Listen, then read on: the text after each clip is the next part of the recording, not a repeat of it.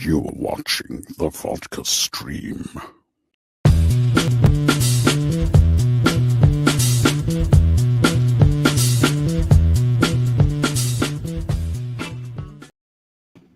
Hi! What's happening, guys? Welcome. It is Friday. We are here. We've made it through another week. We survived and everything. Just making sure that's good. Ahoy, hoy. What's going on, everybody? Just to FYI, there's a chance the guest might not show up. Man, did a little emailing. Thought everything got worked out because Jesse Cove, who is Martin Cove's, of course, son, was supposed to actually be on 2 weeks ago and then had rescheduled that. And that's when Mama Film Junkee came on. And then, we had a great show. So we rescheduled it to today, and it all seemed like it was good like a week ago. And then today, when trying to email his rep, haven't gotten a response. So, yeah. There's that. There's a chance that the thumbnail and the title of this stream will change. And it might just be a full-on panel type vodka stream tonight, but it's okay because we still drinking. I got the Reka vodka from Iceland. That's right, small batch of vodka, handcrafted in Iceland. I've had it before, distilled with renewable energy. It's got glacial spring water, so. There we go. So apologize that we might not get a guest tonight, but it happens. It happens. I don't think maybe there's a possibility he might show up. If not, then we'll just change it up and then we'll get some people in here. We'll have a panel and everything. So cheers, guys. Cheers. Salute. And cheers to 2022, man. We lost Louis Anderson and we lost Meatloaf today. If I can do anything for love, I won't do that. There we go. Cheers. His name was Robert Paulson. Tell you. Good stuff. All right. Talk to me. Who's out there? What's going on? Hi. How's it going? Good day. Rest in peace. Yes. And we lost some two legends today. And we got Mama Film Junkee here. You're kind of new here, Ling. Don't worry. You're welcome. Ahoy, hoy. What's going on, Mr. Jason? And we got this Jason. We got Fear Jason here too. Hello, Mom. Hello. Selena Kyle is here. Here. We got Dane. Let's see. Have I ever told you you're my hero? Everything. Yeah, nice. She's singing to me, guys. Captain Gator Girl. She's singing to me. I appreciate that. Yeah, it happens. Short notice, but I guess. Yeah, there you go. You can fill in. And there you go. Oh, man. Hello there. Like I said, it happens. Yeah. Dave, I know, right? Just bring her on again as backup. How many times have you listened? Oh, I was on repeat yesterday. It was definitely on repeat yesterday. So yeah, definitely on repeat yesterday. Last night, as after I watched my Ben Affleck double feature, guys. I told you guys I would do that, right? What's going on, Emperor? Yeah, Mr. Nicotina here. How's it going? William Powell is here. But yes, guys. I did my double feature last night for Ben Affleck. I watched The Last Duel and I watched The Tender Bar, which you can. If you have HBO Max, The Last Duel's on there. And if you have Amazon Prime, you can watch The Tender Bar. And I enjoyed both of them differently. I enjoyed The Last Duel, pure cinema. Great performances, great story. I love the structure of the story that was in chapters and the different perspectives of what happened. Jodie Comer, man, I tell you what, I just continue to have a bigger and bigger crush on her. Ben Affleck did great. He was such a dick. Matt Damon, looking like Theo Vaughn, did a great job as well. And, it was pure cinema, but uncomfortable. That movie is uncomfortable. Well, obviously, if you know what the actual story is about, yeah, it was uncomfortable, but we got Stephanie here too. Hi. So it was uncomfortable. So it's one of those movies. It's like, oh yeah, it's fantastic. But, it's not like I'm going to let's watch it again right away. I'll watch it again, but it's just like, the uncomfortable nature of it. But still, Adam Driver was good too. And then The Tender Bar, that's a feel good movie, a coming of age type story, but not quite. And it was great. That was also uh, um, pretty fantastic. Yeah. Yeah. I mean, it easily would have been in probably, maybe, I don't know.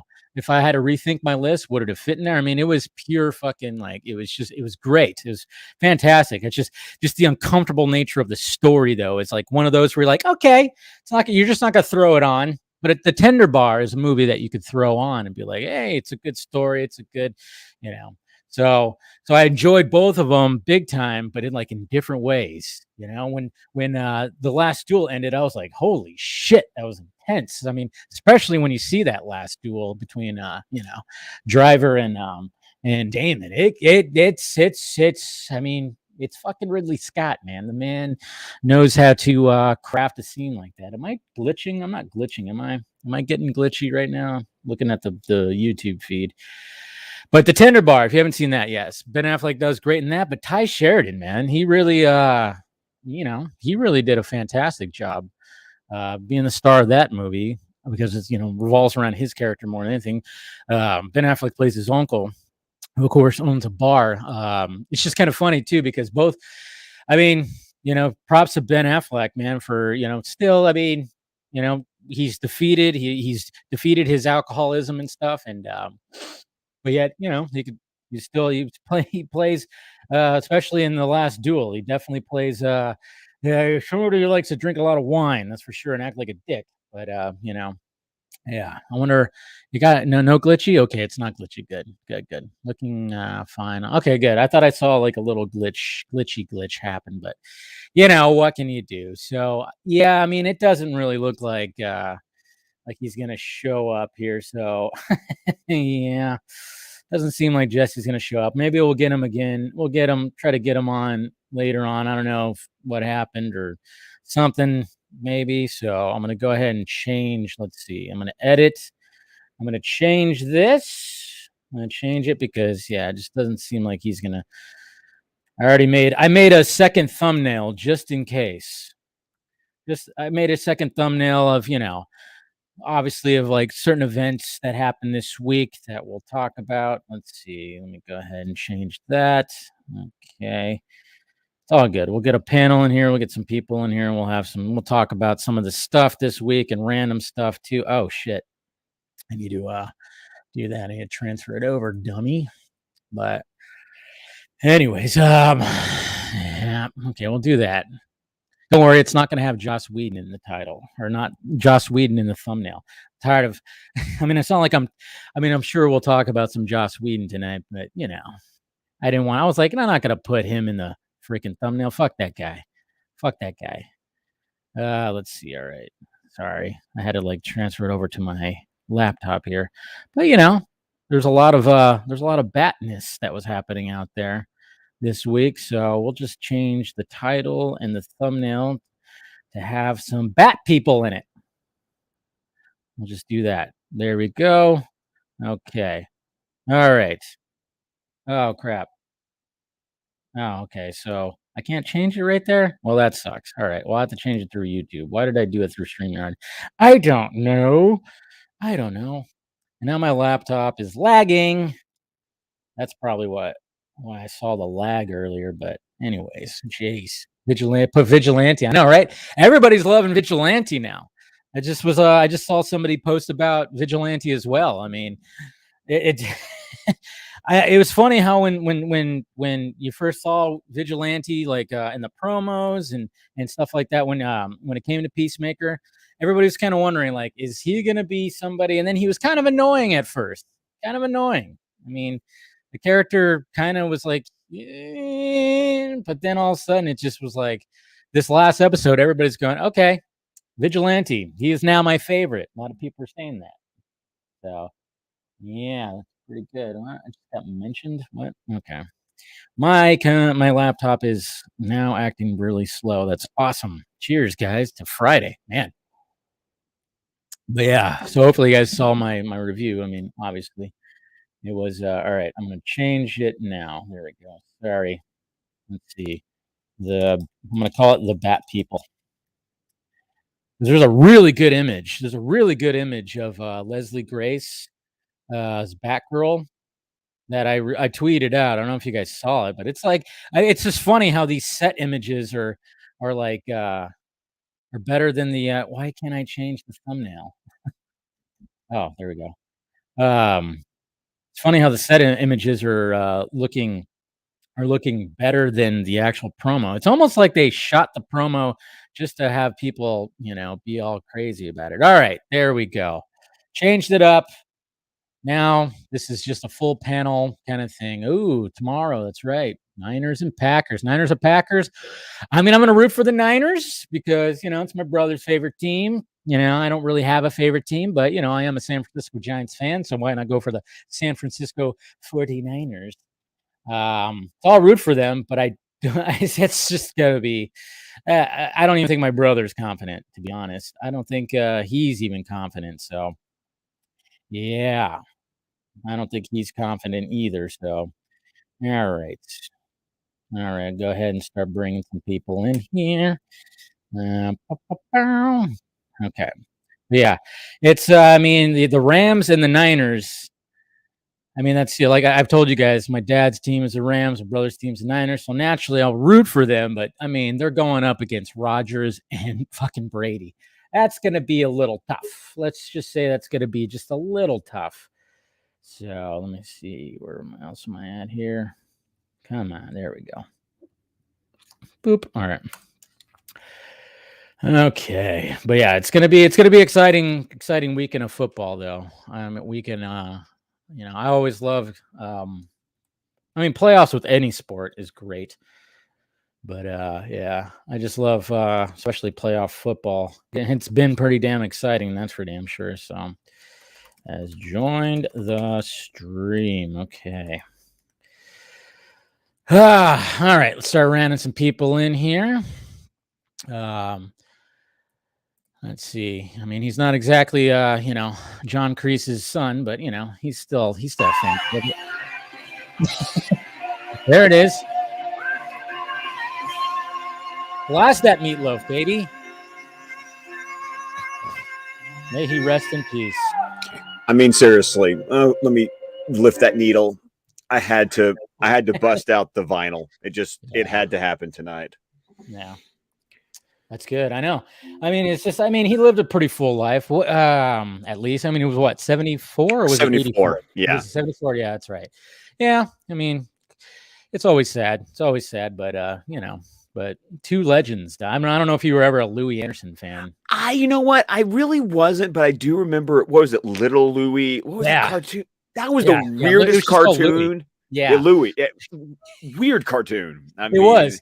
It was a weird cartoon because he did the voices for like himself, which he was supposed to be a kid, but he still sounded like Louis, and then he did his dad and I think his mom too. I still watched it. I don't know. I was always a sucker for those kind of cartoons. So, but yeah. And then Family Feud and stuff like that. But yeah.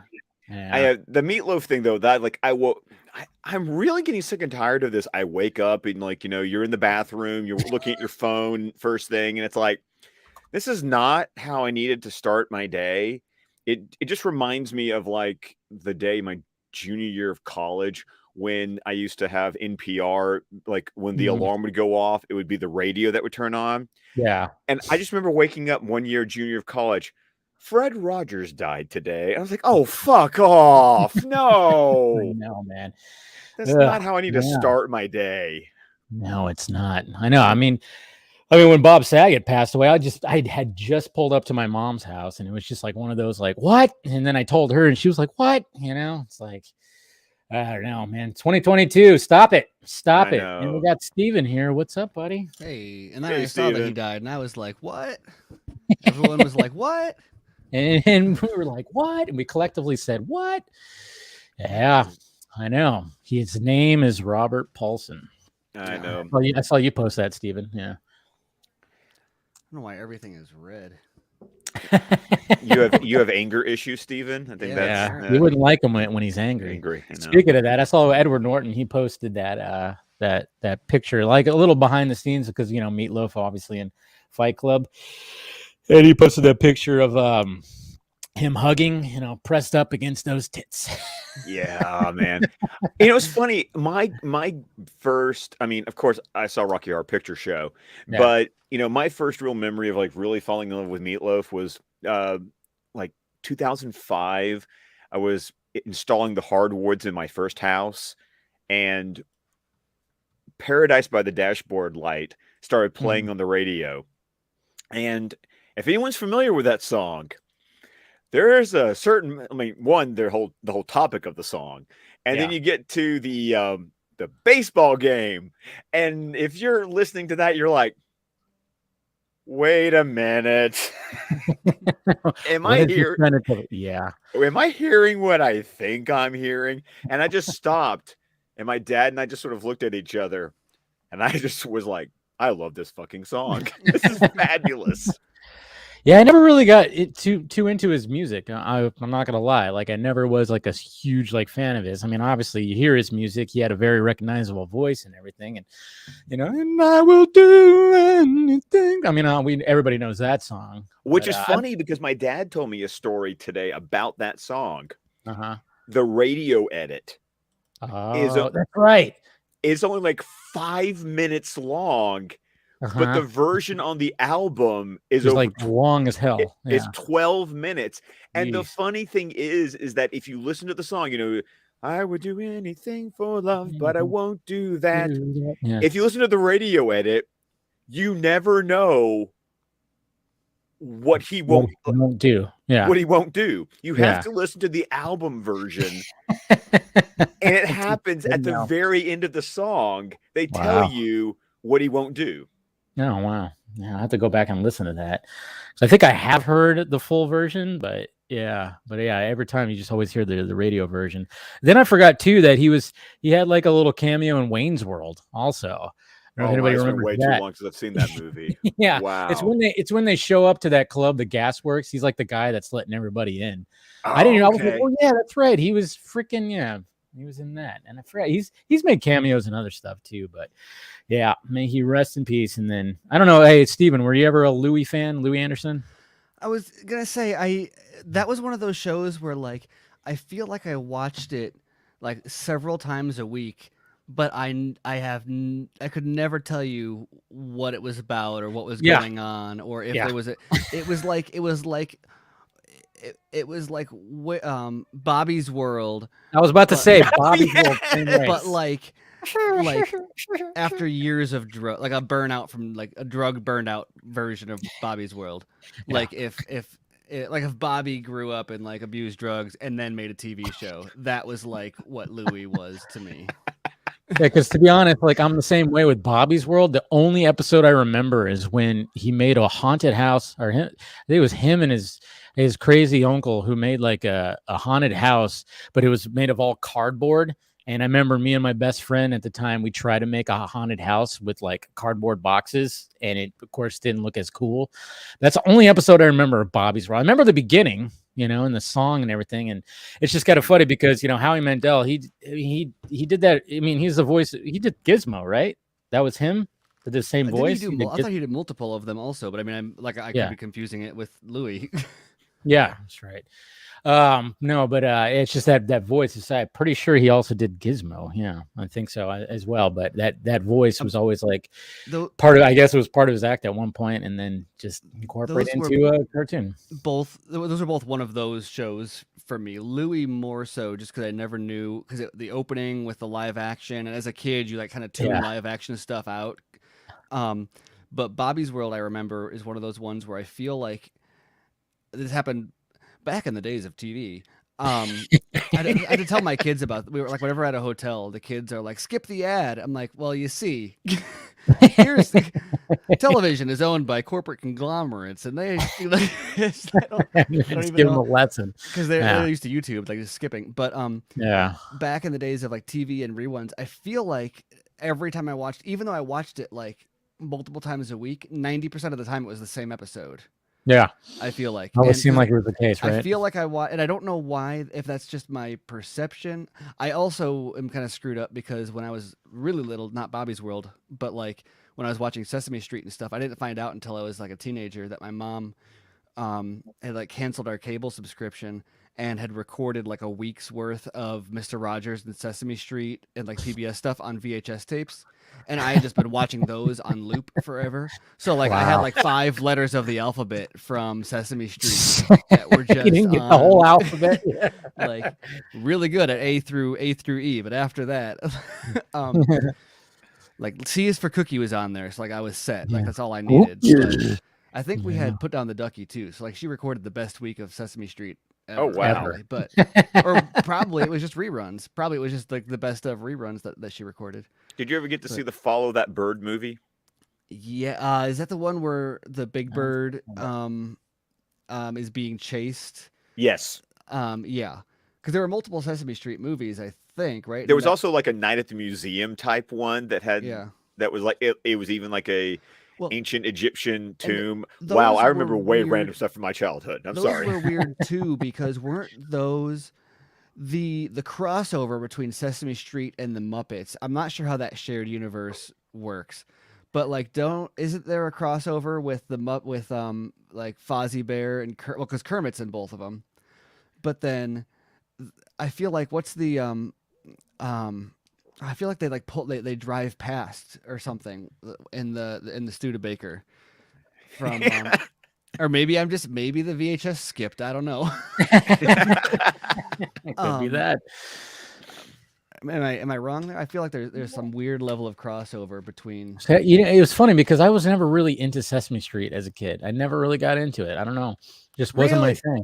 Yeah, I was like more into the card. I don't know. Maybe it's just like it felt weird, like with puppets. I wasn't all like a big fan of puppets. Because I remember what's that Genesis song?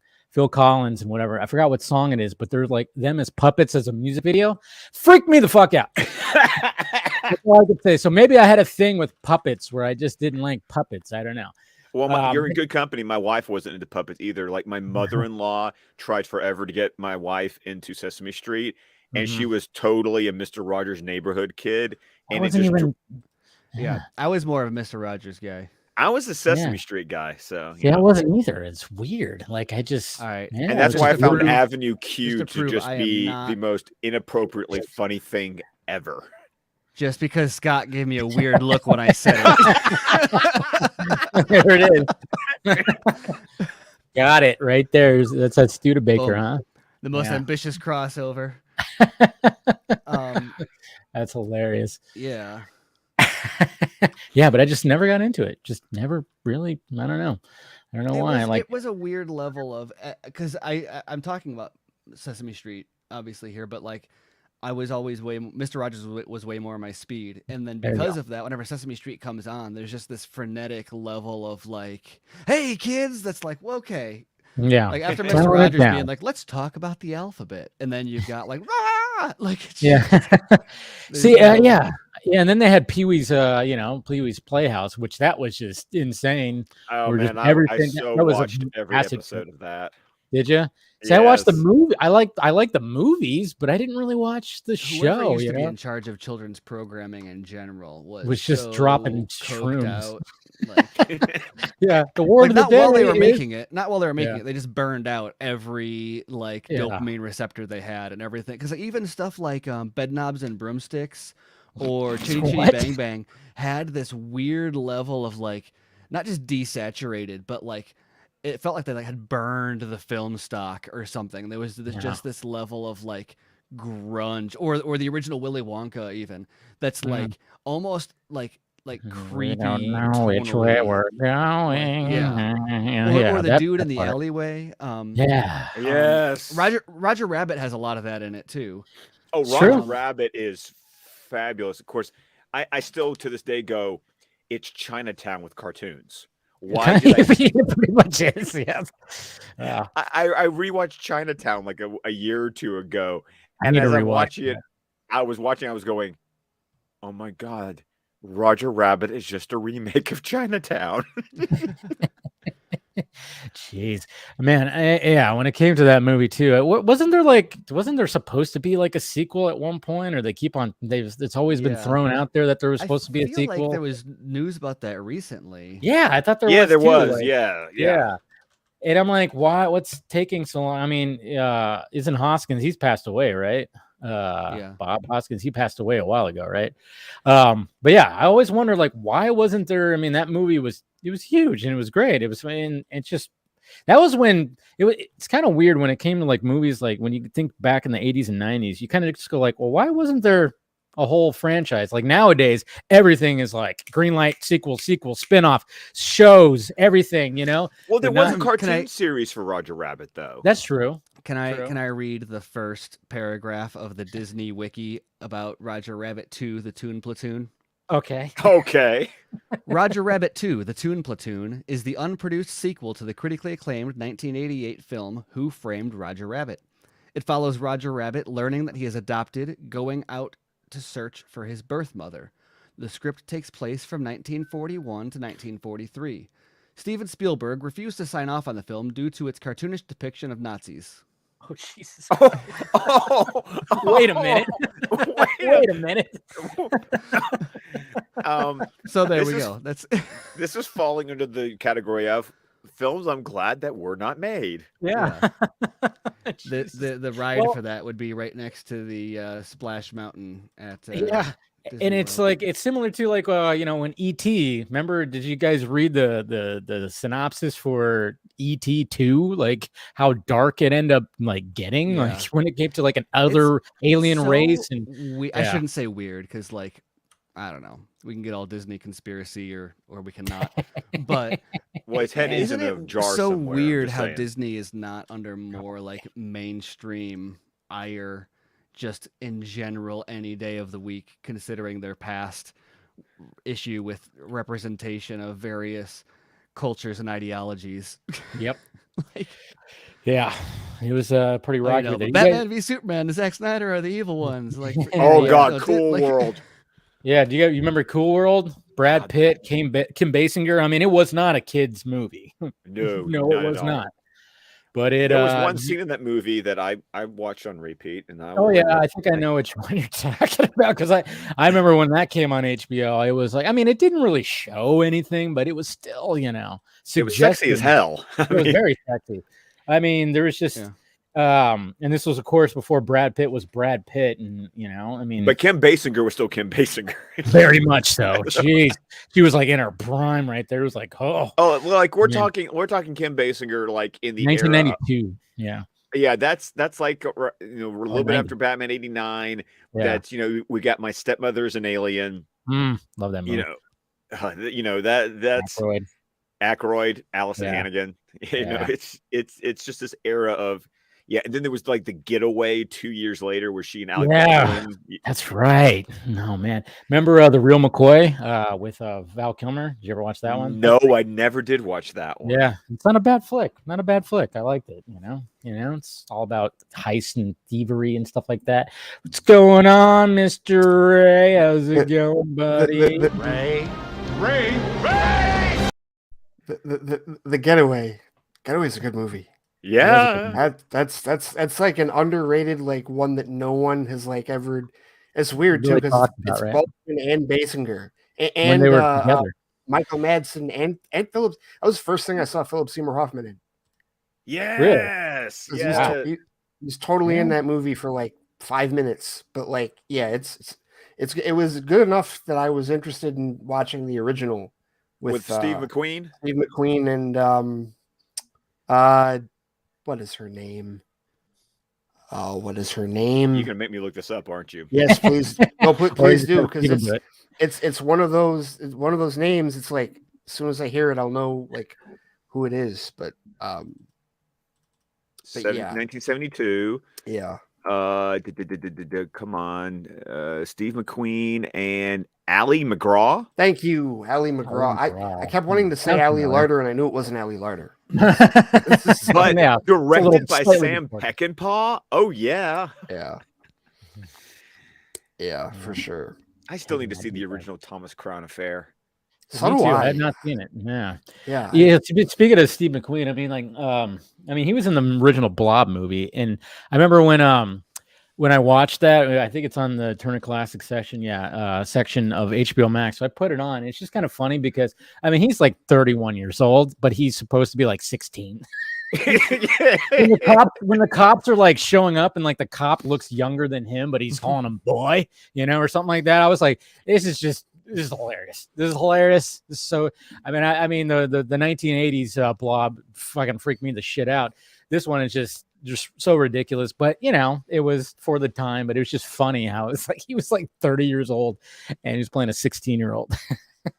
That was the thing back then. It was like, they have to be adults, right? They got to be adults. Yeah. So couldn't do that. I know, especially when you watch Grease, which I always make fun of that. There's a weird divide. Like they had to be adults, but also like sometimes they weren't when they should have been. Yes. There's also that too. So I remember we had to watch Romeo and Juliet. What's the 1968 version? I think that's the one it was. Whatever the one is where she was like 16. Oh yeah, Olivia Hussey. Yeah. What about the one that's directed by Franco Zeffirelli? Yeah. Yeah. And I was like, I remember I was like, I'm required to watch this. Right. Why are we watching this in school? Right. Yeah. Yeah. But the funny part was that but they're supposed to but that's the point. Is like, yeah. I always love when people want to make Romeo and Juliet out to be like this. Oh, this great tragic love story. No, it's two horny teenagers. That's all it is. That's really all it is. And then that the 1990s version with Leo and Claire Danes and John League was on that version. It's weird. Romeo Must Die. Yeah. Huh? No, that's the Jet Li version. And, that's right. What was and what's her name? I forgot. Oh, it's not Aaliyah. Was it Aaliyah? No, hold on. Okay, I'm looking this up. Yeah, look that up too, because there was a singer that. Yeah, I want to say it was Aaliyah, but maybe I'm wrong. It could be Aaliyah. I don't know. It was Aaliyah. Yeah, it was Aaliyah. There you go. Yeah, because she had a little run there. Queen of the Damned. Romeo plus Juliet. Oh, yeah. Oh, is that what they? Yeah, that's right. Yeah, it was just so weird. There was something different about the title. What was interesting about that movie and what I couldn't get past was the fact that they still all the dialogue was in that old English dialogue, so they were still saying.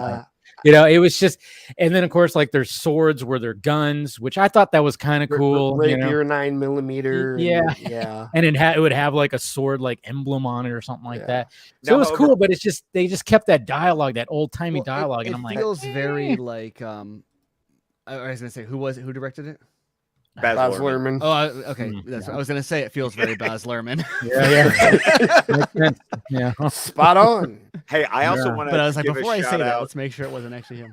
I also want to give a shout out to the early '90s movie Romeo is Bleeding. Romeo is Bleeding. What is that? I don't know if I saw that. That is a neo-noir crime thriller starring Lena Olin and Gary Oldman. Wow. It has had Roy Schneider, Juliette Lewis, Will Patton. This movie is great. Is it, man? Hey, that's already a loaded case. Wow. All right. Yeah. I haven't even heard of that one. Is it based on, or is it loosely based on anything Romeo Juliet or no? No, not really. I'm going to read this description because I love this line. Okay. It follows a psychosexual cat and mouse game between a corrupt cop, Gary Oldman, and a ruthless mob assassin, Lena Olin, who begins to unravel his carefully constructed double life. The film's title was taken from a song by Tom Waits. I like it. Sounds entertaining. Okay. I saw it in 2005. I was living in, it was my first apartment after college. It was a cheap DVD at Barnes & Noble. I was working there. I picked it up because I like at Barnes & Noble. That was a sentence I never thought I'd hear. I was about to say that's usually they're very overpriced. that's not a real sentence, is it? Like what? It was in the bargain section. Plus, you can remember at a 30% employee discount.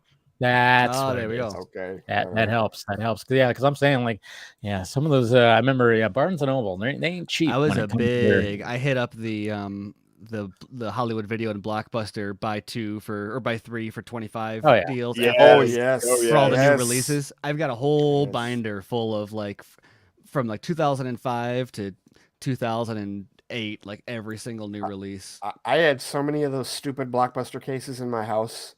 Seriously, like you know how like they would take them out of the real stupid DVD case and put them in their own stupid DVD case. Yes. I had so many of those. My roommate. That's how I had Kiss. That's how I got Kiss Kiss Bang Bang. Yeah. Was And- that? Yeah. Man, so many. Black Hawk Down, Lord of War. Those are too good. Okay, yes. Lord of War I watched so many times. Lord And of War is so good. It's funny because it's one of those movies where I went through phases of like this is the like I was like 16. I'm like, this is the greatest movie in the world, and then I was like 20, and I was like, this is kind of like when you don't really know, when you don't really fully realize like what what's his name Nick Cage does.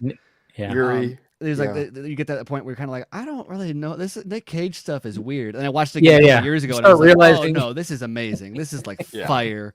Yeah. The ending shot where he's like, Oh yeah. the most important lesson is you never go to war, especially against yourself. Like, It's such a Nick Cage like line too. It's perfect. Yeah. No, directed seen by that the movie in same forever.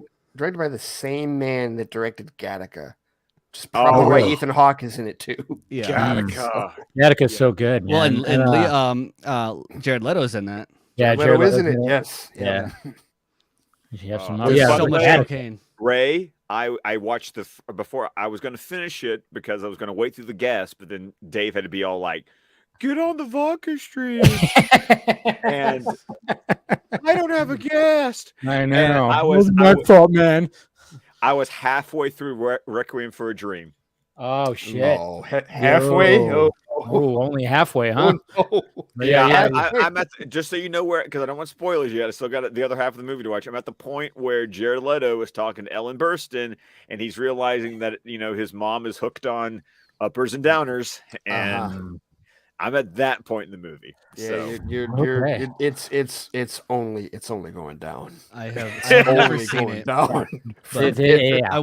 it's much. like high on my list, but it's one of those movies where like you like, I mean, all of us that have a list, as you know, Yeah. there you have like your list, and then you have like, there is like one specific sliver of time once every blue moon where you're like, this is where I finally watch Requiem for a Dream. Like, you're not gonna be like, oh, I got 20 minutes, I'll just pop that. No. No. but I won a free 4K digital copy of it. Nice. Ray and I had just talked about it before recording the epic return of DC TV Squawcast. Yes. Drink.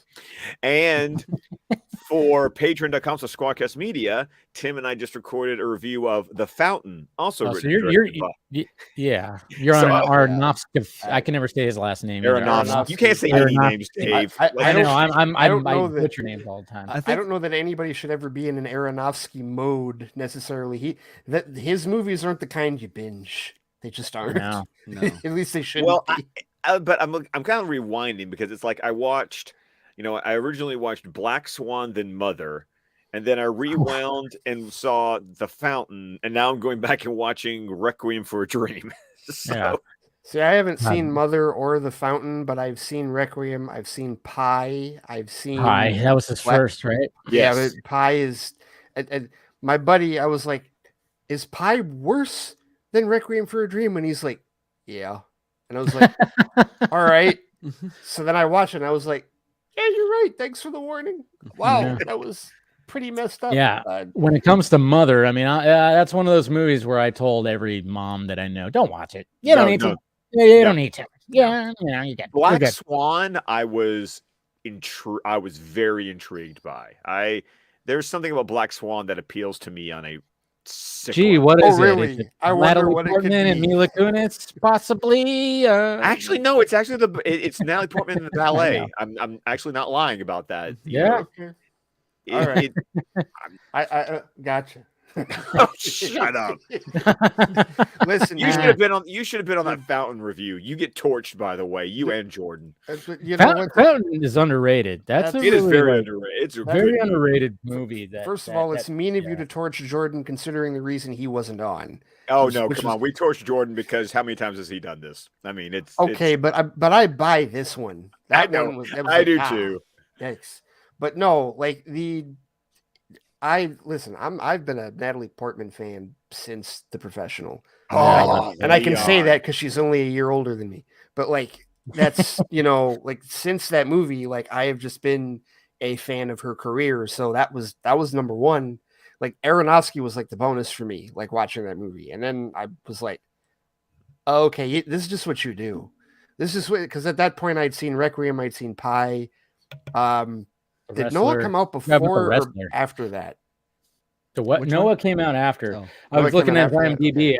Yeah, The Fountain. Like it was Requiem, The Fountain, and then he did The Wrestler, which was fantastic. The Wrestler. He did do The Wrestler. That's Black Swan. And then it says Lou Reed and Metallica, the View music video. I totally did not know he directed that. That was a horrible collaboration. As a Metallica fan, I did not like the Lou Reed. I'm not a big fan of Lou Reed. I'm just saying. I don't know if you guys know his style of singing. Not the greatest. So when they combine, it wasn't good. And then he did Noah in 2014. Who starred in that? I forgot who starred. That was Russell Crowe. Jennifer Connelly. Yeah. And Emma Stone. Not Stone. Watson. Emma Watson, and Anthony Hopkins. That's right. God, that movie kind of fell under the radar, didn't it? It really did. Like, I think, the best it did way that like open, not open big necessarily, but like its peak was like at its opening weekend. Everyone was kind of like, "This is fine." Like, well, it was like everyone like wanted to say it was awesome, but it was also like excessively weird. And you didn't have like it deviated enough like from the Bible that like its target audience was like not into it, and then anyone who's not into the Bible was also like not into it. And so it's like if you were adapting the Bible if it was written by Tolkien. There you go. Okay. No, it's Lord of the Rings, the Bible. It is. Yeah. I mean parts of it. Yeah. I mean, yeah. Yeah, I haven't seen it all. I've seen like parts of it, and like, yeah, it's got that feel to it. It's a good explanation for it. But remember, he's also doing The Whale. That's going to be starring Brendan Fraser. Ooh. Yes. Yeah, that's good. Oh, The plot of that movie, weird. It's like, huh? Yes. What was that? Okay, I'm on board, I guess. Did you guys see that video, like the said video that he's in? Did you see that? No, I have honestly been like, I've been like avert my eyes, which has been easy because I don't get to spend enough time on Twitter right now. But it's like I don't know if I've seen because they're like shooting like Glasgow is where they shot. Do they shoot Flash and Batman there?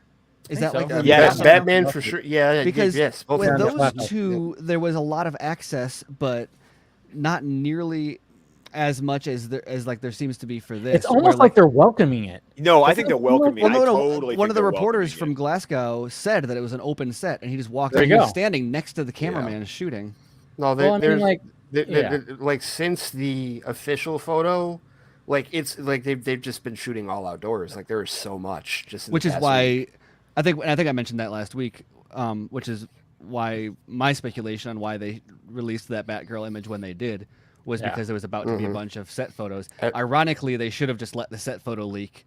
That's the first look. For the first time ever, they should have just let the. I love this photo right here. I saw this shot. Can I point out something that, of course, I've noticed about everything?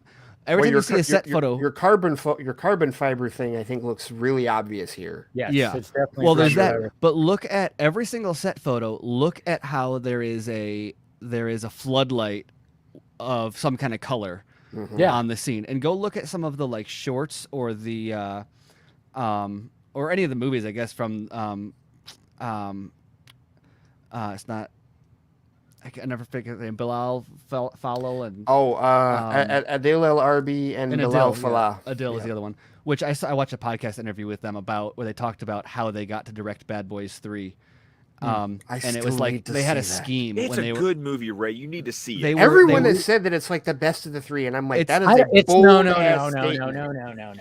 It's not my the it's best of my three. it's my favorite of the three. Is it really? It really Wow. is. Dude, Dave, he's like the 8th person that's told me this. I can't. I liked it a lot, but I can't get. The first one still. I could maybe say it's better than the second one. The second one gets a little too nuts, a little too Michael Bayisms, especially that ending scene where they just go charging through that. Oh, the freaking end little- is pure Bay. The end, Yeah, The is end pure is Bay. pure Michael Bay. Bay. Yes. Yeah, Because- which is what I love about it. See, that's the thing. Is like I remember when I watched it, I go like, yeah, it's Bad Boys, Will Smith, Martin Lawrence. The chemistry is there. It's all there, but it's just missing a little bit of that Bayisms. But it's not terrible at all. And so, but I can't say it's better than the first one. At least. They had this whole story on this podcast that I watched with them about how they were in film school together, and they were like, "Why isn't there a Bad Boys 3?" And they're in Morocco in film school, like they had to break into Hollywood, and so they're like, "We had a plan."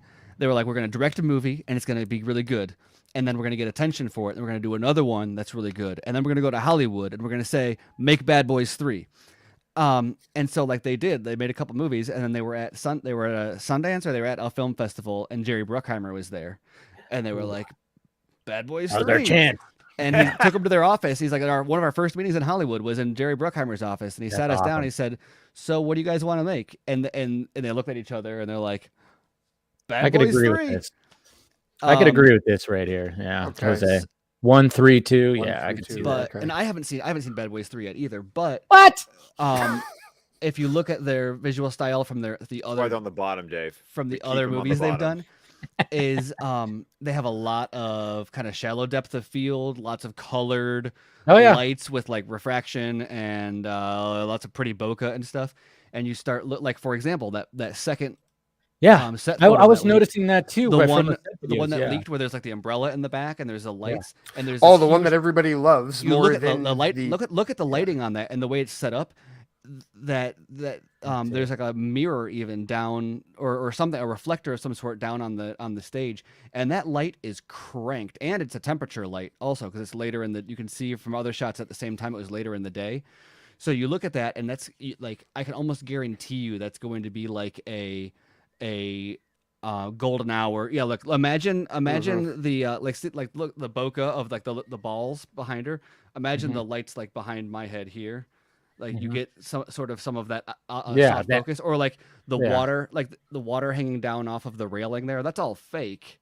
Like this is all, and there's the light cranking down at the bottom of the reflection there.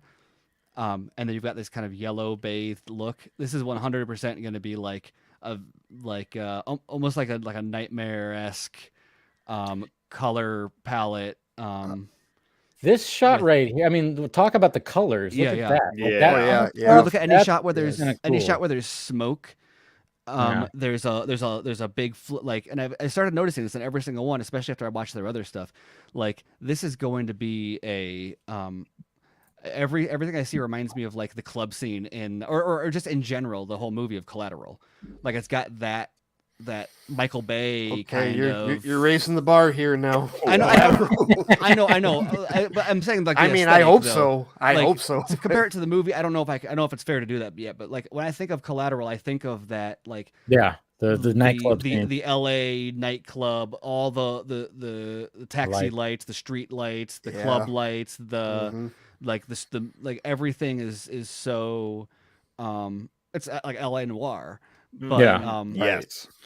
So the more of that kind of stuff I see, the more I'm like hyper curious about what that's gonna, because it's almost like a more modern. It's like it's based on the movies that the Batman that were based on the movies that the Batman is based on.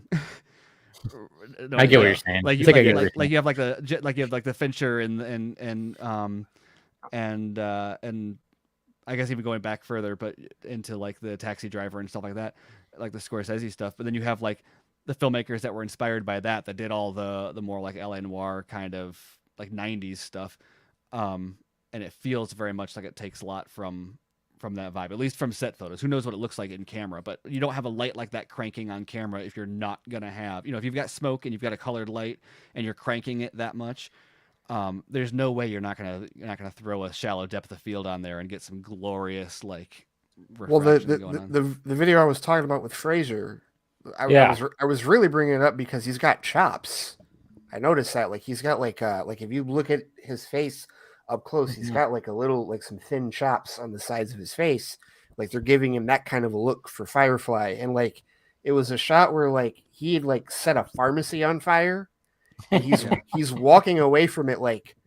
And it's nothing. it's not an explosion. It's just smoking. Well, he It's just like, walks out of the smoke, and it's he like, how just long walks- was Brendan Fraser standing in that smoke before he walked out of it? Right. He walks out of the smoke and like is walking toward the camera, and it looks like it's a close shot of like his face, like as he's walking after he's just set this up. And it just, there was something about it that was like eerier than I thought he was going to be.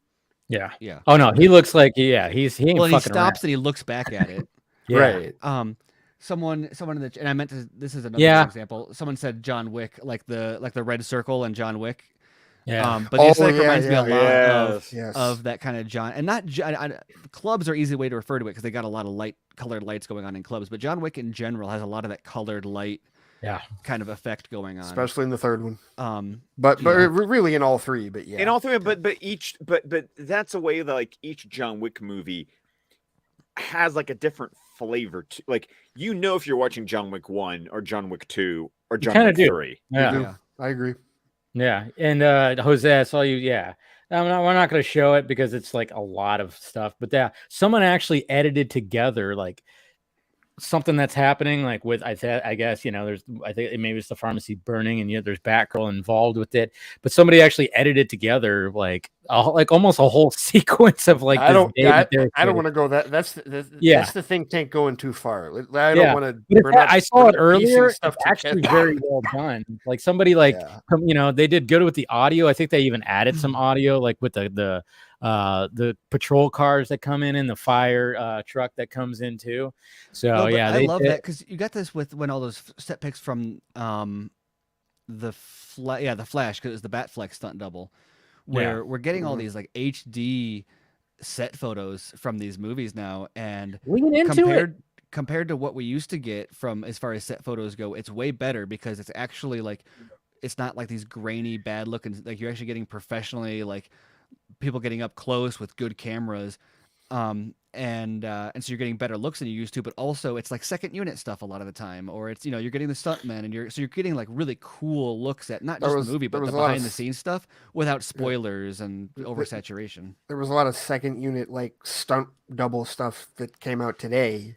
From like the film, from the Batgirl film news account, like it looks like it's the same scene, that because I swear probably the biggest reason people like the set photo more than the official is because of the goggles.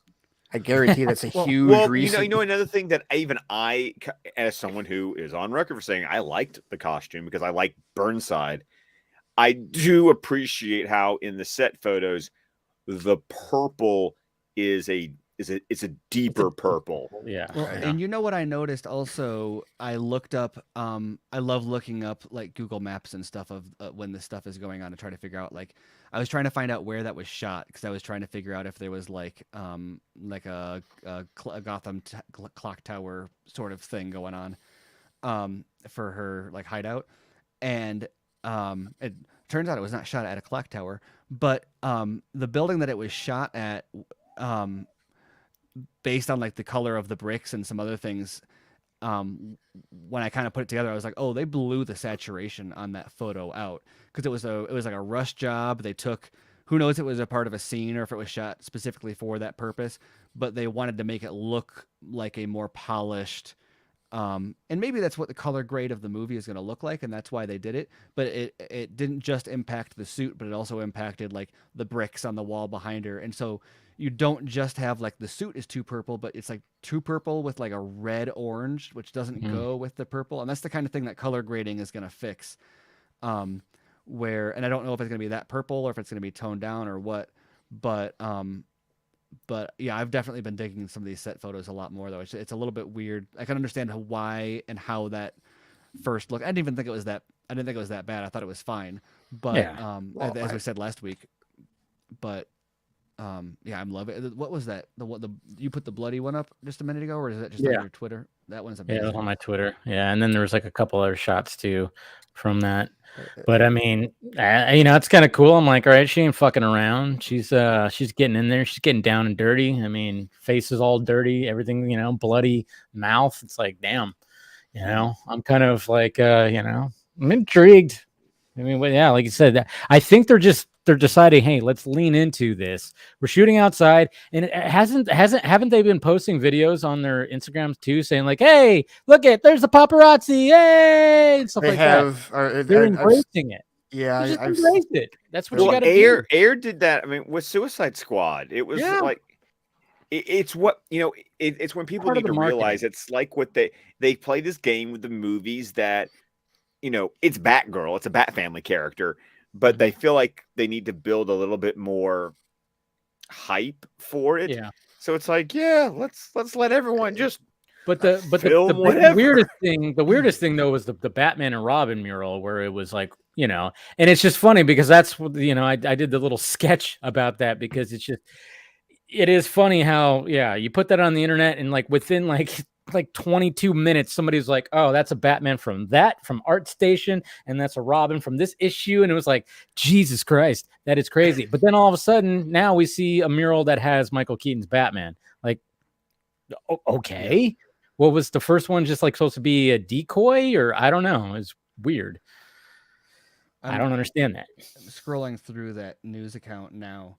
Yeah. And it's crazy. It's not just colored lights either. Like every scene, like even like the fire scenes are like bathed in these orange lights. But then you also have like the sets themselves. You got like neon signs. Yeah. Also you've got a cyberpunky vibe to it. This truck is just solid bright red. The front of the store is solid purple. Another one is solid yellow. Like, I think we're going to get a really cool, like when people talk about comic book films being colorful, or like Marvel being colorful and it's actually not, or you talk about like this is sounding like Dick Tracy. Yeah, well, not. Like Dick Tracy. There you go. Like Dick Tracy, but Dick Tracy was very stagey feeling, whereas this is all practical. Yeah, this is location shooting. This location have a backlot. If the cinematography comes together well, I mean, this could be a really, really cool aesthetic. Yeah.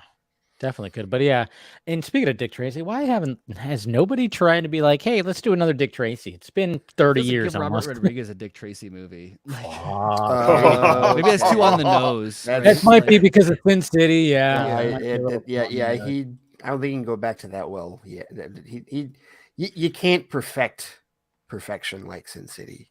Yeah. You know what I mean? Like you but can't. But then the sequel came out and nobody cared for it. It was weird. I haven't seen it. I still haven't seen the sequel. It just kind of fell off. I think it took too long to come out. It did take too long. Yeah. People just forgot about it. I mean, I have a soft spot for it. It's not as good as the first one. No, fuck no. But did they Ava Green? Oh yeah, Ava Green. And then even Josh Brolin. When I walked out of that, I'm like, man, Josh Brolin would be a good Batman. And it came to find out that I guess he was on the short list before, when it came to BBS at one point. I'm like, man, there you go. Did they repaint this mural? The one with the Keaton on it? Yeah. I guess. I don't know. This looks. I gotta find the other one. There's a shot up here that I'm looking at. Well, they added some graffiti onto it too. Well, this shot looks exactly like it's out of a Keaton movie, whereas the other one looked like it was more of a comic book. Yeah, no, I know what you mean, and that's why because even when you look at Scott, remember we talked about this on our when we reviewed Batman '89. We talked about why his logo in the first movie is different than like all the other, like it's that weird like Victorian bat. The feet, kind of with the right, and that's what it is in this mural. It's that logo on his chest. Is it really? Oh yeah, you can. Well, from what I could see, I thought it was more the Returns logo. Interesting, but yeah, and then apparently like there's news that he's going to start filming his stuff, but then everybody's questioning. I don't think he's going to actually get into a bat suit or anything like that. I don't know. Hi, Amanda. Hey, Amanda. Your mic's muted. What's that? What day it was, so I didn't even know he was on the Vodka stream. I just came down to say that I got the kids to go the fuck to sleep. Good job. Nice. Like a minute ago. It's a fantastic book, by the way. I know Amanda knows. I read it to her. More than a minute, not a literal. I don't know. No, I actually recorded. I literally recorded an audiobook version of "Go the Fuck to Sleep" for Amanda. Nice. I edited in some cricket sounds underneath me as I'm reading the book. It was my first adventure into audiobook publishing. I did okay. I was like my friends. We were all like when we found out Samuel L. had done it, we're like, oh, we're listening to this. Oh, that is fabulous. We're listening to this I gotta shit. listen to that. We Oh, have it's we have to great. listen to this shit because when you read you read the book and it's like he should be narrating this, and sure enough, there it is. So, I've always wondered about didn't he also supply his voice? He supplied his voice to GPS too. Like you can actually I don't know I forgot what Alexa. that app is. Yeah. Oh, you can actually do that. Okay. Yeah, you can actually have him. Yeah. Jesus. Yeah, they 100% Over here, motherfucker. repainted this mural. Okay, so what? So they did repaint it. It's a totally different version of or is it two different? Maybe it's a multiverse. See, I thought it where was there's, two different. I thought it was two different. It says here that it's an updated mural. I'm wondering almost if they shot one version one day and then another version. See, that's what's confusing about it all. Yeah, that's what it was like. All of a sudden, it was like you had Batman and Robin, and then people were like, "That's totally Keaton," and I'm like, "Is it really?" And then all of a sudden, somebody found out where the hero is reference updated to Michael Keaton's likeness. Yeah, and the new now one it totally definitely is Michael Keaton. Yes. Yeah, now it's like, oh yeah, that's totally Keaton doing that now, and it's still got Robin on it. Yeah, but it's like he's not as noticeable as he once was. I still don't know. I've got to bet Flashlight comes through a portal or whatever, and he's like by that, and then he looks back and he's like, wait, what's going on? That's not the same Batman. I don't know. That could be something. I don't know. Yeah, it seems weird to put it up with I understand what if they're using it as reference or something, but why? Because it's not even an exact copy painted over. It's not like they just changed it to match. He's actually facing the other direction. It's a weird. That's what's so intriguing about all this when people ask, because we still have J.K. Simmons Gordon in this movie, and he's younger than Keaton. It's so. Yeah. He doesn't look like it. Keaton looks younger than him. Though. Keaton totally looks. That's very true. So I wonder if they're going to play that card of he's still, yeah, because Keaton, that guy is aged he's a play a 50-year-old. Yeah. By the way, Ray, speaking of Keaton, I just found out Best Buy has a steelbook for pre-order of the 2014 remake of RoboCop. Oh wow! I forgot that he was in that. Shit. They're doing a 4K steelbook at Best Buy of 2014's RoboCop. I actually like that. He's the Dick Jones of that movie. He is the Dick Jones of that movie.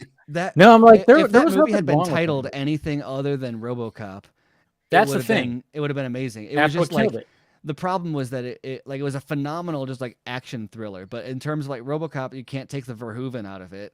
That scene where before they actually put him in the full body, and he's literally it's just it's Joe Kinnaman's head. Yeah, it's his head, and then you see the lungs, and then he's just talking. Yeah, that scene was. I mean, I was blown away by that. I'm like, Jesus Christ, this is creepy as shit. I am uncomfortable, but this is so sci-fi, and this is that's badass. And the way they did the action, they did things with it that they couldn't do with the other RoboCop movie, just in terms of technology and action cinematography at the time. But the idea of the programs and the efficiency of the the training warehouse and all that. That was all really cool. The only issue with the movie is that it just plays it as a straight kind of cop movie, and it's lacking all of the absurd, satirical. Right. See, it's a more personal story, and they said that. Jose Padilla, the director, he said that it was going to be a more personal story about Murphy and about because in the Verhoeven version, there's complete excommunication. He does not see his wife and child.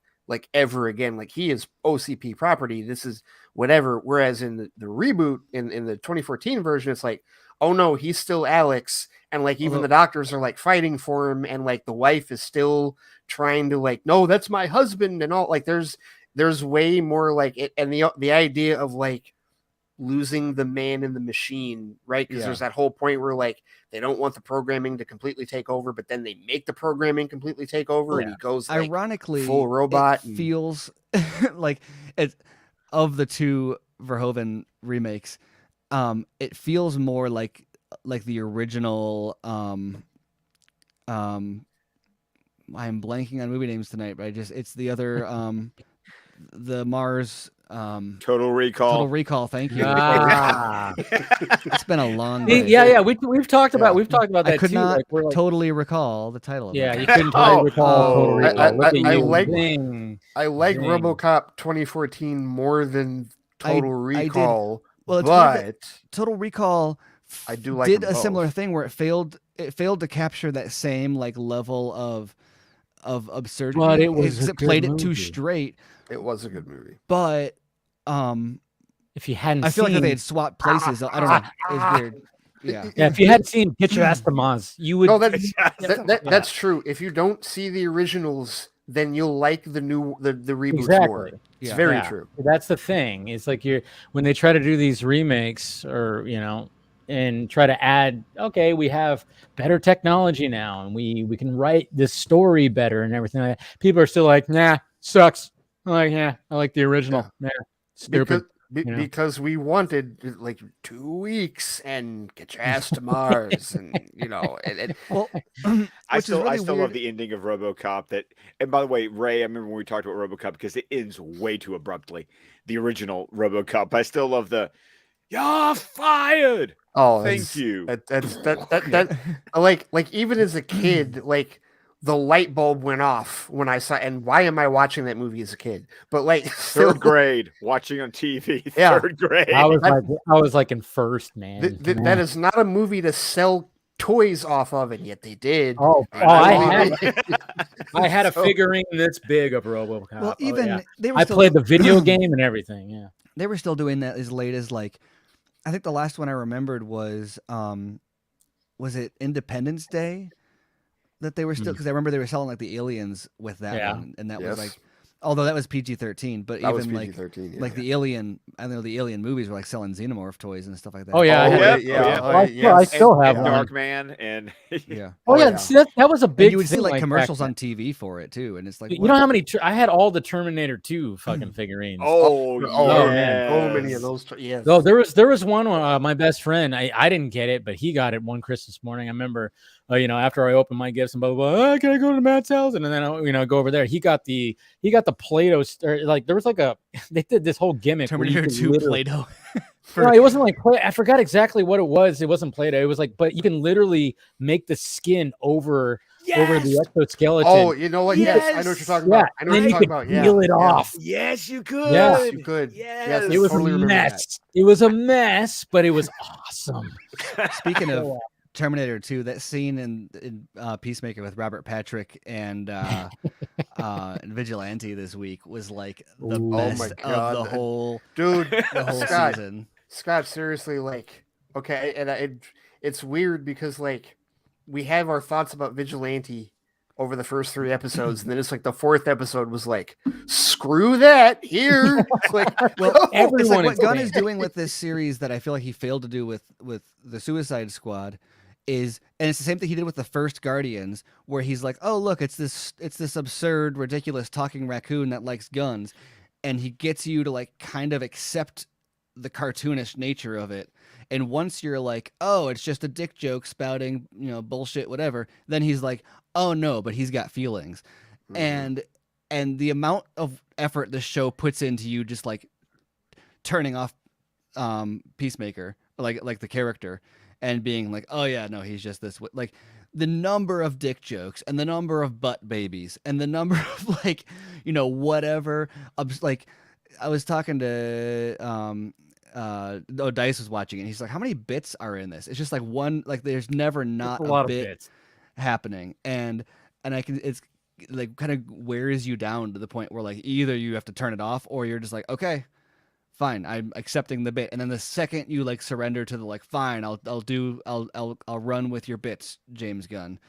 Then it's like, oh no, but there's feelings too, and it's like, Oh, they really captured that in episode 4. I mean, there's a whole episode 4 montage. when all was like there was Yeah. lots of feeling, and a in perfect episode song, 4. a perfect song to, to have that montage, House of Pain, in my house of pain. And it was just going back and, going through all the characters. And they're making full use of the I don't know, I won't say the only good part, but the part of Suicide Squad that I liked the most was the Peacemaker. What a joke.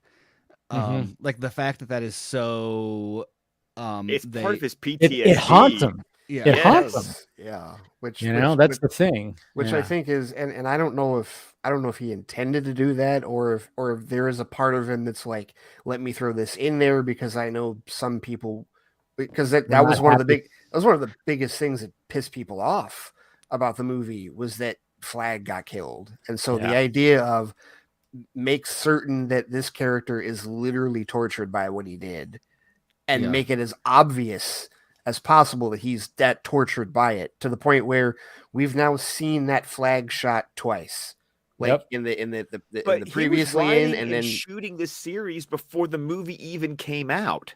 Okay. Oh, that's true. So yeah. So then they said that they decided to do a Peacemaker series during filming. Yes. So maybe that was added after the fact, or not after the fact, but like during. Maybe that was something that he added to the script as they were going, or maybe it was always there and he's never intended to capitalize on it. I mean, it's a good line, regardless if they do anything with it or not. It's a great line for also the fact that Peacemaker is, of course, the analogy to comedian that always landed for me. So yeah, it's always a good one.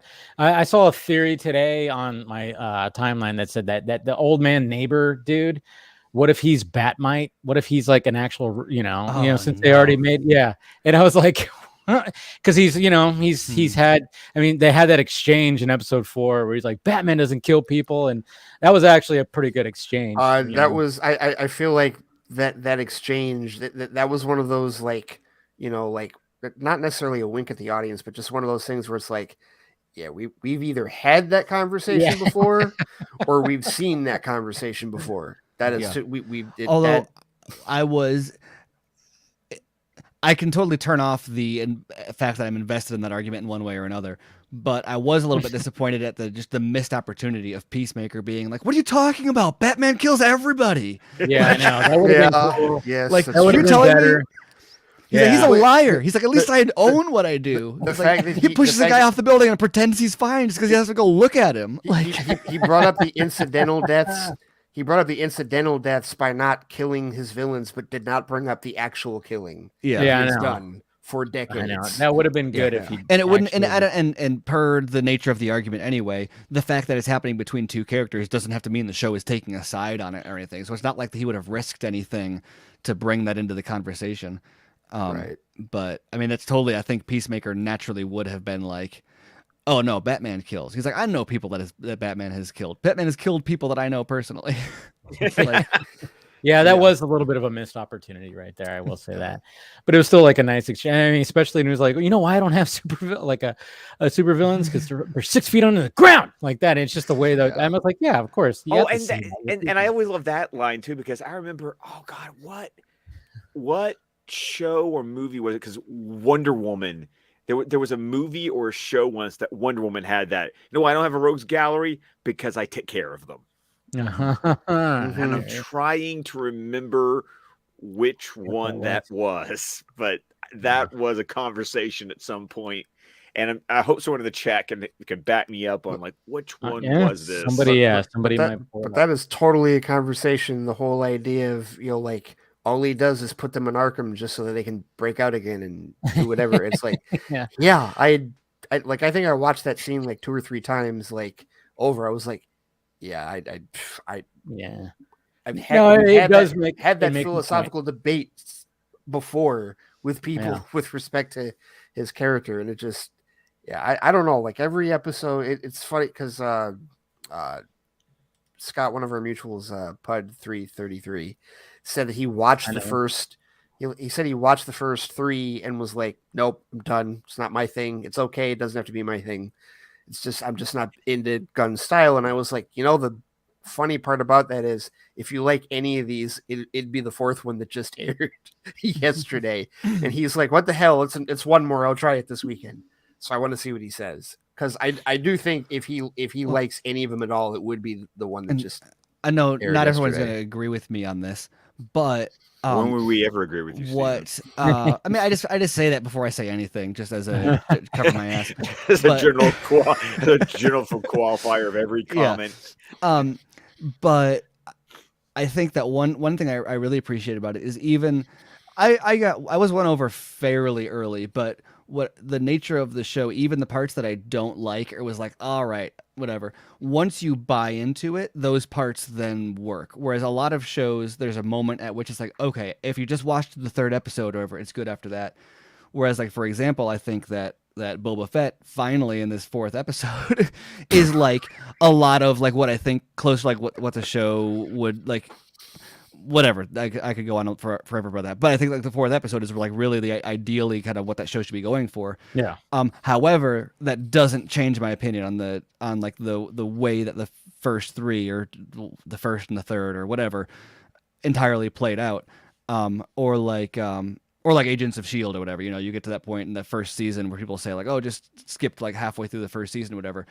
Wait till after Winter Soldier. Yeah, exactly. Right. But none of that makes that first half like more tolerable. It's still kind of a slog to get to that point. Whereas Peacemaker, like once you're like, oh, this is what Vigilante is, then you can go back and rewatch, and it's like, oh, Vigilante is great the whole time. Like none of the Supergirl season 4 is like that too, where it's like the first 14 episodes is like, I don't know what the hell you're doing, and then as soon as John Cryer shows up as Lex Luthor, oh, okay. I'll watch now the season's actually really good. Oh, it's really funny because I remember that season. I didn't watch the first 14 episodes. I literally just started when John Cryer showed up. I was like, I'm good. I literally skipped over half the season. I'm fine. I didn't need it. I didn't need it. As soon as John Cryer showed up, I was like, I got Lex Luthor. As someone who watched the whole season, you didn't need that first 14. You could have started right where you did. That's pretty bad. No, but like, yeah, but it's just funny because before I watched episode 4 yesterday, I was seeing everybody going, okay, Vigilante is now my favorite. You know, blah, blah, I forgot what the actor's name is or saying. And I'm like, okay, interesting. Freddie Stroma, I think. Yeah, I think so. Yeah, that sounds about right. And yeah, I mean, I was with there too. I'm like, what is this character going to be? Like, I'm not quite understanding. He's kind of annoying. You know, he was, I mean, he started kind of winning me over, like when they were, you know, in that basement in episode 3, and he was and the whole bit at the beginning of this where he's like, you sound like you're kind of pissed at me about the toe thing. He's like, no, not I mean, the toe thing, I think that's when he started, like, you know, it started like, you know, when he took off his mask and he started making the faces, nobody would recognize me, and he started, I laughed at that whole, there's some bits down in that basement where I was like, Jesus Christ, I was belly laughing, just the shit that he was saying to what's the little dude's name? Judo Master. Judo Master. Yeah. The shit that he was saying to him. Well, what's funny because like you see like in the stinger for this one, some of these jokes, like the duck in a human costume joke, which is like absurd, but it's short enough, and it's like okay, whatever. But it's a good example of like they just got to fill every single crack with some, even if it's not that great, it's just gonna be there and it's gonna be all the way. And it's funny because you get to the end of the episode and you're like, oh wow, that like. James Gunn does cut some of these jokes back a little bit, I guess. So it's like man, because you kind of get the impression you're like, wow, this is just all the way every time. And I did appreciate that when Vigilante asked about the closet, I was like, that is totally a TARDIS explanation. I was right. I felt verified. I felt vindicated. I was like, Peacemaker totally just gave a TARDIS explanation for the closet. The fact that we got exposition about what the closet is, I was like, okay, all right, thank you, appreciate it. But no, I love how and the white dragon costume. We saw the white dragon costume, and he was so dismissive. Fucking costume, yeah. He was so dismissive about it too, or whatever. He's I don't know, some pocket dimension shit my dad does. Yeah, I know. When they talk about like, because everybody was wondering like, how the hell does that room even exist in like a house? And then he just like, yeah, You know, it's just like quantum, whatever I forgot I don't know, exactly. stop how asking it- about my dad Quantum shit. folded. The table, him sitting down at that table with them, and Oh, just Jesus Christ. Well, just the shot of him completely- walking down the hallway. It was, you know what it was.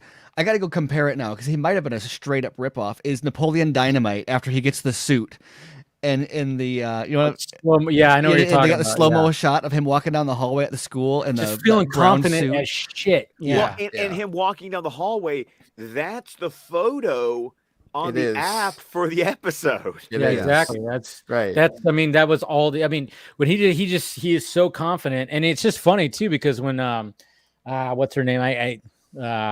The Amanda Waller's Adebayo. Yeah, Adebayo. Yeah, Yeah. she does Danielle a little. Brooks, the she actress. does a little Amanda Waller. Oh no, she manipulated the shit manipulated. out of him. Big There time. is no question. That's why she Which- admitted it later. She's like, "Yeah, I Yes. did. I Yeah. totally." Like, Well, I and totally the did way that whole scene played for humor too was hilarious, just because of the like, I don't sound anything like him. I mean, I don't even know what he sounds like, or that it's a he, or I don't even know what gender. just It's just assuming I was he's a guy assuming because of what because he you sounds like inferred, and if it was a he, I'd think it would have sounded like something different. Than it's like, Well, you're not. and You're not just helping. the subversion of, because like he sits at the table, all these dudes are bigger than him, Yeah. and I mean, Everybody's ready for him to just get wrecked. That's Yeah. exactly what I'm completely 100% expecting. That is what is going to happen, and when it doesn't happen, I'm like, okay, I love this dude. shit. Well, This and then dude's and then the badass. fact that the dad then is like scared. He's like, Oh, he's right. Yeah, like- he was he's like, like, I'm "You're not a going to detective." take you on. There's cameras. Yeah. Yeah, Right. he knew. But No, Yeah, that- he's like, I it's know. gonna look like I was the aggressor. These guys are screwed now. He's But I all the love I things- love how the one Ugh. black guy that he intimidated, and the others are. He did "It was nothing the wrong." Aryans, man. He was Oh, doing yeah. nothing. Oh yeah, totally. Yeah. No, but and Totally even for that. even just the conversation, like contributions to the contributions from the black culture, Yeah. right? When he Yeah. talked about the music, and he talked, just like, Yes. oh, this is my favorite scene. Dude, all This the is my favorite names scene in that the he show. called, all the names that he called them, and then like how Yeah. fast it was. I mean, it was just like I can't even say like what exactly he said, but my God, it was just like bam, bam, bam, and it was just like, okay, yeah, this is why everybody is loving this guy right Well, and now. it's funny too because I feel like, as is typical with any online fandom, who is always the most credulous and logical in the way they approach manners of all topics. It starts off with the when he's like first revealed. And there's people that are like, oh, he's just like a Deadpool ripoff. It's like, oh, he's not a Deadpool ripoff, rah rah rah. And now after this episode, everyone's like, oh, he's so much better than Deadpool. And it's like, no, no, you can't. You can't. No. You resigned. It's like the Rotten Tomatoes thing, where it's like Rotten Tomatoes isn't important, and then your movie gets a good Rotten Tomatoes review, and you're like, well, look at the Rotten Tomatoes review. It's like, no, just Just stop it. Yeah. No, but yeah, it's and then again, like, yeah, they go heavy with the hey, you know.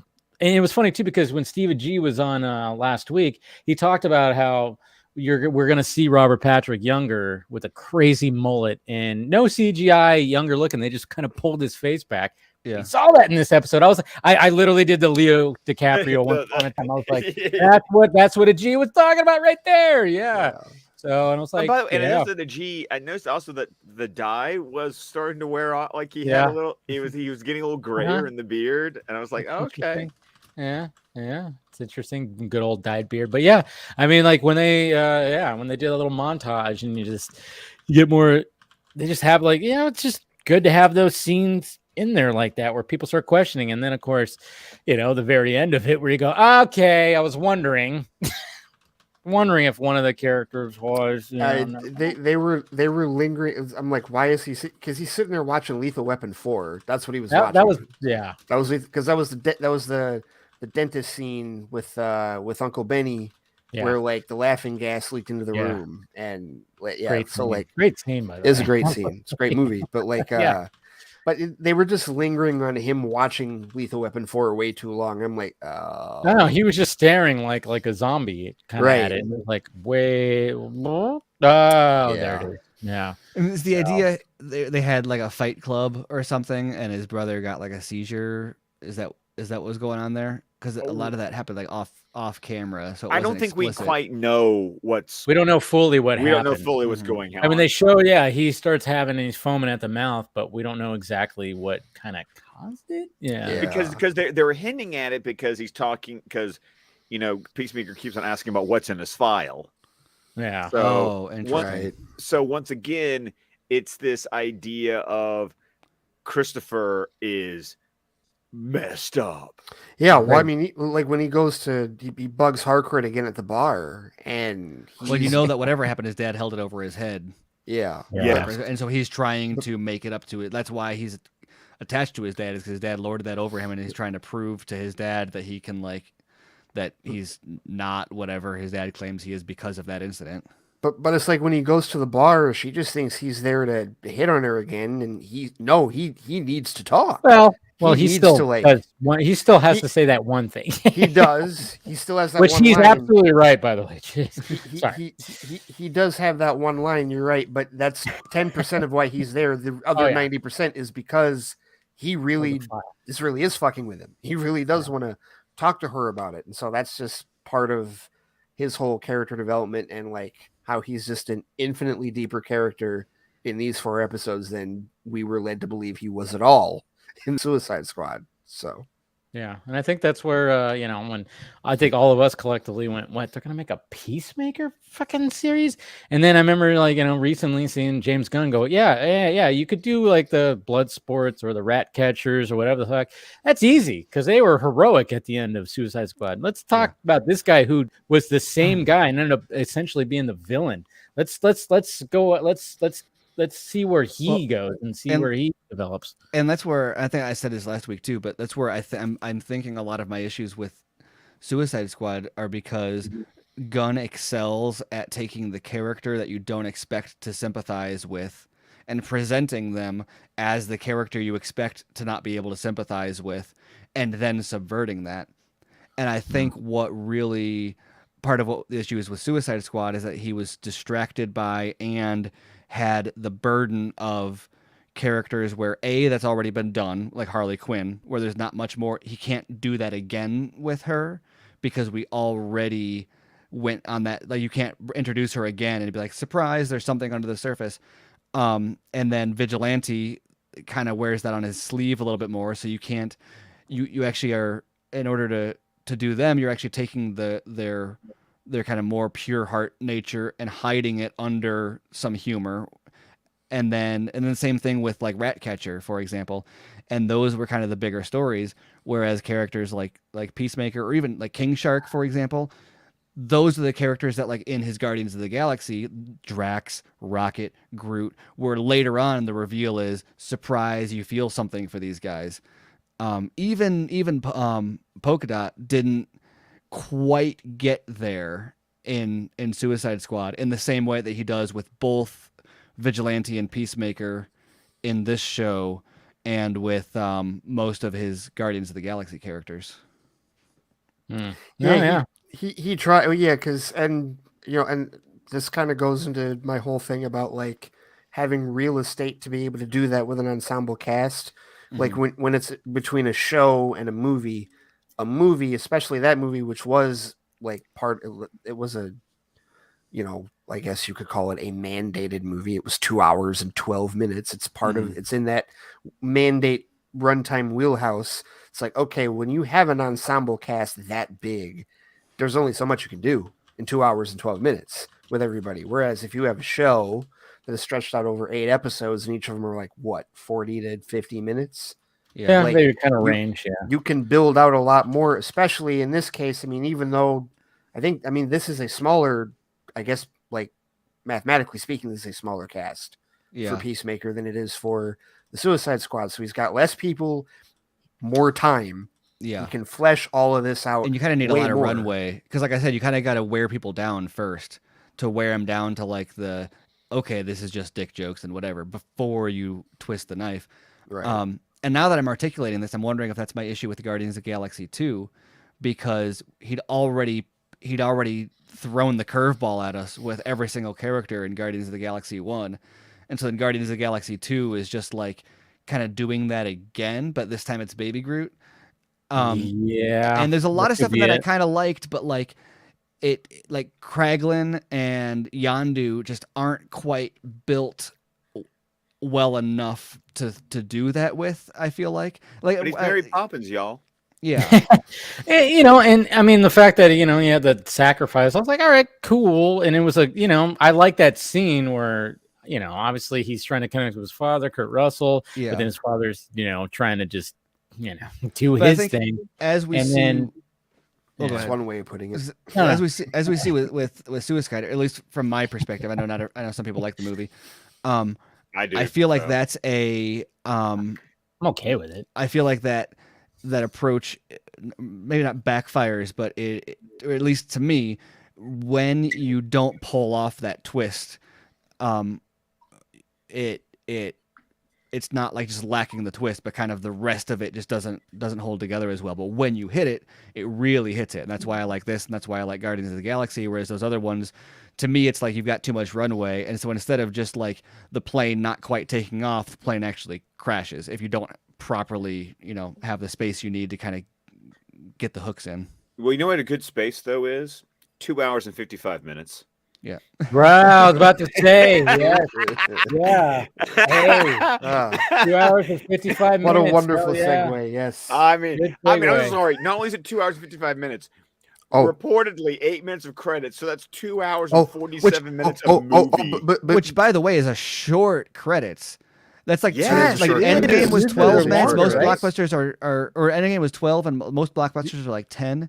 So that says a lot about the budget that there's that few names in the credits. The only thing, Like, literally the only thing about this that bothered me at all was just, and Dave knows this, the whole, well, this tweet didn't age well. Shut the fuck up. I know my tweet. Don't act like we didn't have any reason to think I that blew this it up movie just was because gonna we be- were. No, not you you. dick. I saw what you tweeted, but not you. Well, I know. I'm saying that it got brought to me. Throw a knife at Steven.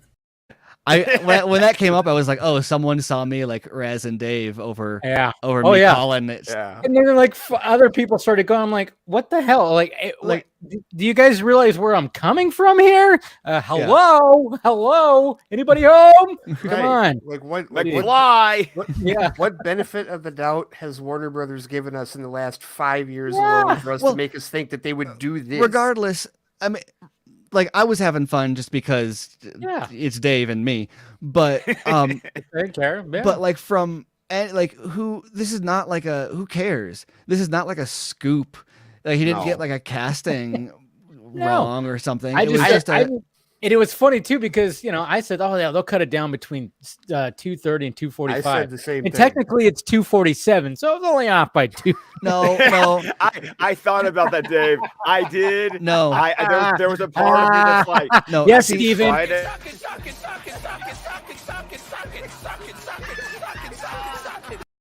No, I had to tweet out about this because this started a couple years ago. Actually, it started, I think, with Justice League 2017 was the first time I saw it, and it's only gotten worse since then. Which is every time a movie comes up, people have to ask, is that with credits or without credits?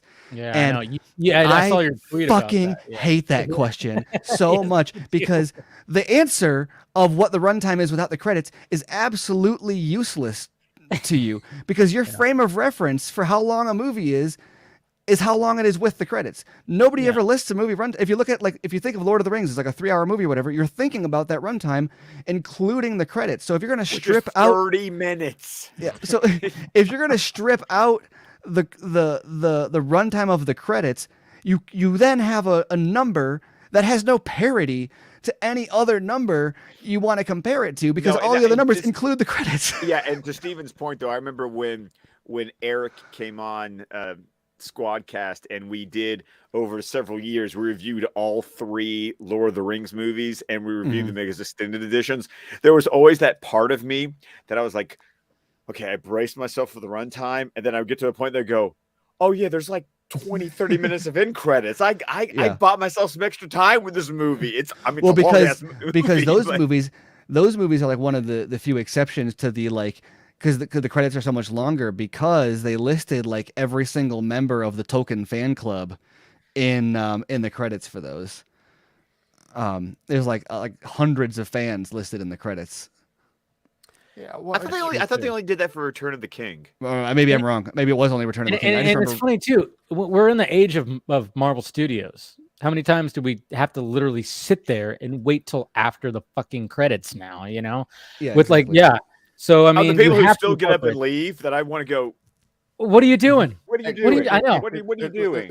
When I go to any Marvel movie, like Well, even 90% other movies now. 90% of the audience is trained to sit, remain seated until the credits have fully run. I kind of hate it because I've always been, I Yeah. always liked sitting through the credits just to hear the song and just to watch to see names, especially now that it like you recognize stunt people or you recognize VFX people artists, or yeah. whatever. Or, Oh yeah. Oh, Or and I've there's known also the people who part of worked me as like that a I production sat through it assistants just or because whatever. everyone wants to leave Yeah. and like get out of the parking lot. Like Yeah. it bought me time. Can't to, do like, that now.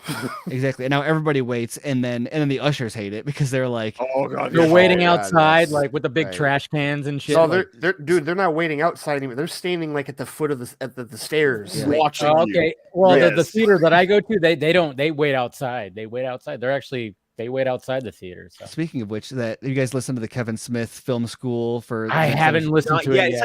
like 2.5 hours. I Yeah. haven't had the time It's yet. really really good. But the guys that he does it with are two guys who they're talking, and they start saying like, yeah, we met, we were working at this the new 400 theater in Chicago, and I was like, that's weird. And they kept on talking about it. I was like, that literally was like I lived, I could walk, or I would walk from my house to that theater. To be fair, I would typically go to Evanston because it had the IMAX and it was better, and it was one train stop up.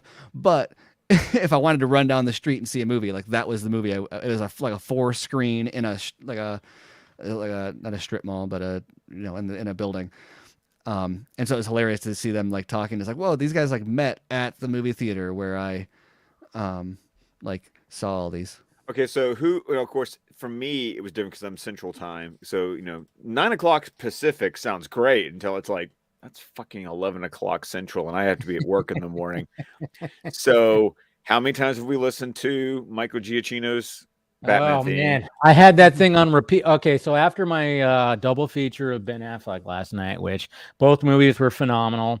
Last Duel. Who's seen Last Duel here? I know- watched it I saw it yesterday. opening weekend. I've not seen that. Yeah. Yeah. Okay. That was I should have watched that a lot sooner. That movie is amazing. It's amazing. It's an amazing movie, but it's one of those movies where it's like, okay, I'll revisit this in a little bit because it gets uncomfortable. Let's It's just say.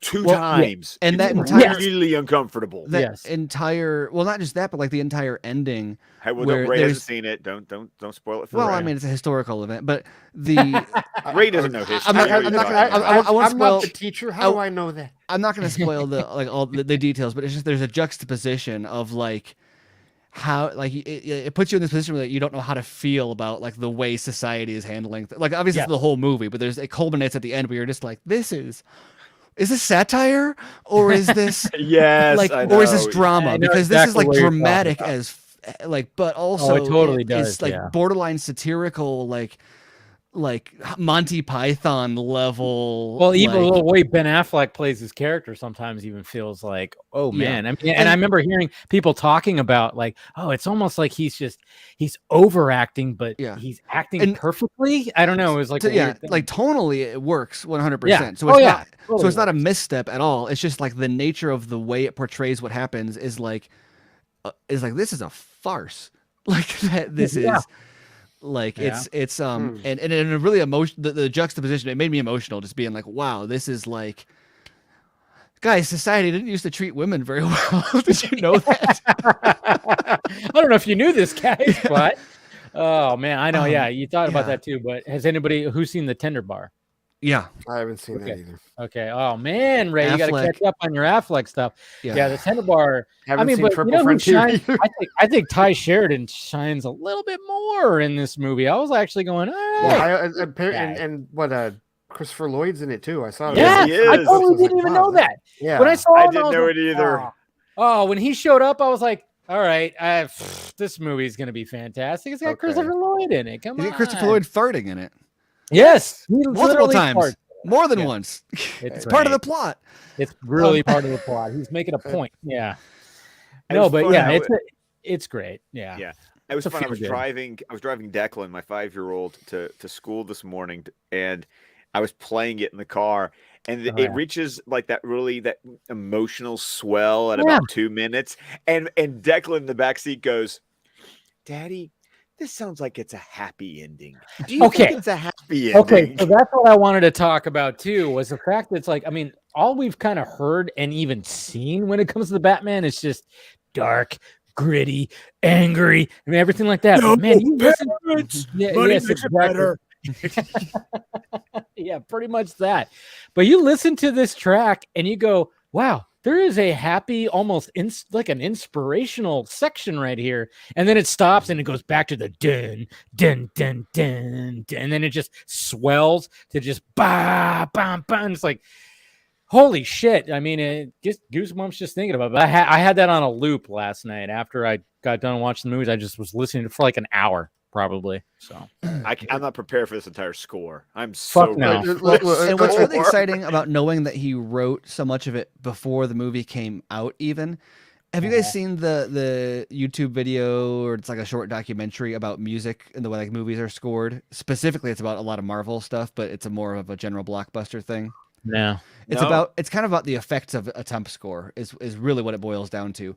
But it's about they interview people on the street and they're like, hey, do you know the theme from Lord of the Rings? Do you know the theme from Batman? Do you know the I have seen that. No. And then they're like, I have seen that. Yes, and now what's a theme from a Marvel movie? Right. And like they're like nobody knows. Yeah. Well, and that was part of the thesis. Maybe the of main this Avengers guy's video. Avengers exactly. theme, Well, that was the jumping off point, and then Right. he ends up pointing out that it happens in other movies too. Yes. But what the part of the biggest conclusion is, he says, is that modern blockbusters, because of the way that they're built, and so part of it's being built by committee, part of it is that they are built faster than they used to be, and they don't have the time to kind of do it and then score it like they used to, is that very often the director will have, or not very often, usually the director has a temp score and sometimes even shoots to the temp score and then edits to the temp score.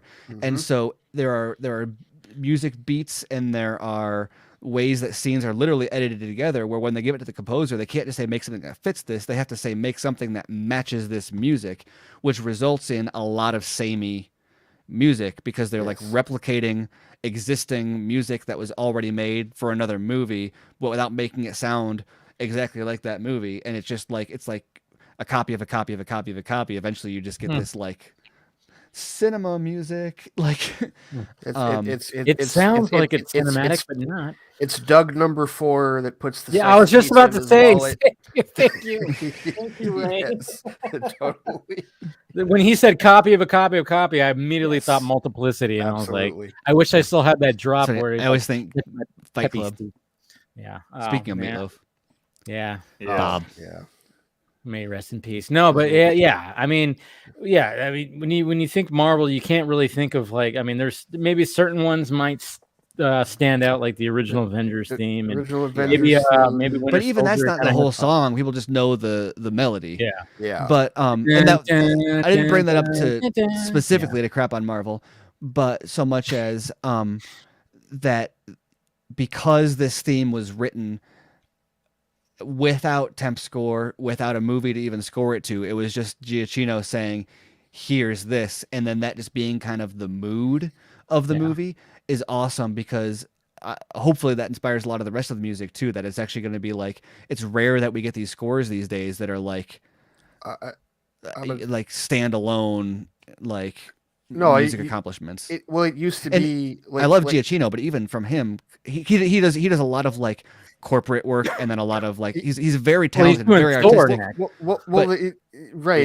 But he's okay. Like half the reason that I was excited that Reeves was going to do this movie in the first place is because it was very likely that he was going to have Giacchino score the movie, and I'm like, you got to understand. Like for me, like I'm a composer nut. Like I follow composers, and like I back in the day, like before like the days of the MCU, that totally used to be a thing that I would do with scores. I would find them early, and I would listen to the score all the way through. Like I did this for the Matrix movies. I did this for like some of the, like, even I remember getting like James Newton Howard and Zimmer scores for like the TDK trilogy beforehand, and just listened to that before even seeing the movie. And I was like, oh my God, this score is unbelievable. And like for me with Michael Giacchino, it was like, I mean, Incredibles was amazing. That was like the first time I'd ever heard of him. But the one that really there are 2 scores that he's done that has really like put him on the map for me. And the first was Star Trek 2009, because that's like arguably the most difficult job that he's ever had to do. Make a new theme for something for a franchise that has existed. He pulled it off for Yeah, at that time over 40 years, but make sure it doesn't sound like Jerry Goldsmith or Alexander Courage, but it's still got to sound like Star Trek. I still don't know how the fuck he did it. But also not be generic Star Trek. No, exactly. Right. And that's what's funny when you listen to that. You kind of go like, okay, this sounds like Star Trek, but it's not. Dude, I'm sitting in the theater and I'm like, this has to sound like my franchise. And at the end of that movie, I'm like, oh my God, how did he do that? How did he pull that off? And then the other one is Rogue One, because he wasn't even the original composer for Rogue One. It was supposed to be Dave Splat. That was an emergency score that he had to put together. And one of the craziest things that he did was he actually went back and pulled music out of episode 4 that they stopped using after they came up with the Imperial March. Yeah, and because the Imperial March didn't exist yet. Exactly. At that point of the time. I mean, like if you're going to assign the music to the timeline.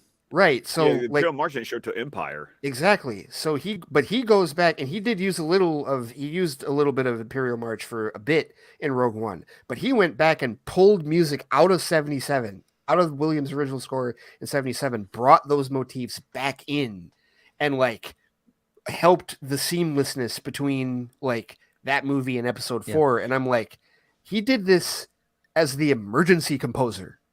Like, not the original guy. I'm like, this dude's fucking amazing. What's crazy about I liked him better than John. Like, John Powell was good too for Solo, but Giacchino, I say this, I can't even remember anything specific from it, but I remember I listened to that one a lot more than I did to Solo's score, because even though he had like less time, and how do you replicate Williams?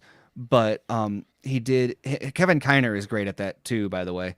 He does all the animated stuff. Clone Wars, yes, he is. Yes. Clone Wars and Rebels, and Bad Batch, and actually him and his sons do all Titans, and I think Doom Patrol even, and a bunch of stuff. I think they're doing Peacemaker. He's with the Clint guy, because he's half of the composing for like all of the HBO Max shows. Yeah. But yeah. Anyway, Giacchino for Rogue One, I thought was like a really fresh Star Wars. I mean, as with the rest of the movie, it was like, this is its own thing. This is like the most unique Star Wars movie, yet it is also the most Star Wars movie, like at the same time. Yeah, especially when like that opening scene, and it's just like, okay, we're not going to get the scroll. Yeah, no crawl. Right? No crawl. I mean, crawl. Yeah, we're not going to get that. So it's just kind of like, here we go. And then all of a sudden, when they show the title and you hear the theme, you're like, all right, it's Star Wars-y, but it's not Star Wars. Well, but it's so full of like this, like references to Star Wars that aren't like on the nose or overly on the nose, at least all the time. And that's the music very much fit that vibe in terms of like, And so like you get that guy, and he scored all 3 of the Kelvin timeline Star Trek movies, and he does Rogue One, and he has done like he did. Did he do Far From Home? I know he did Homecoming. Far From Home. He's done. Well, I was gonna say, this is not a diss on him so much as like the process, and also as any composer, they'll do some work for work and they'll do some work for showcase. I don't think I could tell you anything about his music for any of the MCU Spider-Man movies other than the use of the Spider-Man theme, as opposed to like I could tell you Danny Elfman's Spider-Man, I could tell you Hans Zimmer's Spider-Man, I couldn't tell you Giacchino's Spider-Man. Because he also did Doctor Strange. He did do Doctor Strange. I could identify Doctor Strange is one of the few Marvel movies I could hear it and tell you that's from Doctor Strange. He also did Falcon and the Winter Soldier. Also, he did music for that. Did he? I thought that was Did he compose it, or was he like in the music department? Like 6 episodes musician. It shows 6 episodes that he was a musician on. So okay. I'm just going by IMDb right here. Okay. Music department, because I thought because music department is different than I don't know. Yeah, what- it could be he the may same. have been It just could be different. playing. Or... Because Falcon and Winter Soldier. Yeah, because it's not composer, right? Yeah, Falcon Okay, Winter. that's what I gotta look I at. think Jackman. I think Henry Jackman, because he did Winter Soldier. Dude, he's doing Jurassic World Dominion. Wow, this guy. Oh well, he did. He did. He did Fallen Kingdom. He did Fallen Kingdom, and Didn't he do? I think he did. No, he didn't do. He didn't do World. He didn't do the first one. He did not Fallen do Kingdom. World. Yeah. Yeah, but that's the thing is like, okay, I mean, he's done so, a million movies. Throw a dart at a movie Yeah. and you're gonna hit something. well, Mission Impossible 3. Yes. Oh, so you know what? Mission Impossible 3. Well, he did do Jurassic World. He did do World. Oh, okay. Yeah. The The first one. Yeah. Mission Impossible 3 is like probably no, it's not probably. It is my favorite of the Mission He Impossible did Jupiter scores. Ascending too. Because, well, I mean, I like that movie, but but no, Mission Impossible 3 score is amazing. Seriously, it's fantastic. I love that He movie. did Ghost Protocol too. I'm on the island of Mission Impossible 3 is the best in my opinion out of all of them. I know everybody loves Fallout, but like I love 3 is what started it on the path. Hey, me and Scott Number one. Number one. We love those. We love those Dutch angles. We love the build that was Brian De Palma. Hey, listen, that the first one I will not. The first one's fantastic. The first one is like the pure spy movie. Yeah, like out of all awesome. of them. Because we are about 100%. 30 seconds from going on a rant about how awesome Mission Impossible 2 is, aren't we? Oh, I'm with you on that, So Steven. yeah. Hey, I love the Woo Man. And I can smell it coming because it happens every time. It's John Woo. That Hans Zimmer score. That Hans Zimmer score is under fucking. See, rated. I really will dig, and I still dig Danny Elfman's score for that first Mission Impossible movie. It's good. It's really a good score. Yes. There was There were so many drums in that score. Well, and he because he has a style, but he found a way, like in that movie, to like incorporate his style, but it didn't sound like Batman. It didn't sound like Beetlejuice, but he was still using the flutes, and it was still using like the stuff that he uses, like in all the scores, but it didn't seem derivative of like any of his earlier stuff. It sounded vibrant and different. Giacchino also did Speed Racer, Stephen. Yeah. Oh, yeah. He also did Speed. So I guess the Wachowskis really liked them too. They used him a lot. That Speed Racer, Speed Racer music is great. I'll agree with that. But no, like God, listen, he has done he is quickly and kind of quietly, believe it or not, like has just risen to be like really good, especially with like franchise films. Yeah. Yes. Right. Because even though, and I hear what you're saying, Steven, Spider-Man stuff, okay, fine. It's not, I mean, the MCU in general is and not. That's why like I'm trying to differentiate it from a criticism, because you also have guys like I always give the wrong Tyler, Brian Tyler. Oh yeah, Tyler Bates. Tyler Bates. Tyler Thank you. Bates. Tyler something.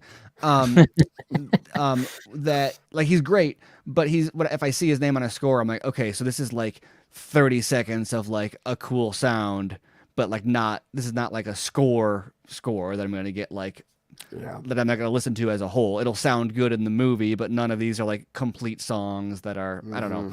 And that's no knock on him. Just what he does really well is these moments and scores a lot of like really cool. I mean, he does like the John Wick movies, right? Whereas and so you get someone like Giacchino, who I would say he does both of those, where he's like he can churn out stuff fast and it's good, but he does a lot of stuff that like you would never necessarily know he did or even think like I want to buy the soundtrack to that. But at the same time, he also does work where he's like, this one is gonna be special, and then it's like, and that's what the Batman is feeling like. This is feeling like the I want to like I'll buy the vinyl, I'll buy a double seat, like don't make this just a digital download.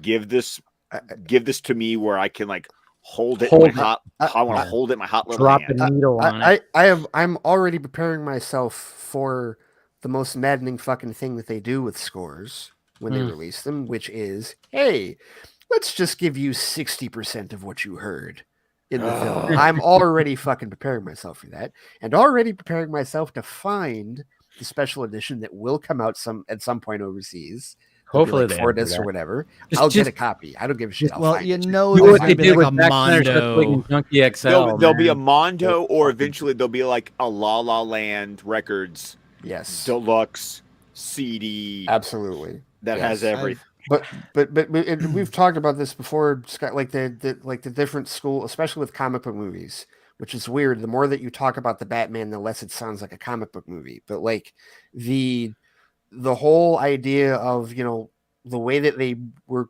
consistently scored back in the day, like with what Williams did with Superman 78 or what Elfman did with Batman 89, and that type of big bombastic themes and, you know, big compositions and huge brass and flutes and all that stuff, and like stuff that you can whistle in your head, right? You know that theme. And then there's the Zimmer school, right? Where it's like, it's atmospheric and it's a lot more elemental and it supports the film, but it's not like a theme that you hum in your head. Like, no one's really humming the Man of Steel theme in your head. You know it. It's in your head. It's very iconic, but it's not something you whistle. It's not something that's like, you know, whatever. Like, I don't know. well, No, I'm just, like, I don't know. Maybe you do. I mean, I don't think know. about this all the time. I don't know if it's a whistle song, but like I definitely it's in my brain a lot though. Absolutely no, without question. It's just a different. It's just a different school. It's just a different. Well, that's When he- and that's one part of it. I'm not even talking like there's that part of it, and then there's the, you know, the dun dun dun dun. Right, Yeah. there's like a, but it's just two different schools of how you compose these types of movies, and like Giacchino understands both of them. And it is clear with this one, it's probably going to be more of the Zimmer school than the old school, but it wouldn't surprise me if he does both in the film. I mean, Would he's not He's got surprise already me. got the versatility, though. bum bum bum bum bum. Right. Which, you know, I mean, going back to the Imperial March, I know some people were kind of going like, wow, that sounds Imperial March-ish, but I'm like, it's okay, but it's a different tone. It's not dun dun dun dun dun, and then it's like dun dun dun dun dun. Well, But it's like there's something like also, that he did. it's different- that same kind of thing you get where people watch a movie and they're like, that's just this other movie, and it's Exactly. like, no, they're just all iterating on the same motif exactly. because stories and music and art. Hey, remember Captain Marvel ripped off Man of Steel when they did, like, you know, they're gonna do the showdown and you clench the fist. And then I'm like, motherfucker, the Wachowskis did that in Matrix Revolution. Shut the fuck up. All right. Stop it. Stop it. I mean, or you know, any Western did that. Like I know exactly. Yeah. It's a piece of cinematic language in the same way that music has a language and Exactly. and painting has a Absolutely. language, and when we talk, Absolutely. we will use the same phrases as other people. It doesn't mean we're ripping off the idea from that person. It just means No. that there are Absolutely. motifs in the forms of communication we use, and sometimes Yeah. people are in a bubble where they're only exposed to one form of it, and then Well, something will poke through their bubble, and they'll be like, "That's the same as this." It's like, no, get out of your bubble. Everything uses that. Arthur clenches his fist too, Yeah. but did you watch that? Like, it's like, hey guys, there's like 8 ideas for movies that have been recycled many times. You know, it's Right. like it's all the same shit. Well, that everybody does. can we just that bubble causes so many problems with these Yes, it does. conversations. Can we Especially just since there's seriously? Twitter. Well, right, because like there are so many phrases that I just and words that I just want like banned from the lexicon. Like I don't ever want to hear the word plot hole ever fucking again. Oh, Jesus Nobody Christ. knows what a plot hole actually fucking is. It's just Yeah, some people really don't. it's the easy button they hit to assign to something that they can't explain. And so now what's the thing now where it's like because there was a press screening of the movie a couple nights ago What movie? of the Batman. Oh yeah. Right. And so now like there's this thing about how the third act is it has third act issues, and I'm like, shut the fuck. Did any of you know what 3-act structure is in a fucking movie? Talking Like, about can 3 you acts. tell me when third- Act 1, Act 2, and Act 3 actually like begin in the They have movie? no Some fucking people clue. can't. They have Amanda no can. idea. Sometimes I can't. I'm like, wait. we'll Yeah. be watching, and she'll go, "Oh, we just entered the second act." I'm like, "How do you?" And she's like, "Oh, because the." I'm Nobody like, "Oh." actually. I think most people don't even know. After I that. watch, I can often split it up because it'll be like a bridge and a Yes. song or something. You'll have Yeah. that moment where you're like, "Oh, there it is." Well, Oh, who now can we're name going who into the can point out final the act bridge right of a here. song? Yes. It's very easy to spot the final act, but I think a lot of people, when it comes to like distinguishing the first and second, maybe I don't know, but you can always go, all right, we're going into the final act. This is like, all right, we're getting. You're going to the third act when the lead character says something along the lines of like, Ray's gonna hate this because it's gonna be something that I think is from Star Trek, but it's honestly from everything. Not just Star Trek. Star Trek just happened to use it, and I actually love it when it's used in Star Trek.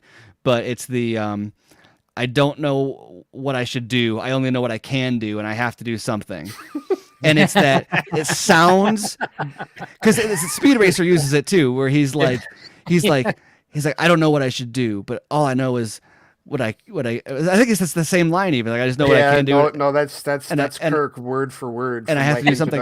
But he says basically the same thing in Speed Racer. And once you hear that line, you start hearing it all over the place, and it sounds so BS. And it is, but it is like there is an element of like drama to it. But you start noticing where it's like, oh, when they don't know how to start the third act, they're like, what motivates the character to go from this dramatic moment to like a suicide mission? And they're like, well, we'll just have him say, I don't know what to do. I just know what I can do and I have to do something. And then he goes in and like, oh yeah, that works. Yeah. Like, every movie, let's do that. Yeah. Some form of that.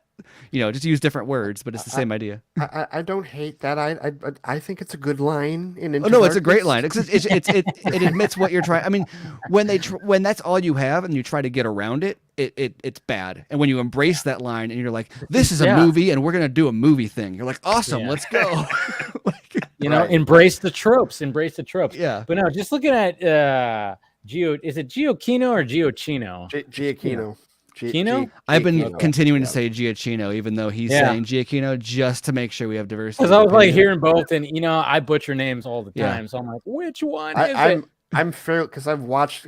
I'm the guy that will like go and if I don't. This is how I found out about Denny. Because I was say it. No, I'm going to slap you. I know. I always say Villeneuve. No, Scott and I were pronouncing it like two different ways, and I'm like, and so one day he was saying this on the show, and I was like, okay, I went and found like 10 YouTube clips of interviews. I'm like, how are they saying his name? I found that, and I found a pronunciator. It's Villeneuve. It literally means new city. But I had to verify that because I'm like, I am not going to keep saying this guy's name wrong. I'm going to figure it out. And so I'm pretty sure, like, it's call him Denny V. Ooh, what's up, Denny V? Wait, say it one more time, Ray. Which one? How do you say Michael's last name? Giacchino. We're both wrong. Oh, ready? Shit. Do you want me to play this, or do you want me to send you the link? No, yeah, you can play it. Go ahead and play it. I'll share my. I want to know how to pronounce this man's name. I know, because I was like wondering about that too. I'm like, is it Chino? Is it Kino? What's going on with it? I'm just saying. I'm like, this guy did Spider-Man: No Way Home just recently, big huge movie. He's doing the Batman, Jurassic World Dominion, and then Thor. I mean, this guy is Jesus Christ, man. Hi there, I'm Michael Giacchino, and I'm a Giacchino. You just said Giacchino. Okay. Wow. All right. Giacchino. So don't overemphasize the A. It's Giacchino. Actually, the A is silent.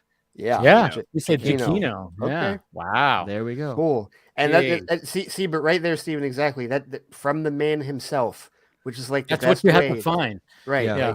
I remember. Well, that's why I say. Like I found the video of her saying her name. I was gonna say because everyone. I was saying Godot because it looks like a French pronunciation to me. It's Godot, and then everyone was saying Godot, and I was like, that feels way too Americanized. Yeah. And it's actually, and once again, everyone was wrong. It's Godot. Yeah, it took me a little bit too, but I was like, although Godot. Who even knows? I guess maybe it's a good time to transition to that. Who even knows how you pronounce that? Because she can't even speak English that well. Oh, Steven! Oh no! You went there. I love charisma. Oh, Dick.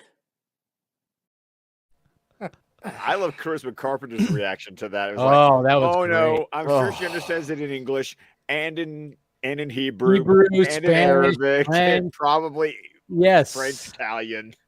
It's like, yes, Mr. yeah. Whedon, Gal Gadot, she knows more languages than you do. I- You I- only know how to speak out of your ass. I will go ahead and say it because I was telling people this that day, and for anybody that has any illusions on this, let's just be very frank on this. Under no circumstances did that article help Warner Brothers. Fuck no. Oh yeah, At that was the all. funniest thing when everybody was At like, all. Everybody was WB like, commissioned "What this piece, and it's out like, no, there?" WB's got their head in their hands right now. Like, what the fuck are you doing, Oh, Josh? I Just know. Oh yeah. all you had to do was literally nothing. Yeah, Like- exactly.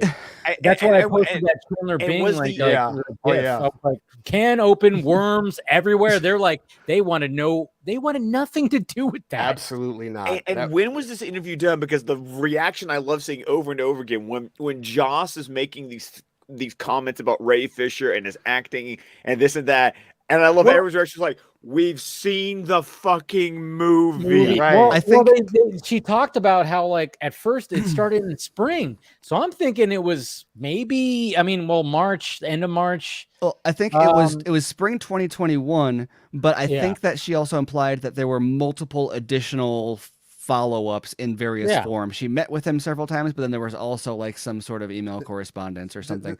The Although I'm crazy- shocked that they didn't get updated comments or that he didn't provide, because he's also very hands-on with his press. I would be shocked if they didn't have a round of back and forth with him before this even got published. The craziest thing is that the Ray Fisher stuff isn't even the worst.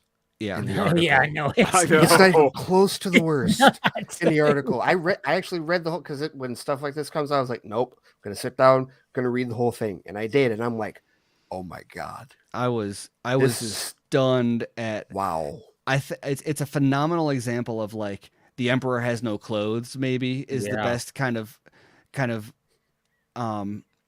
analogy or metaphor, because some of the things that he says I can only even find a shred of rationality to it if you assume that he like there's no way he was intentionally incriminating himself. And so like, for example, when he says like I was powerless to resist, I thought I'd regret it if I didn't have sex with them, is like one of the most horrendous things anyone's ever said in an interview. Well, I'm not sure one of the most, but I mean, thinking that it was a good thing. The only way that possibly makes sense as anything other than intentionally incriminating is him thinking like, well, everyone wants to have sex with me, so why would I need to be concerned about consent or any of those things? Like that would be clearly right. I was powerless to resist them needing it from me. And then Like, even talking about when he was a kid so- and like some kid drowned and he's Oh, like, right, the "Ah, dead maybe body, it like, wasn't what my the- fault." Right. Like, Well- why would you fucking even what is this? Well, what are we because talking about here? he's one of the things that I picked up from it that I thought was really interesting is he does this in his work, and he does this in other interviews and stuff, that he plays off his own vulnerability as a tool of manipulation a lot. And so there's multiple times in the interview where he'll feign a level of vulnerability in order to like distract from, or it's like he thinks that he's going to get some sympathy points or whatever, and that is one of those areas which I honestly, it's weird, but I honestly don't even think people should be focusing on that, even though it's weird, because who knows what happened, and maybe it was a legitimate, like the way he talks like someone who's legitimately got, Mommy issues? PTSD and some other issues, possibly because something happened there that's a repressed memory, or and that doesn't make it okay. It just means that he's failing to deal with his issues. But I see a lot of people that are like, did he just admit it? He's a murderer? And it's like, No, it wasn't that whole thing. I That whole saw thing that is too, and I was weird. like, what the That whole thing is fuck? weird, but like, there's enough incriminating stuff in here that we don't need to go to his childhood trauma to be like, he killed a child and admitted it when he was, and is admitting to it now when he was 5. I don't know that there's no proof for that, and that you don't need proof for that because there's all this other stuff. And even if he did, he was 5. I don't know. It's complicated, but like, that's not the angle that's like going to help anybody. But then, and I love the fact that like even Ray Fisher, like if emphasis, like when he talked about his mom, Yeah. and then brought the word sexy, like, yeah, maybe just leave that word out when you're talking about. So tone deaf. very tone deaf, and it's just like, that's an and I mean, understatement. how do you? I mean, a narcissist. I mean, this is almost like a definition. Like, I think you tweeted something out, Steven, about it. It's like how can a narcissist really just kind of bury himself? It's something that I've read a fair bit about and had to deal with in various capacities over the past few years. I think a lot of people on here have had experience with narcissists in some way or another, online or otherwise, recently. And the one thing that I've discovered to be true is, just let them hang themselves. That's pretty on their much own what you gotta words, do. Yeah. because they will always. And the way they get by is by baiting people into like attacking them and then gaslighting or playing victim or whatever. But any narcissist, you just give them enough rope and they will, because you see, like I said, all he had to do was literally nothing, but he like just stay quiet, stay out of the public eye. And I don't know that everything would blow over, but nobody was like hunting for him to like expose him on this. People were just like, just leave him. Even the interview came out and people were like, why are we reading about Joss Whedon again? I was already ready to never think about him ever again. But his need for attention, even if that comes at the like total humiliation, like he would rather totally humiliate himself than be forgotten. And that is like the definition of a narcissistic behavior. And the fact that it ended with, I'm probably one of the nicer showrunners out there, is like textbook narcissism. But even the whole tone of it, it doesn't sound like he knows that it's humiliated him. Yeah, no, he's got no idea. Like he's legitimately sitting there thinking, this is how I will get my sympathy back. No, it isn't. Fuck you. And like, his manipulative tool, like I said, the feigning vulnerability and stuff, because in that last paragraph, him trying to, what he thinks he's doing is copping to being like a dishonest husband, because he's like, could I have been a better husband? Oh, let me count the ways. Could I have been a better showrunner? Maybe. Should I have yelled less? And then he's like, maybe that would have compromised the integrity of the work. Who knows? But I'd say I'm one of the nicer showrunners out there, and you can clearly see the progression there as he's like, stone me for being an adulterer, but don't disrespect me as an artist. And it's like, no, dude, no. You can't. No. And even in him admitting that he is an adulterer, and because he's too dumb to realize it, he admitted that there's like some, like, if anyone's read I'll do some plugging, I guess, while we're at it. Read my article on Screen Rant, when he admits that he was an adulterer, he's unfaithful on set. These are all with women that are younger than him. These are all with women who he has authority over. I'm supposed to say they're employees technically. Yeah, exactly. Yeah. So there's multiple levels on, like, people, sure, they're younger than him. That's not whatever. If it's consensual, it's consensual. But you start compounding these factors of age, authority, etc. It creates questions of consent, and he even mentions there's a power dynamic. And she's like, what do you mean by that? He doesn't go into it. And the only thing that he ever says about the situation is, I feel terribly. It's like, well, why do you feel terribly? He's like, well, he only talks about how it makes him feel. There's no regard for how it, and these women are, by the way, are like, I didn't like this. This was whatever. And then they ask him about it. He's like, oh, I felt terrible about that. And it's like, why? He's like, well, I lived in terror of being discovered. It's like, wait, you... This isn't about you. It's not about you. Yeah. And so the fact that he admits to it, yet doesn't acknowledge that there was a consent issue, like, makes it even more problematic than it was before. Because before it was like, oh, he's just like a horn dog, and not that that's okay. That's like really irresponsible in that environment, but it's whatever.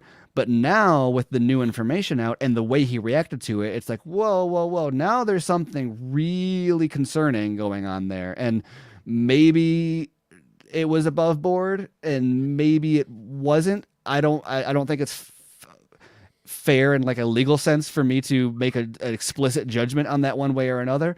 But based on the context of the situation, it's not something that we should like assume best intent on. Like, he has not earned like the benefit of the doubt on whether or not he was appropriately engaging with these younger women who were his employees. Benefit of the doubt on shit. Yeah.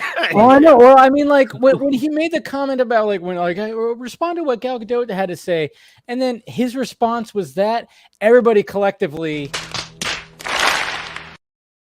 I mean, it was just like 100% like that's how you're going to respond. The most absurd thing about that one is another example of, and I mentioned this in my piece also, that I know we said let's not give him the benefit of the doubt. Let's give him the benefit of the doubt on this one. All right. Let's just say that Gal Gadot's English is not as sophisticated as his, and she was not able to understand him. And this is something that he understands. So what he is telling us is there were heated exchanges on set over scenes that she didn't want to be in the movie on, that they were having a confrontation over.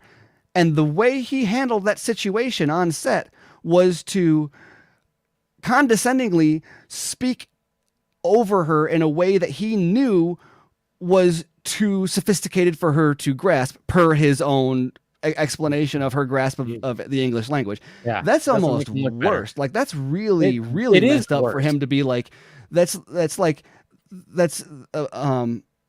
I don't know, that's overtly racist, I would say, for him to be using the language barrier as a way to taunt her on set, which is what that accounts to. It's like the Quasimodo shit that we heard before from the Ray Fisher piece last year. It's exactly the same thing. And the other thing that everybody's thinking about with this is like, oh, okay, how the fuck did Zack Snyder understand everything? How'd she understand everything he was saying?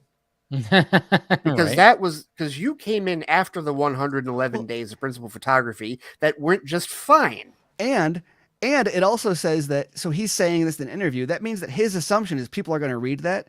And when he says that, he's thinking that people are going to say, oh yeah, she's got an accent. I know what he's talking about. She's too hard to understand.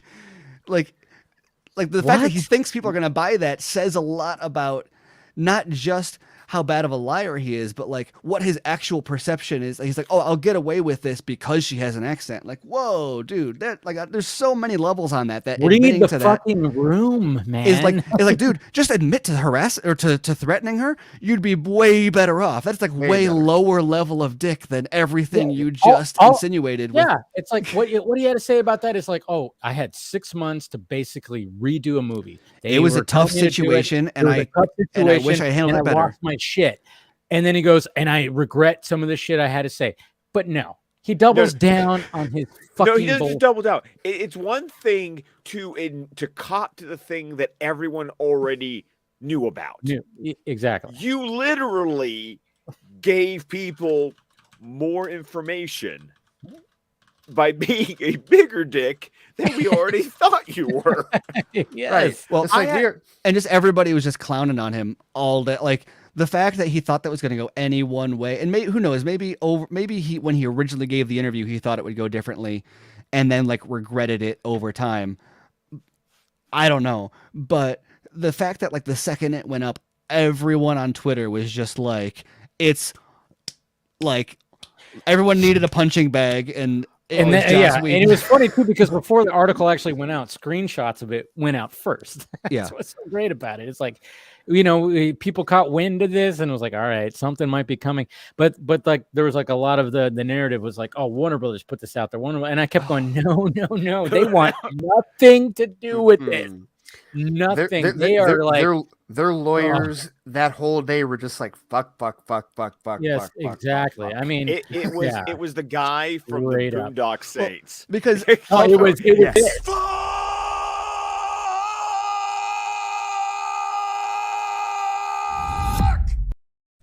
because when it comes to Ray Fisher, the Joss Whedon stuff, Warner Brothers swept that under the rug for the most part. They dealt with it in whatever way they did behind the scenes. He lost the Nevers. He went away. They had the investigation. They had some kind of due diligence to say, we did an investigation. We took action. It's over with. And so they can kind of hide behind that as like, we did our job. And then Ray can say like, I need Hamada to apologize. I need Jeff Johns to apologize or whatever. And they can say, well, they weren't even there at the time. So we don't see what they have to do with it, which there's a point there. Maybe, I don't know how much of he seems to say there's more going on behind the scenes. So it became a question of, do we trust Ray Fisher? And because of the evidence that had been provided publicly and Warner Brothers' response, it required everyone to say, do I trust Ray more or or less than WB, which I know a lot of people are going to side with Ray on that. But in terms of like the public perception, people have to ask themselves, is there a chance he's taking this further? Like, yes, we agree Whedon did something bad, but how bad was it? So the act of Whedon coming out and not just like confirming what Ray said, but like I said, being overtly racist with Godot, overtly lying about Ray being a bad actor, basically copping to being a sexual predator. Didn't make logical sense. Yeah, like everything that he said there didn't only kind of confirm what we already knew, but it elevated the level of like, whoa, if this is what this guy is like in an interview, and if this is what he's saying about if this is the cover up, what was the crime, right? Which when you look at then Ray's credibility, that sends him up like even higher than it was before. And so now when he says, oh, by the way, Jeff Johns did this too, or whatever he's going to say, who like you can't dismiss it as cleanly as some people tried to before. When you have verified accounts, check marks, literally tweeting, Joss, we saw the fucking movie, we know what kind of an actor he is, that's when you know you fucked up. Because and it even more, again, like the timing of this interview, like when did it happen, who knows, but like we literally have Exhibit A and Exhibit B at our disposal to compare Whedon's shit-ass writing compared to what was originally done. That was the other thing, was him saying the plot didn't make logical sense is another telling on himself, because the plot was because Terrio and Snyder worked so closely with Ray, and Terrio even said that it was very important for him to get the representation in there, and he was inspired by some of the stories of like young black men that had traumatic experiences at the time, and he wanted to kind of respect them with Ray's story, and Ray wanted the Stone family to be good representation, and that mattered to Snyder, and he was the heart of the movie. And you've got all of that on one side, and then you have Whedon, and then we can see the movie, and we can see the way that his story is making him like another Superman level character, and it deals with social issues and everything, with him helping the waitress and everything.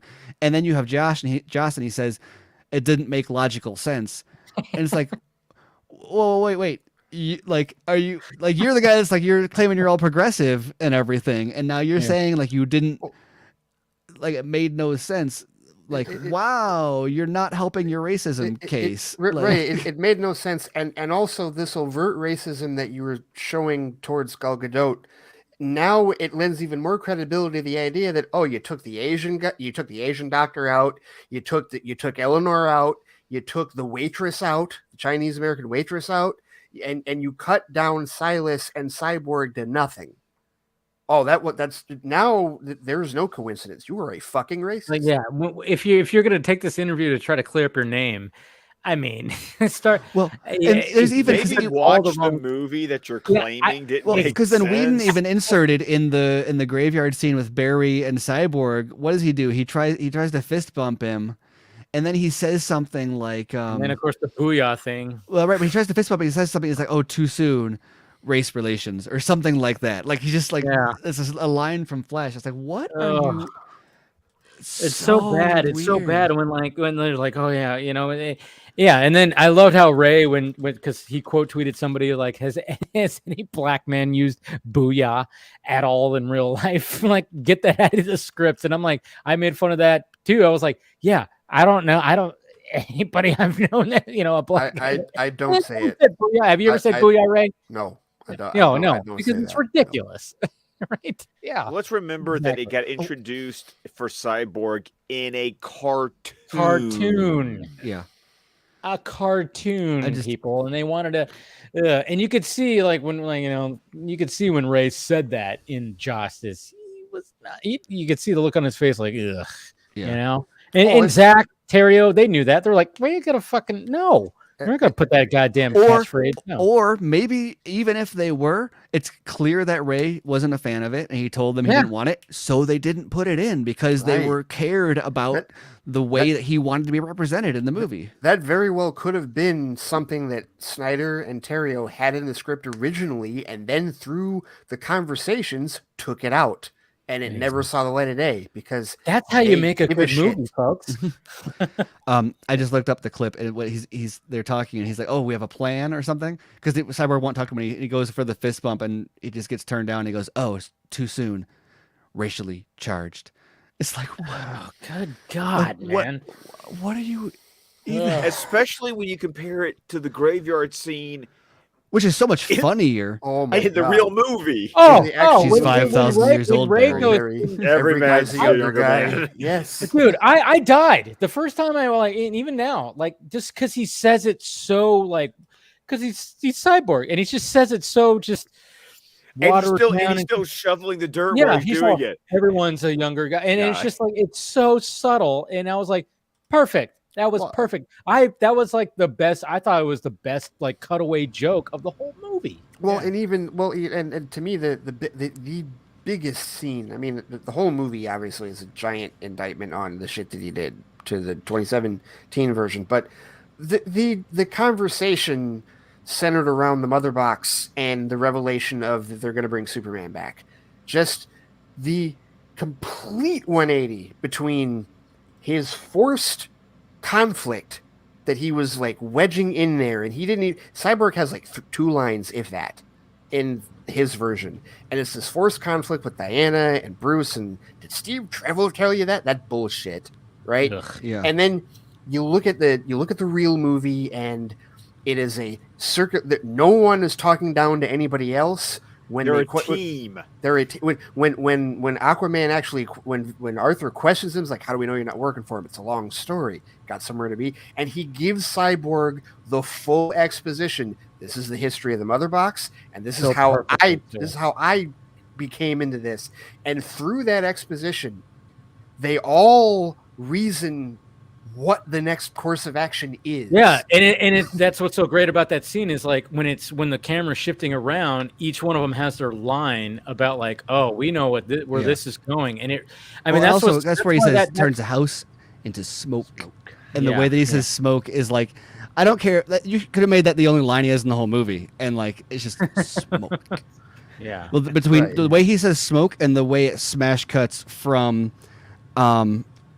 is it where he says turns me into this? Is that where it is when he? He's like alive but turned into this. Yeah, exactly. And the cut from Silas's lab is so cold. Oh, it's fantastic. And just to look on it, and just to look on his face, like that's a like just how he's looking when he's just like but turned into this, and it's just like you. Feel people talk about like face acting, where like Bane's face acting in The Dark Knight Rises, and you get anyone wearing a mask or partially face covered. You have, and I've never seen someone have so understated face acting with so much of their face covered, yet is so dynamic at the same time. Like he's got so much emotion, yet with such a rigid and constrained. Like I don't know, it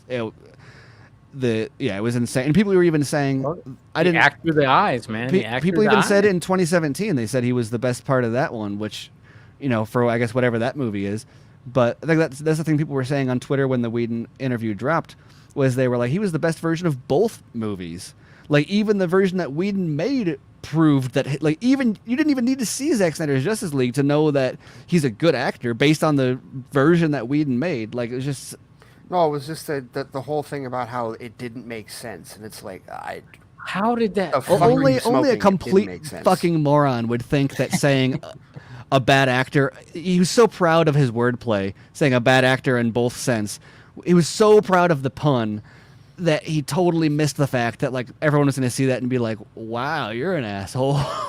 Like even if it was true, it's a dick move to say that. Like. Besides the fact that everyone, when Zack Snyder's Justice League came out, was like, we get it. Now. Yeah. Because we'd heard heart of the movie. Mm-hmm. We all watched the movie and went, "You're right." Yeah, it is. Yep. Right there for all. I mean, that's why C. Amanda Maude got so many followers when she popped up on Twitter right after the movie came out. That's why, like, that one scene of him helping, and there was a lot of check marks and otherwise when it came out. You remember when the movie came, because he was in the middle of some of his allegations against WB at the time already, and then the movie came out, and a lot of people tweeted at him and said, at Ray Fisher, I get it. I'm sorry. I understand now.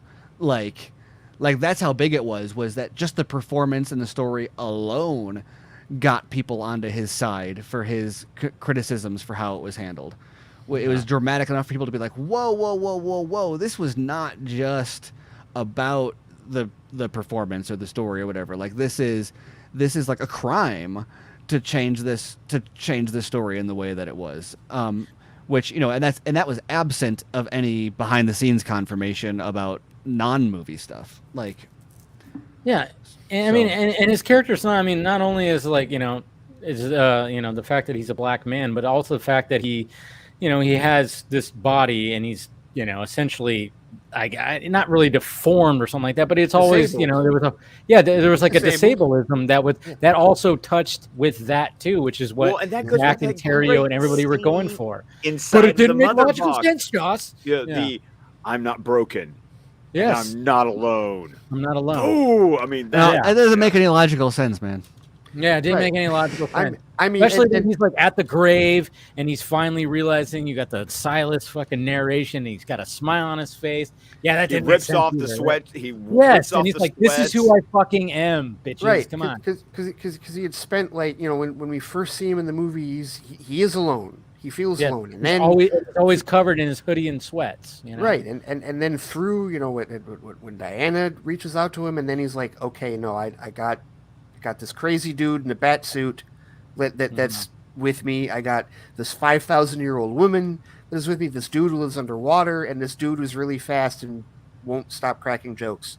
Like, yeah, I'm not alone. I have and we just brought Superman back, and now he's helping me, keeping this big spiky fucker off my ass so that he doesn't rip me in half.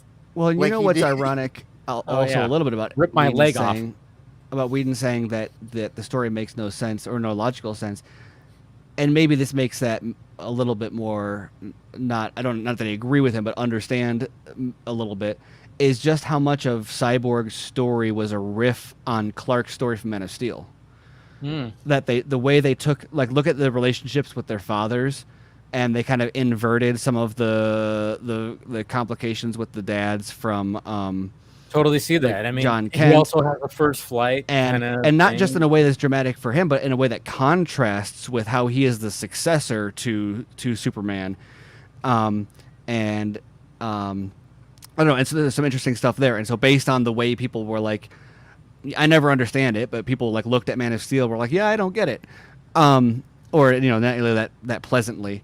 And so if people can do that, then I can understand how, based on the same misunderstanding, someone could say like, oh, I don't get Cyborg. God. I mean, pretty much you might as well had somebody just superimpose fucking Joss Whedon's head on when they're grave digging, because that's all he did was dig his own grave when it came to this. I don't know how you can even think, like, I mean, did the article come across as, you know, oh yeah, that's good. I think this will be good. Put that out there on Martin Luther King Jr. Day. Yeah. Well, it's funny because that was what I tweeted out. I had a bunch of people that were commenting at me, or my tweet kind of made the rounds a little bit, and so I didn't know if people were subtweeting at me or there were other people saying the same thing, and so they were just reacting to that in general. But a lot of people were like, I'm sure he didn't have a say in when it was released. People were saying that directly to me, which I totally agree with. But that's where the culpability of Vulture comes into play, and that's where the writer and all that is like, you fucking need to be. You should all be ashamed of yourself. Yeah. Well, and not shit like that out. Not only that, like not that it's okay for them to publish this piece profile on a problematic racist white man on Martin Luther King Day. Wait until Tuesday, for fuck's sake. If you're gonna do but that, also seriously, like at least with my tweet specifically. The point is not he's a problem because he chose to release it on this day. That's total hyperbole. Hyperbole is used to prove a point, and then the point is the amount of tone deafness that is going on. And so, like, for example, in my tweet, I also said, apparently his comeback strategy is to do this. Like, no, it wasn't his comeback strategy. He also didn't choose to drop it on. The whole point is that he gave the interview and he said, yes, this is good. Yes, this will accomplish what I want it to. And so I just found it funny that people were like seizing on it. It's like, oh yeah, let's publish it tomorrow, and everything is going to suddenly be nothing else is wrong with the interview, just the fact that it came out today. Like, no, it's Yeah, you can't It was focus tone on deaf on Vulture. Yeah. yeah. You I can't just love how people try focus- to pick apart a specific thing like that. Like, well, Well, that's yeah, not it's fair not for you to like blame him for that. And it's like, Book okay, Sunday, well, yeah, okay, yeah. so pick something it's- else then. Like, I you're don't. not- right? No, the article itself is the problem. It's the date that it was posted is just the rotten cherry on Yeah. top of the garbage sundae that it already is. It's really what it is. It's just of all of this shit, and you did it on that day. Go fuck yourself. And I say that from the blackest part of me. Go fuck yourself for publishing that They're gonna on hate- that goddamn day. Yeah. No, I mean it was. I mean when this whole thing was like caught, yeah, it was just such a shit show. I'm like, yeah, because it was a it's shit not like show, but I was totally there. I had a sinus infection. I was passed out for Oh, half the man. day, and I literally didn't wake up till noon. I woke up to my phone like blown up. blown up, and Yeah. I'm like, I got texts, I got DMs, and I'm passed out. Ray and I had just recorded DC TV Squawcast the night before, and then I try to get up. I'm hacking. I'm like this, and I just look at my phone. I'm just like, You know, you're kidding me. you know what I will say I though, just Ray. put it down. Not mostly humorously, but also now that I'm thinking about it, how often is it that Twitter can say, "Here's a problematic white man," and everybody gets to say, "Yeah, let's like." Yeah, no, Like, that's it's like a valid- pinata. Like, just everybody pretty gets much to is. beat it and see what candy comes out. That is one of the rare cases where there really wasn't a lot of whataboutism like at all. There's nothing. Nobody and so it's nice. So maybe that doesn't justify it being on MLK Jr. Day, but it is nice that the fact that it was dropped did not result in a bunch of like defenders. There were a Right. few, but I mean, it didn't result I saw in a like couple, and I it was was like, it was. I mean, despite not to trivialize how problematic it was, but even Ray Fisher was having fun when he started tweeting out, where he was just like, "What?" Where there's an element. Yeah. It was able to be like fun just because it was like, oh, everybody can agree. For once, we can all point at a racist and say, "Oh, hey, let's We all got you right get the here." racist." Yeah, It looks like a duck, walks like a duck, Yeah. and quacks like a duck. Yeah. how does that even make sense? If there is a silver lining to that, Yeah. yes, that is it. The fact that when I went on Twitter, I didn't see defense. I saw just all manner of fire and brimstone being hurled in his direction and in Vulture's direction. It's like, okay, good. It did restore a little of my faith in humanity. It did, A little at bit, least right? on Twitter, just a bit. That is a Well, good thing.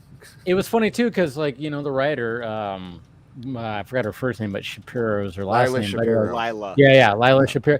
Like she goes, I wrote about Joss Whedon. I saw people underneath like, why did you do this? Why did you do this? And I almost want to be like, aren't you kind of glad she did? I mean, I mean, yeah. I mean, it sucks that like she like spent time and like did all this, and yeah, some of the stuff is tone deaf that she wrote, but I'm glad she wrote it. Well, some of the wording that I will say this. I agree with you that yes, it's better. Like it's almost that thing where it's like it's better to see them out in the open rather than to have them continue hiding. Like I totally get. Like if he's going to incriminate himself, by all means, push that shit out so everybody can like know that it's there. But by the same token, having read the whole article, there was some wording that she was using in there where it's like, okay, no, don't fucking defend him. Don't talk about. I don't want to hear about how he had to go to the bathroom because he felt uncomfortable. Oh, I love that she mentioned that though, because she said that like at the top. I think before he ever brought it up, my second most favorite part of the article is him saying someone advised me to go to the bathroom if I ever have trouble answering a question. And then she specifies throughout the interview where she's like, so someone said that you were making out on the office floor, and he goes, It says he rubbed like the bridge of his nose. And he took off his glasses, and he said, I got to use the loo. Right. That was the other. He left, and then he came back, and he goes, "You know what? I thought about that, and I don't think it's true. I don't think it's true because I lived in terror of being caught, and so I wouldn't have done it publicly." Okay, so he incriminated After himself. going to the bathroom. Right. That's like his best excuse. So yeah, he incriminated himself. She described the incrimination, the self-incrimination, and then he gives a worse answer. So yes, I get you. I understand. I'm not disagreeing with that at all. It's just there were certain points in the article where it was just like, don't defend him. Don't fucking defend him. Yeah, and don't give him a voice either. Like I don't want any like the 10 people that are defending him. I don't even want that satisfaction like from them. Like no, none of that. So I do see like and I didn't go so far. Like I wasn't going to quote Twitter, and I wasn't going to share the fucking link for the article at all either. It was like, you know what, I'm reading it, but I'm not like posting it out there for people to check out. But there were a ton of people that were like, you should be ashamed of yourself. I think perhaps 25%. The other 75% was clearly she was exposing this bastard for what he was. Yeah. So I think like she was like, all right, I'm gonna write this. I'm gonna do this. It's gonna be something. And then Steven, I think we've even had like kind of a conversation about it. Where it's like she just kind of went, all right, this guy is just going off and saying this. She might have gone into it with the idea of, it'll be sympathetic. We'll get him back. But then she realized, wow, the way he's answering some of this shit. Yeah. I'm just gonna let him fucking. We're past the point of no return. Pretty much. Pretty much, it was like, I mean, when you say stuff like, you know, about Gal Gadot's English and Ray's a bad actor after we've seen the movie and everybody praised his performance, you just kind of go, I'm just gonna continue writing. And neither of those things are the worst things that he said. No, that's the other thing. That's the I know. That's the thing that still blows me away. With some of the I mean, because as angry as everybody was about and rightfully so about the Godot and Fisher stuff, it's still not the worst of what was in that article. I still love Steven's favorite. I did the bad things. Yeah. Oh man. Well, and that's where like you start talking about like the fact that there were some people that were suggesting like I think he might like humiliation. Like I think that he maybe enjoys being humiliated, and that's why he did this interview. And then you look at that like I did the bad things quote, and it comes off a little bit differently. But because it even says like he lowered his voice, or his voice got a little bit hoarse, and the way you can just picture I did the bad things. You know, and you brought up how like some of like how he responded in this article is like indicative of like how he's written things and like stuff that's come up in his work. And I feel like, you know, we talk about, you know, especially in this era, like the whole idea of separating the art from the artist and how we have to do that so much now with like a lot of different artists and the art that they've created. And I feel like because of how we know he's written things and what we know of his tone, this is now one of the most difficult arts separating of the art from the artist that there situations that there is, right? Because at least with like an actor or with like, you know, a director, like we can't necessarily like, you know, when you look at like just to bring up another incredibly horrifically problematic individual, Kevin Spacey, I can look at, you know, what he did as Lex Luthor in Superman Returns and go, okay, I don't think that, you know, like I can't discern the nasty bullshit from him in the Lex Luthor performance. You know, like it wasn't written like with him in mind. Like it wasn't his voice like writing it when he wrote Lex Luthor, or like in his character in Baby Driver, or Suspects or stuff like that. But like, you also got to take into account like who directed Superman Returns. Yes. Well, see, that's the problem. That's another problem. But here with Whedon, it's like, especially since he purported to be a progressive feminist back in the day. Yeah. And now, he was like on message boards engaging with fans where I think it specifies, and if not, I think it's pretty clearly kind of insinuated by the circumstances that he was probably the most balanced way you could say it was using it as an opportunity to meet women when he would engage with his fans on forums and stuff. Which is it crumbles that entire legacy that he had kind of built for himself. And I'll say that without I'm always unsure about my conspiracy theories, because if it gets put out there, some people take conspiracy theories a little bit farther.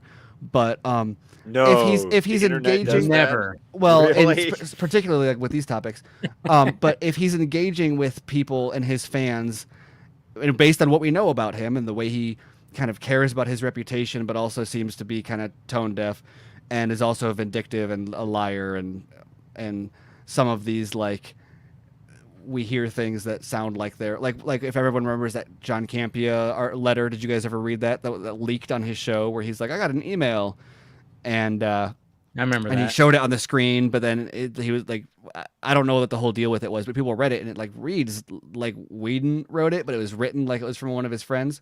Anyway, all that to say, we know that there are like people who like Devin Faraci and guys like that who like knew him, or were like buddies with him, who were like big writers. And you look at like some of the things that have been said about other filmmakers over the years, and you start to be like, I wouldn't be shocked if there's much like our movies circle jerk, or you know, other people on forums and writers or whatever, that were actually like Joss Whedon burners, like putting stuff out there against other shows that he didn't like, that like, or other directors or whatever that he was jealous of. But you know, nothing to prove that. That's just me being like, he seems like the type of guy that would do that. Not that he needs to be someone with burner accounts spreading nonsense about other people in order to be bad. But what? Oh man, I just saw the news. Regina King's son has passed away. Oh my God. No shit. Died by suicide. Oh no. Man. Oh jeez. Yeah, he was horrible. 26. I that's just tragic. saw that, and I am Wow, Dave, you got the link for AFSP in your description? Of always. Yeah. Always. Yeah. It's always in every video, every stream. It's always underneath, man. Jeez. So yeah, everyone go. God, man. I mean, that's the thing. I mean, especially nowadays, especially, Wow. you know, with the pandemic and everything like that. I mean, one of the things that doesn't get talked about the most is, you know, how people are just being and handling a lot of this shit right now. God, man, that sucks. Her birthday was last week too. Which is a week after she oh wow. This is 1-800-273-TALK, man. Come on. You know, if you know anybody, you have any feelings about that, man, that sucks. Jeez. Man. You hate to hear about all that. You just really hate to hear about all that. Yeah. So I'm sorry to bring it down, but No. This is something like this is something that just needs to be like, oh man. It's always got to get put out there, man. This is the part. I mean, you know why? I mean, this is the serious part of why I supported those events, you know, that we had last year with BVS Comes Home, and also with Zack Snyder's Justice League. You know, that's for a cause, right? Like that's an important thing. No, it's why, you know, AFSP is on the billboard in the fucking movie. You know, like that's you know, that's it's all about awareness, man. I mean, jeez, man, that sucks. So our condolences to her and her family, man.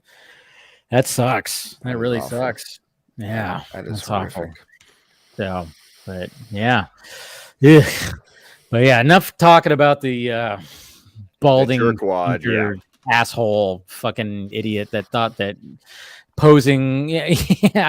I do like the memes and some of the, you know, some people, you know, put out there. I think one of the funniest ones was like when he had that pose where he's like leaned up against like his glass window, and it's just like, I would have voted for Obama a third time. Which is because that's because you know, of course Bradley Whitfield in Get Out. Yes. No, it was like I laughed so hard at that. I was like, yeah, that's perfect, because it's like, you know, It's just it was. I don't know, but even at the same time, it's like, yeah, but you still like the stuff that. Anyways, yeah, fuck Whedon. He's such an idiot, and the fact that I love the fact that Godot said, "I'm never gonna work with this guy again." Responding with that. Ray Fisher, I thought he was going to go like full on, but he only just made fun of the really ridiculous stuff, which I thought was like good on him. He's not going full force. I thought he was going to go more full force, and I was like, oh, here we go. But then he only had like he was smart enough to know that he didn't need to. Yeah, he didn't need to. He also did the right thing in terms of he had that one tweet the day of and was like, yeah, today's not the day. Right. Well, I mean, because of the day itself, and also because of his show, Women of the Movement. Which, that's not good press. Like you need to. The day needs to be about the day. So he waited 24 hours and then did all of his stuff which you're right, did not go. And it's also classy of a way for him to, like, he could have easily blasted it for the publication date, like a lot of people did, but it was very classy of him to just say, to acknowledge the day without, like, I don't know. I don't think he would have come under fire, but it just looks classier of him for him to just say, I'm going to celebrate the day and not react to this yet. And as opposed to, like, I am shocked that they would publish it today. I'm not even going to bother to, like, he took the high road in, like, all regards. Yeah. No, it was, he handled it well. It was,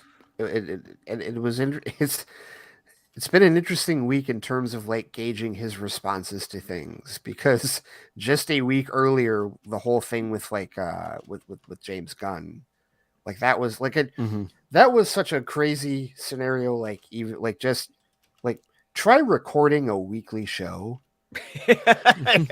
While I listened to that weekly show, while all of that shit is happening in real time. Right, doing it daily.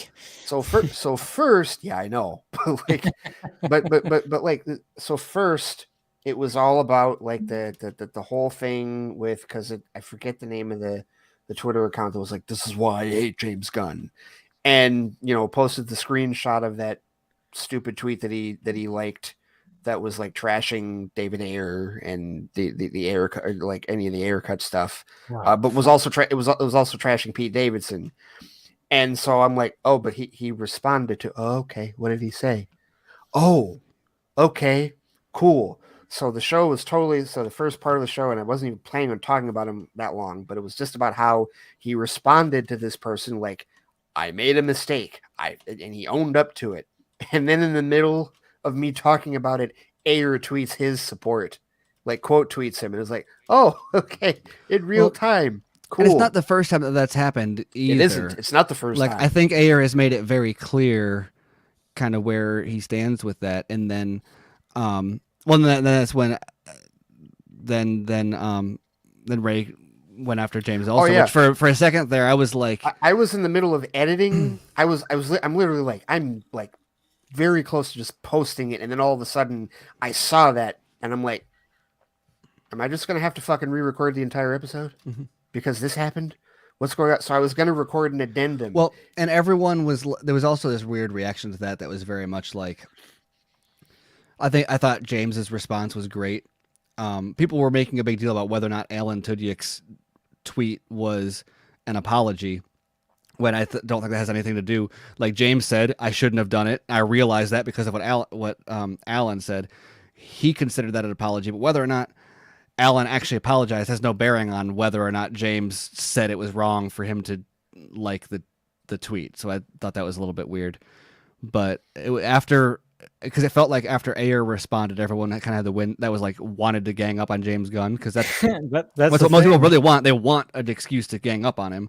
Yeah. And so they had that for a second. And then David Ayer took the wind out of their sails. And then Ray was like, well, what about this one? And then everyone was like, oh, meat's back on the menu, boys. Right. Well, and then exactly. And then I even saw something and like then Gunn responded in 10 minutes. Yes, which was hilarious, because I saw some people like, you have 24 hours to respond. I'm like, who the fuck are you? He has 24 hours to respond. What are you, a villain? Right. But then he responds in 10 minutes. I'm like, boom. And was, I mean, just like, you got it. And he responded, was like, you got it. Da da da da. And was like, boom. And what made it even better was the fact that Ray quote tweeted him, "Thank you," at James Gunn. Yes. It's like, So like as far as the anyone that wants there to be residual drama or any reason to lord any of those situations over Gunn's head, per the people who should have been offended by it, Dave and Ray, it's resolved. So like you can take that off of your like pound of flesh like checklist. Yeah. right. You really can. And Yeah, so you really all that can. shit happened while I was trying to put out a fucking episode. I know. That was so great about it. It's like the fact that it was like, yeah. I mean, that's happened to me too. Like when I'm doing something live and all of a sudden something happened. I mean, the last thing I can remember is when Campea dropped the spoiler images for Spider-Man. And people were like, dude, check out Campea's tweet. And I'm like, what? Oh shit. Like, what the hell is this guy? What? It's just when that happens live, it's fun. It's fun when that happens, but it's like it does. I mean, when you plan a show, you're like, all right, I'm gonna talk about this, and then all of a sudden it's like, well, you just get thrown that curveball, and you just have to like roll with it. And it's like it's a different type. It's almost like this was almost like a change up, Dave, because it wasn't just a difference in the topic. It was changing my defense. It was changing what I was saying, right? Yeah. Because my whole thing, because just like Steven was saying, like the meat was taken off the table, and that was my whole approach when what I originally said. There's no meat on the table. Shut the fuck up. And then the meat got put back on the table, and I'm like, God damn it! Like, what am I supposed to do? Well, I think what's frustrating about it is, while I'm being defensive of the situation, saying like, get off James Gunn's back, at least over these issues.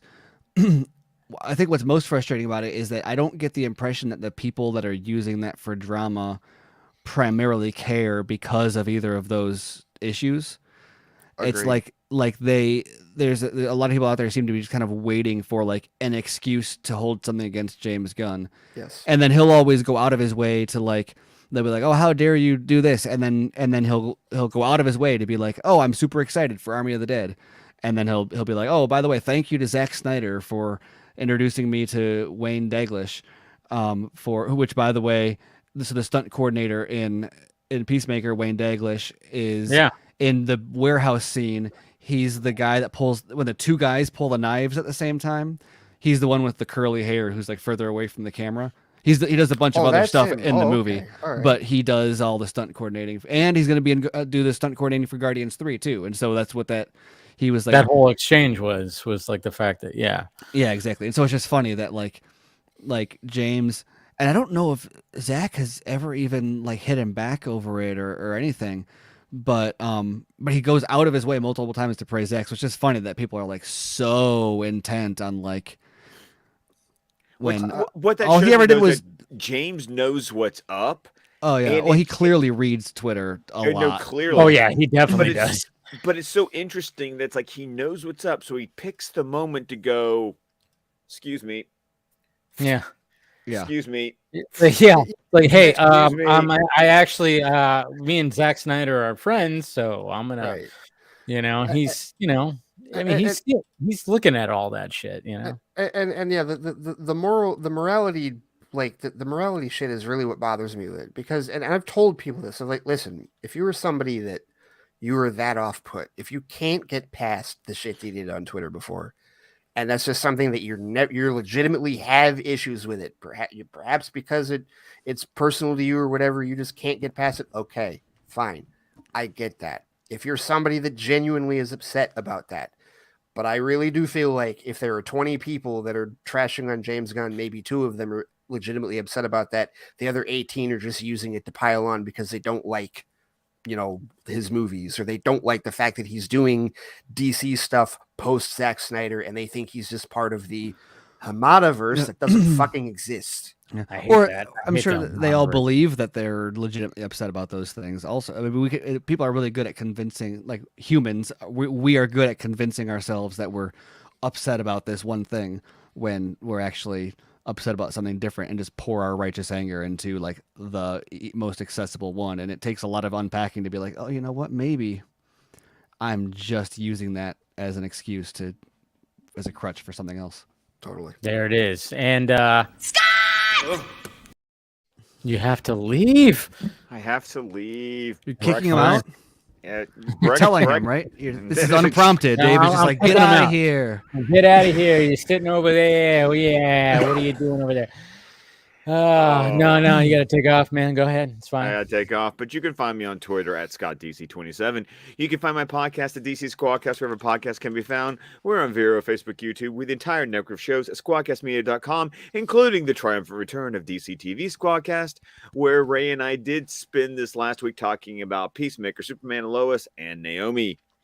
And then, of course, you can find me Sunday nights, 7 p.m. Pacific, here on the Film Junkie Talking Batman the Fan Minute stream, where this week's episode will be They're Yummy and oh so delish. They're Joker fish. Laughing Fish is this week episode. Which was Great referenced in... Oh, no. I just watched Injustice, the cartoon. The animated Injustice, which is not that great. Not good, no. But Harley says, I was the one that came up with Joker Fish. So, all right, Scott, thank you. Thank you for joining. You guys. See ya. We'll talk to you Sunday. All right. Speaking of Naomi, how is that show, Ray? Okay, so like, Okay.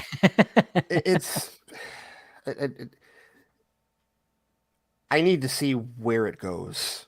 Okay. And it's one of those things where, like, I think we've talked about. I don't know if I've talked about it here with pilots, like with TV, especially with comic book shows. It's like,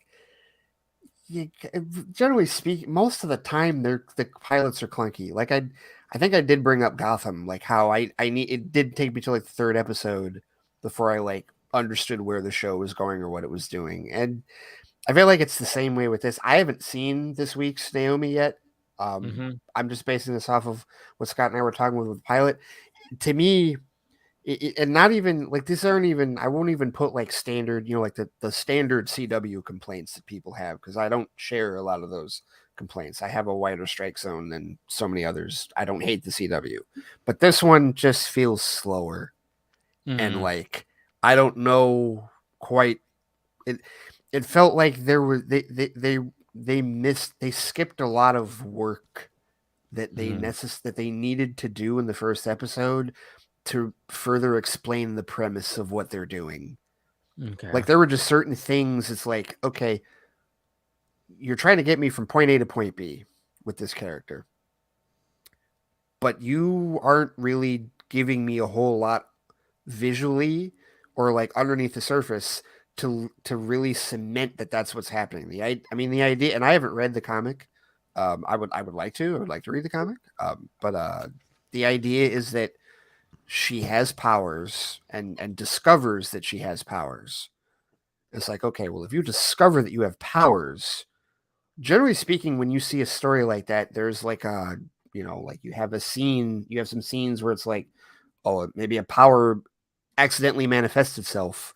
Or, like maybe an accident happens here. It's like, I didn't know my own strength, that kind of thing. And it's like, I don't necessarily, the show kind of missed that memo, at least in the pilot. And I'm like, okay, I don't know. I saw the commercials and I was like, okay, I don't know the character. I'm not familiar from the source material, but it seemed interesting, but I haven't given it a shot yet. But, hey, we got Enosh joining in late. What's up, guy? How's it going? What's going on, man? Going on. It's going on, Good to be here. Good to be here. It's good. It's good. Glad you showed up. Nice hoodie. He's out. Yeah. It's a fancy show. I know. It's a fancy show. Oh, yeah. It's a fancy show. That show's on my list. I've seen none of it. You never seen Stranger Things? I've seen none of it. Ray. But here's the crazier thing though. Here's the crazier thing. I don't know how, but somehow I've not only not seen any of it, I don't know. Like I've somehow a bubble has maintained formed around you where you don't have spoilers. Good. Wow. No idea. I'm telling you, you're gonna go in that and you're gonna just binge. You're just gonna have like a day of just watching. You're gonna lose your mind. It's Everybody kept telling me, because I didn't have Netflix for like those first 2 seasons, whatever. And so like everybody kept telling me, "What's up, Steven? What up? What Oh, up?" it's back to 1999. We went from highbrow to what up? It's like shocked that we don't use StreamYard to do like exclusively that all the time. Just Right, like that's, I right. mean, that's what that is, right? Just No, like- but Enosh, it's probably man, gonna it's probably gonna be like Breaking Bad was for me, because like Hey, I sent everybody over here after I meant to do like this like simple like hour long stream because I was showing off toys and stuff that I got because I got like some toys from the it's Batman never that and everything. simple. Yeah. And like and we were and all I literally only had one topic. We talked about the Batgirl photos, and I was going to show that, and then somehow we got talking about Peacemaker and the whole insult to Batman, and then we discovered StreamYard now has music. And that's right. They do. I saw that we just today. started jamming, man. We just started flowing, and like We there can was like a literally- 10-minute period. Yeah, baby. We can have this in the background, and I could turn See, it we down. brought the party. And We this is brought the royalty-free? party. The lounge brought the Royalty party. I brought free. all This the is people. all I sent them all the StreamYard. link. royalty free, and the stream is down. Yeah, and all of a sudden, boom, oh shit! Oh yeah, Enya just took us down. Yeah. No, yeah, but I was like, when I was like setting up the stream, I went, "What the fuck? They have background music?" And Yeah. we got. I mean, there's all kinds of stuff. Like, This one kicks in a minute. yeah, This it one's like weird. takes a little bit, right? Yeah. This No, one yeah. takes a little Before bit. the stream started, I was like, "Oh, this is interesting." Like, here we go. We have a party. Pretty much. Little Rockberry, action right there. Me, him, Yeah, me, him, me, him. Oh, don't worry about it. Don't worry. Me, him. Yeah, there's all kinds of stuff. You got daydreaming. It's all ingest and edible, and fucking have a stream. This is called feeding the ducks. Yes. That's right. Feeding the ducks. It's a This is chill called vibe. Into Space. Oh yeah. Now we're all traveling the space. wait. Did someone go Barry White on that for a second? I sure did, baby. Oh, that was you. Oh, you did that. You know, When I used to do my radio show, I had a character named Funkmaster Fee, and I'd play this music that would come in like some Barry White music, and I would read letters from our viewers or from our listeners for their love life. So I'd come in as Funkmaster Fee, and there'd always be a smell of jasmine in the air. Baby. I like it. That's how my wife got her nickname, the Lovely Tiftastic, was when I was doing that radio show. This is called Lofty. I don't know. Whatever. It's Well, I think it's lo-fi. Lufi. There you go. You know me. Yeah, there's that. I like this one though. Night driving. Got that synthesizer type. Let's go for a little midnight drive kind of thing. Hey, I feel it. let's get in there. Let's get in the You're listening to convertible. Dave, Film Junkie on the Vodka Stream. Film Junkee live on the Vodka stream. Tonight, spinning the hits. This has got some Quiet Storm vibes here. Yeah. Yeah, it really does. Why don't you just We kick just have back? this in the background as we're shitting on Joss Whedon. Right. Kick back, relax, and realize you don't have to have sex with all those women. Yeah. And then finally you have Rock, which is just it's like the generic garage band if you have a fucking Mac. Yeah, pretty much. Yeah. Pretty much. It sounds like all this was just made by one dude, GarageBand. Oh yeah, totally. Pro Tools, something like that. Which I'm not shitting on GarageBand. GarageBand's actually Oh yeah, awesome. GarageBand. No, yeah, you can do a lot of creative shit. I've done some creative shit on there, but No, yeah, it's just kind of weird though that like that's what they pick because like you can literally spend 5 minutes in GarageBand and do like and millions make times better something than like that. But, Oh you know. yeah, totally. But they can't update it yet, Dave, where it actually brings up like the member super chats.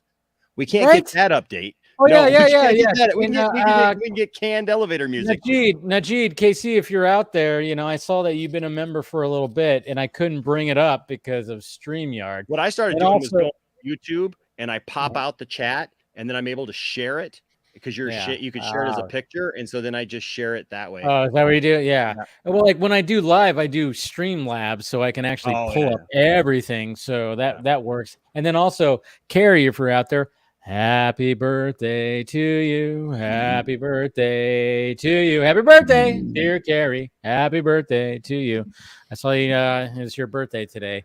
That's And awesome. I think we might actually be doing a Patreon stream tomorrow. And I know you're part of that. So we'll wish you a happy birthday again tomorrow. So there you go. Happy birthday, Carrie. We all know Carrie. Yeah, Come on. back to Oh, yeah. Stranger Things there, Ray. Listen, Yeah. for the first 2 seasons, like nobody well, the first season I didn't watch because I didn't have Netflix at the time. Because I had Netflix back in the day when you had to send in the DVDs, you know.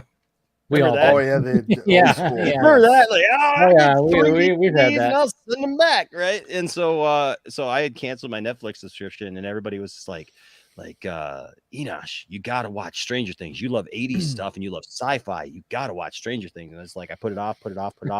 And then the first season came out on DVD, and Tiffany and I rented it. That's a rarity. We had a video store at that time. Ooh. And we rented it and Back binged in our days, kids. Yeah, back in our days, we had these video stores. So we had to go and get the video, and then we brought the video back to our house. And then if it was late, they charged us an arm and a leg. Yeah. so, Oh man. so we binged it all in one day, and then the next day, literally, Stranger Things season 2 came out. So we immediately signed up for Netflix and binged it the next day. So Oh yeah. dude, It's great, man. you're gonna enjoy it, Ray. I mean, it's just it hits all those beats, you know. I mean, we're practically the same age. It just hits those 80s beats just It was- perfectly with what the, does- the score. it- the score really does it for me. It, That's it what was I one like. of those where, like, the first couple of seasons that it came out, it was like, you know, it's one of those things where, like, you know that it's hit like the zeitgeist when, like, your coworkers are just Yeah. dropping references, and I'm like, what the fuck are you talking Oh, about? you have not seen Stranger Things? No, I have not. That's what we were talking about. Okay. Ray. I was I've catching seen- up. I have seen none of Okay. it. I've seen none That's of funny. it. I thought I was late. I saw I it popped up and it didn't have any like fanfare that I recall, at least, before the first season dropped. And so it was brand new on Netflix, and I, like, on a day I was off from work and checked out just like 1 or 2 episodes or something, and then ended up binging the whole thing in one day, as you do. And so there was like a week where I was like the guy that was like, dude, there's a show. And now it's like, oh, okay, it's like everybody knows about it now. But I remember I remember like texting my friends, be like, dude, check out Stranger Things, and then be like, dude, that show you told me about is really cool. And then now it's just like, oh, that show is Stranger Things. You know, Well, season 3 though messed it up though, because I'll be honest with you, as much as I like binging stuff, season 3, I think that they made a huge mistake by not changing that to weekly, because everybody was so hyped for season 3. I mean, everybody was just losing their mind ready for season 3, and then season 3 came out over the at the 4th of July weekend, and then it was just done. Everybody talked about it in one weekend. Everybody binged it, and then nobody ever talked about it again. Some Netflix stuff is good for the binge watch, but other stuff, like Stranger Things, of all things, to me, would be one of those shows that has a weekly, like, water cooler, like, throughout the entire week chatter, like, even more so. I mean, like, WandaVision, I think, was there. I don't think some of the other, and Mando, like season 1, a little bit season 2, I think are on that level. Not like in terms of quality specifically, just in terms of like how much people are talking about it. chatter. Yep. But not many things really retain that like week to week. Witcher, I don't know, Witcher season 2. No, not God. I don't know if it's quite big or it doesn't have quite enough of a through line. It's a great binge, I thought. But you know one of, well, this is what I was going to say about Netflix is, and I hear you, like, I mean, they're committed to the binge model. That's just what they're going to do for like all their stuff. And like, but when people, you know, like there was an article that came out recently. We're talking about like, the numbers are coming out, like how many subscribers everybody's added over like, through fourth quarter and all that, right? And we got the Disney Plus numbers, we got the HBO Max numbers, and I think there was an article yesterday that said Netflix added another 8.5 million to their total, right? So, but whenever you talk about like hype and like, what gets the conversation flowing with all of these services, the one that consistently does it like 10 times a year with something different every time is Netflix. Yeah. Well, and it's like, and there's a lot of armchair, especially on Twitter, you get these armchair pundits. But the thing that I always find when I look more into the data, or like reports on like what they say, is that they're acting on, like they are acting on data. They're not just dropping it. Like they're dropping on a specific day and whatever. Right. And they aren't making that decision arbitrarily. Like they don't care when the views happen. They just care that people are plugged in and always watching stuff. And based on the model that they're using, people are doing that more this way. And we don't see it because it doesn't manifest in the way that it used to. But it's not as important to keep that water cooler talk up because they're not looking at like the same kind of eyeballs and ratings that they used to have like for commercials. Yeah. And there's this back catalog, and people are constantly discovering the back catalog, and like it's just a totally different game that is like. But that's the crazy thing about it though, is like when people talk about how much hype WandaVision had or how much hype Peacemaker has right now, and it's like, okay, guys, that in many ways, looking at the other streamers, whether it's Disney Plus, HBO Max, Paramount Plus, whatever, anytime they have a show that has big hype, it's like, oh, that's cute. Let me know when you get like Squid Game and Queen's Gambit and Bridgerton, like all within a year, right? Like that's you can't beat that. I just think, look, like I said, I love binging stuff, and I get that they don't have to do it, you know, like that they don't need to rely on it. I just think, like, for us as fans, like I know that every fan thinks there's the thing that we think that we want, and then the thing that we probably really want but don't understand how we get that hype and like get that excitement going, and that thing that like really sustains us for a while. And so to be able to watch a show on a weekly basis, if it's good like that and it keeps leaving us wanting more every week, then you're talking to your friends and we're doing shows like this on that, you know, and we're keeping that in the vernacular, and like everybody's talking about it. It's unfortunate when it all drops at once. Well, Dave's going to do his show on it, right? I'm going to do my show on it. Everybody's going to do their show on it. Well, and we're going to have a show, and like half of us are going to be like, I stayed up all night to watch the whole thing. And the other half are going to be like, I didn't finish yet. I just won't watch the show and won't be on the panel. And then like next week we're on to the next thing. Right. So, exactly. Like, right. And so then it's gone. And I felt like that was because I think I saw somebody said didn't jump the shark. I don't think Stranger Things jumped the shark. I just think that they kind of like popped the balloon for a minute, because it was so hyped for season 3, and then season 3 got here. Everybody watched it. Everybody seemed to love it, but it had no staying power because it all came out at once. And then it was like the 4th of July weekend, so it was a holiday. And then everybody just kind of went back to work. Everybody kind of went back to doing what they were doing, and now we're just waiting for season 4. And I was talking to somebody about this. How long has it been? It's like 2 years. Like, how long does it take to do a season of 8 shows? I think they're all 18 months apart. Each one has been. Yeah. And see, I wish that's they did. typical, I love too. what Netflix does with animation, or not all animation, but they did it with Voltron. I think they did it with Master of the Universe. A lot of their different animated shows is they'll do like 4 to 6 episodes once every 6 months. I know when I was watching all of Voltron, I was like really into Legendary Defender, and that was awesome because it was like every 4 to 6 months. It was like a few more, and the break between those months was not. It didn't seem as long as it would. Yeah. So instead of getting like 12 episodes once a year, it was like pretty evenly spaced out. And like the pacing of the show was great, and it felt like constantly being fed but not getting burned out at the same time. Like it was a really. I don't know if live action can be done the same way, but I really love that model. Well, you know, I was talking to somebody about this because we were talking about like the Matrix, right? And we were just talking about some other things that it's very much right now. As fans, we're very much in a consume mode where it's like we don't get done watching one thing, and we're already wondering. We already want the next thing. And we were talking about Zack Snyder's Justice League, for example, right? And I know we'll you know. We all take our hits, you know, for, you know, stuff like, you know, tonight I was showing, you know, that I got the my God, I hate right? you. Oh, yeah, look at dude. that. Look at that, B. Look at that, dude. Listen to this, man. Beautiful. There are no bad Batmobiles. Heck yeah, man. God, that is awesome. Well, that right there is when Batman and Catwoman are getting on when they're having sex on top of the. Yep. And you know, it's like, hey, Batman, did you bring the bat protection? You got the bat condoms?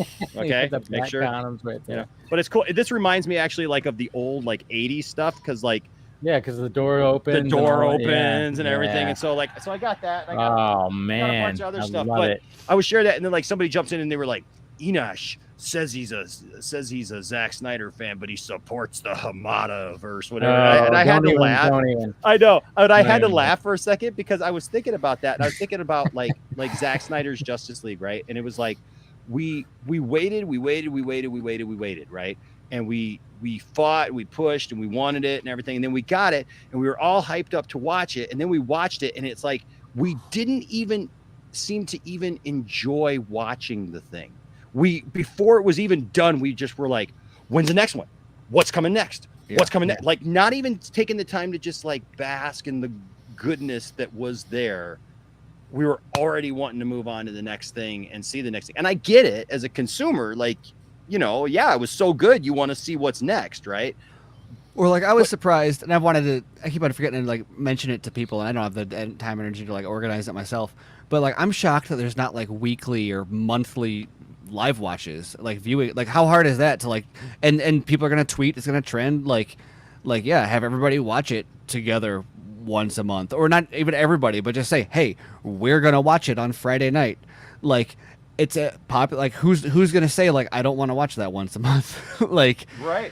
I'm really shocked that's not like a normal, like especially in such like a campaign oriented fandom, like that is basically a mini campaign, and you're watching the movie and live tweeting it. Like, yeah. Uh-oh. These guys. That's some Jokers right there. Look at that. McFarlane Jokers. Okay. Heck yeah. Nice. I'm waiting for the third one to come from Walmart. Loving the. Is that from the Three Jokers, right? Three Jokers? Yeah. Never been a huge. I've never really been an action figure collector in general, like since being a kid and like playing with them. But I got most of the. I was so hoping that they weren't going to sell out of this thing, and when I came across it tonight at Target, I was just like, "It's gorgeous." Yeah, love it. Oh man! I mean, look at the front of it too. Check this out. Oh god, look at that! Oh, it even lights up. Jeez, nice. I have to have that. You just missed Scott. He would have been all about that. Oh, I know. Scott just he left it the wrong. You got safety back there. You know, you got the brake lights. Yeah. You know, it's for safety. You know. Of course. Brake lights. There you go. For some reason, R2D2's there. That's why it's 3 hours. it literally goes off into space. I just enjoy like, and I don't know. I guess 66 started it, but it's like every Batmobile. It's got to have the atomic batteries to power, turbines to speed in the back. It's got to have that. It's got to have the flames. It's got to like. I also got to show you guys this. Oh my god! Oh my god! So why do you have that? Because this guy and his wife. First of all, do we know what this is? Do we know? That's from Star Trek, right? Yes. Correct. Yeah. Okay. I don't know it, but I recognize it from Star Trek, but I don't know what it's called. It is a Klingon batleth.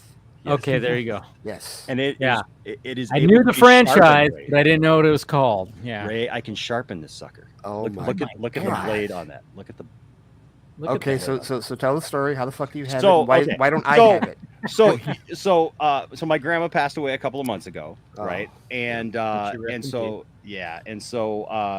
anyways, I took over her church, and this couple started coming, and they've become like really good friends of ours. And they're just like, one day he's just like, James is just like, hey, I got a couple of things for you. I'm like, okay. And so first he comes out, and you gotta love, because this is how I roll, right? Is I took over this church, but like the first thing he brings me is like some Kiss action figures, right? You know, nice, because that's how I roll.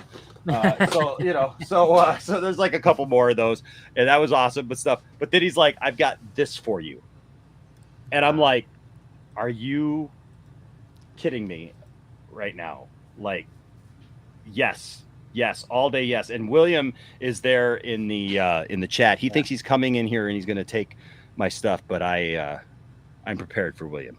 Yeah, and for Wonder Meg. You have protection. He says him and Wonder Meg are going to come and raid the place. She's going to take Gene Hackman, and he's coming for the rest of my stuff. That's right. You have that Gene Hackman loot door, don't you? If you're not a Trekkie, you don't understand the weapon he wields now. Okay, dude, this sucker's heavy too, man. Yeah, it looks. Yeah. No, I mean, that's the sword like of Klingon warrior right there. Seriously. Like if you hear a noise at night, you can literally just grab that and just go down the hallway and be like, "What was that?" Can you imagine? Can you imagine the news? Yeah. Man gets attacked with batleth breaking into. I mean, into Poindexter. that's happened before where people have like a katana in their house or something. I gotta look up like the headlines. Dude, They're they're always not awesome. going to call it Batleth. They're going to say Star Trek sword or Yeah, like, of course. Yeah. nerd sword or something. Yeah, I know, right? But still, that would be amazing. There'd be a picture of you in the paper, you holding it. Yeah, exactly. Oh man, that is fantastic. Yes. Outstanding. Yes. Thank you, sir. Oh, to pieces man. with a samurai sword, the burglars who got a very unpleasant surprise when their victim fought back.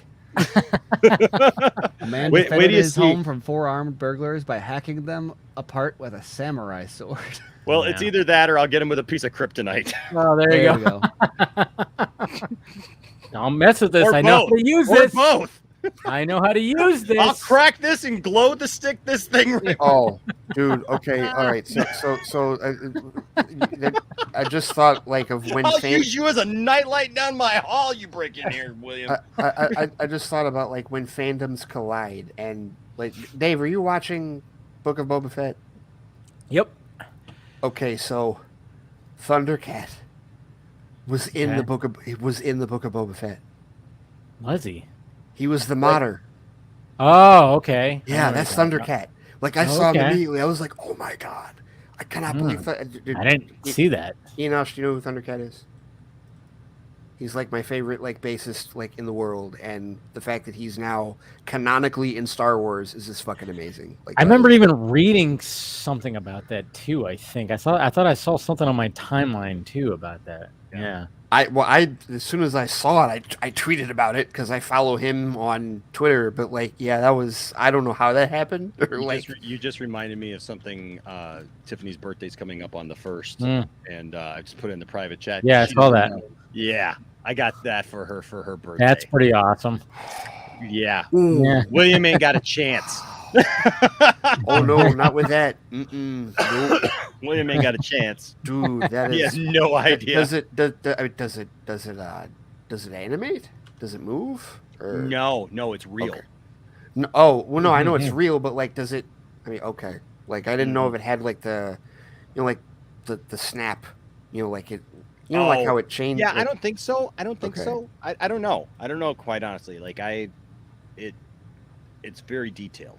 Okay. Well, that's amazing. That is fantastic. Yeah, seriously. Jeez. Can I just say that I love that I can buy that for my wife?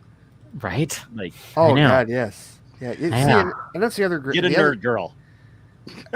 Well, and see, that's the other thing. That's why you don't don't come for nerds. We've got plenty. We have plenty of like in fandom home defense options. Yes. Seriously. At some point, I will have some of them are weird. Dude, at some point, I will have a glaive from Crow. I will have one. Oh, I will have a fucking yeah. glaive. It's gonna happen. Yeah.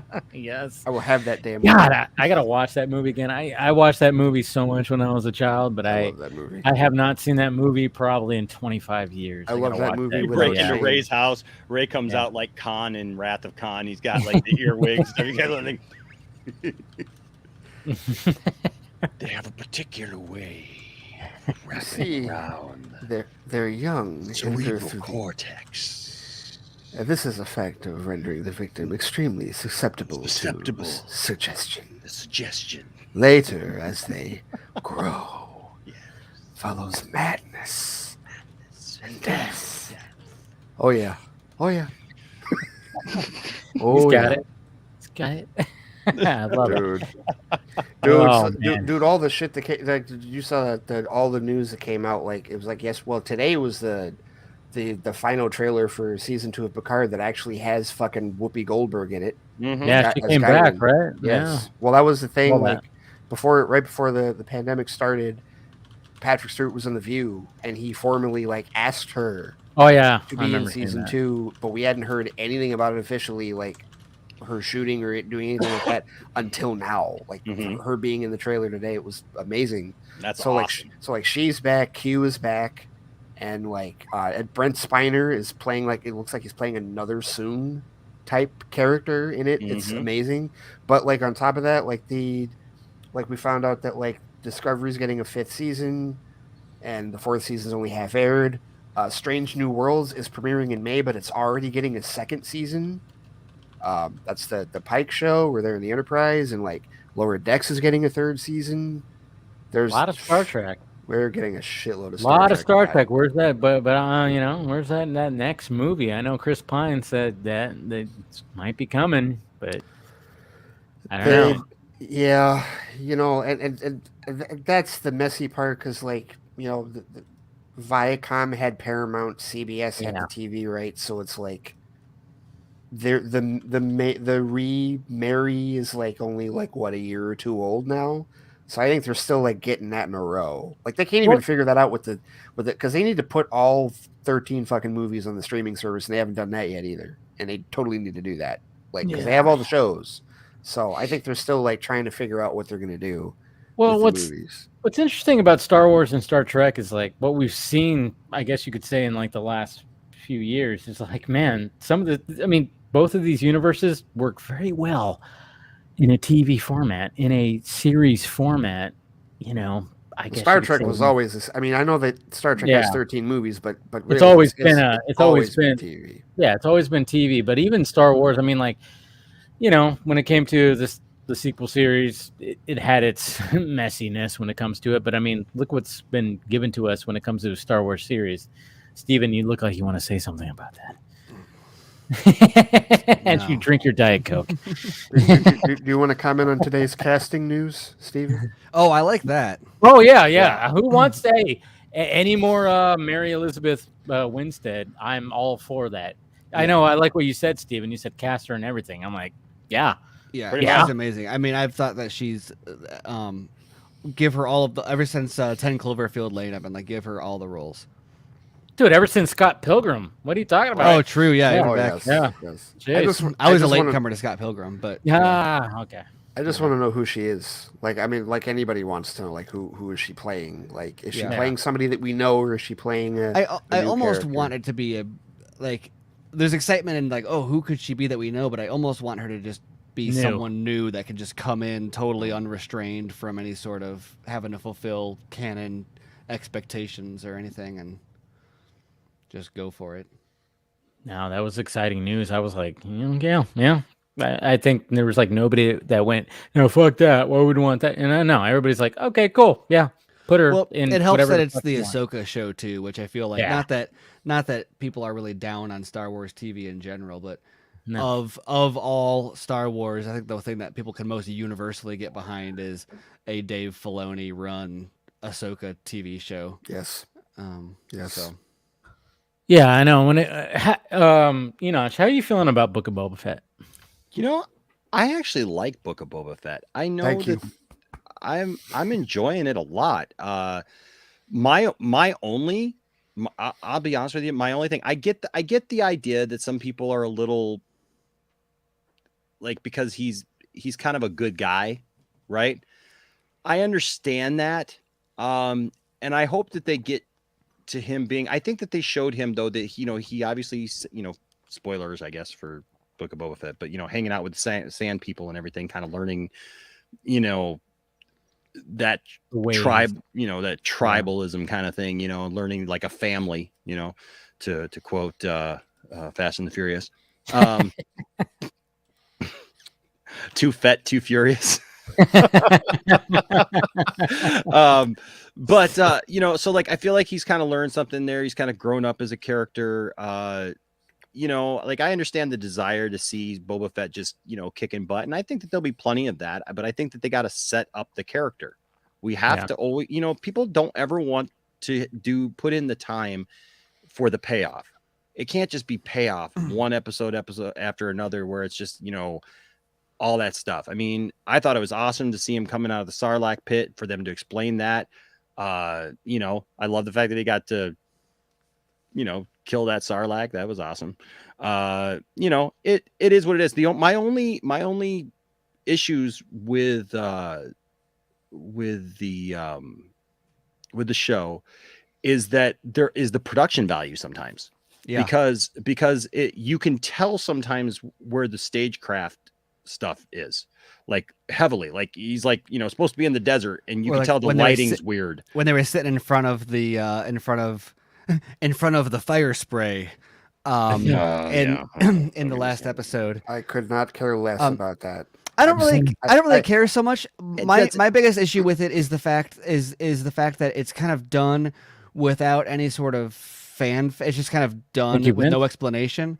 And then the reaction to it is very like I'm seeing people post pages from source books and be like, "Oh, look, it's been referred to as a fire spray since 1998 or whatever." And it's like, I know I've got the source books too, but they also, in the text that says fire spray, the title on that literally says Slave One. I know. Yeah. But, like I keep telling people, like, me too, man. I got 120 of these guys, right? But I come at it from the other angle though, where it's like, name me the movie that it was ever called that. It wasn't. I'm just saying. Where was it ever called Slave One though? No, that's my point. That's my point. No, that's what I was. I thought you were saying. But where was he ever called Boba Fett? Like prior to. Well, I mean, Holland did say that. Yeah, true. Actually, they do. Yes. But oh yeah, we all slammed you, Steven. Huh? Yeah. No, because they didn't name him until I was thinking of Palpatine. They named him in Return of the Jedi, but it was Palpatine that never got named at all in the original trilogy. Yep. That's true. You're right. That's very true. Just by his action figure. I remember getting that action figure in 1983 and going like, "Who is this Palpatine guy?" Or like, or like Organa, for example. Yeah. Like I remember being a kid and wondering what the heck that is. Mm-hmm. Yeah.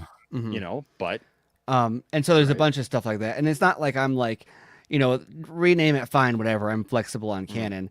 My issue is just the way I think the people who are mad are being a little bit ridiculous, but also there's a lot of Star Wars will do things, and then there's a lot of like semi-pro Star Wars fans who it's like partially their career who come out who are like incredulous at the idea that anybody would be miffed by that at all, when it's like these people have been like, the people who care are, I realize a lot of them are like bad faith or maybe not exactly of the best of intentions, but also they're people who have been buying the dozens of iterations of Slave One on Lego or action figures, or reading the books and comics about Boba Fett and playing the video games, and it's Slave One, and it has been for decades, and that doesn't mean that it has to stay that way, but for people to act like it never mattered or never was the name,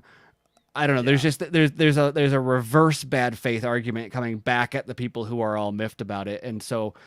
Like, while I don't have a dog in the fight, I just find it funny when I see someone like I don't know why people are so mad. It's always been a fire spray. It's like, well, no, it's been Slave One, and they changed it. Yeah. So let's just say they changed it because they prefer it that way, and whatever. Nobody ever named it, so it doesn't matter. But like, let's not try to pretend that it wasn't changed. Well, it's like I said, when that controversy started, you know, because I'm a huge Boba Fett fan. Like I said, like I've been collecting vintage Boba Fett figures for quite a while. I've got, you know, well over 100 of them. I've got all kinds of Boba Fett memorabilia. I mean, I got a helmet back here. I got, you know, I mean, like I'm a huge Boba Fett fan. That's why my screen name was Enosh Fett for the longest time. It's not my real name. You know, I thought it was. I know people have thought that. They're like, you're just a fan. No, that's it. That's not why. But like when I first heard that, like it frustrated me. I understand the frustration because, you know, like I've got a couple Slave Ones, you know, but it's like I told people, it's like it'll always be Slave One to me. Disney is never gonna be able to convince me or most of the other people, you know, to change our minds about it. We're not gonna all start calling it the fire spray. You know what I mean? We're all gonna call it Slave One, and that's what we know it by. Or like what would have been easiest, honestly, and I think fans would have even accepted it. Like there was a Slave 2, right? Like just add a comic where the original Slave One got destroyed, and between Empire Strikes Back and Return of the Jedi, have him get a new fire spray that he just calls fire spray. And like, I know that's like maybe too much explaining just for a name change, but like honestly, I think most like, although Slave 2 wasn't even a fire spray, right? That was is the Hound's Tooth. Is that is that Bosk's ship or is it a ship type? I don't remember, but anyway, they're regardless. Steven, you know what I'm more upset about than Slave One? What? I'm more upset about that Hasbro, did their HasLab thing and was like, hey guys, you know how you love the Mandalorian and you love that really cool new ship that he's got there, the Razor Crest. The Razor Crest, and it looks really cool, and like we keep playing with it like it's falling apart every week, and like it keeps surviving. It's like the new Millennium Falcon, guys. He just keeps just putting it back together. You literally saw it in the last episode with the door hanging off, flying through space, and they literally have to seal it off. Remember that thing? Well, guess what? We're gonna make one of those, and if you get in on our deal, you can drop $350 and get it sometime in 2021. And I was like, honey, that's a great thing. I missed out on Jabba's sail barge, which I wish I would have gotten. So how about I get that? Would that be okay if I get that for Christmas this year? Yes, babe. That would be awesome. Thanks. And then the next episode, they blew it up. So then it got delayed because it was supposed to be here in October. Now it's supposed to be sometime in February. What the Whenever hell? it comes, I've got a ship that got blown up. Yeah, that's not even part of the story You know anymore. what's really crazy about that too, and it's one of my larger frustrations with. They're going to use the Veil of the Force to bring it back. A minor frustration, but still a little bit of a frustration with how the franchise is being handled is they bring all this back, and like you've got the Millennium Falcon is still like the franchise flagship ship, and then the sequel trilogy is like, look, we've got X-wings and A-wings and TIE fighters, and like, how hard is it to introduce a new hero ship? Right. Like why? Like, and I like the Millennium Falcon is iconic, and I get it. Like, I even wrote an article at one point that was like, it's time to like destroy the Millennium Falcon. Like at this point, it's got your tongue, goddamn. Like there's almost more value in it, like dramatically, being here. and having it go down. Not because like I don't like it, but because like you've got to at a certain point, it's just like it's too much of a. You can keep it around, or like for example, the Ghost. I guess is cool to have the Ghost as a thing, but that's barely an Easter egg in the movies. How is there not another ship that like? I'm sure someone here can probably name another ship in the movies that like but like what casual fan can name another ship in the Star Wars universe other than the Millennium Falcon? I actually agree with you on that because I will say that like the first time I saw Force Awakens, like the scene where it first shows up and like they play it off as a joke where like they're headed for the better ship, the quad jumper, and it's like, what about that one? That one's garbage. You don't see it off screen, and the quad jumper gets destroyed. It's like the garbage will do, and then you run over and you like hear the theme and it's there. Yeah. I will admit there was a part of me that was like, oh, I mean, no, I was excited, but there was also a part of me that was like, oh, because I did kind of want a new ship. Yeah, exactly. Yeah. Well, even though I do love that one. It's weird that like this is a thing I even have to be frustrated about because like this is like Star Wars exists to sell toys. Like, so how are you not like, oh, we've got ship after ship after ship. Like the Razor Crest is probably in live action the only other ship that has a name that anybody could name or care about, and they destroyed it. Right? And I mean, didn't just like destroy it. Like they took all that time. I actually was digging the fact that, like I said, I was joking there, but I was actually digging the fact that like the ship kept taking a beating and having to get pieced together and fixed and everything. And I laughed out loud that last episode before they blew it up, where it's, just the doors falling off, and the whole thing is just exposed. We've never really seen that before.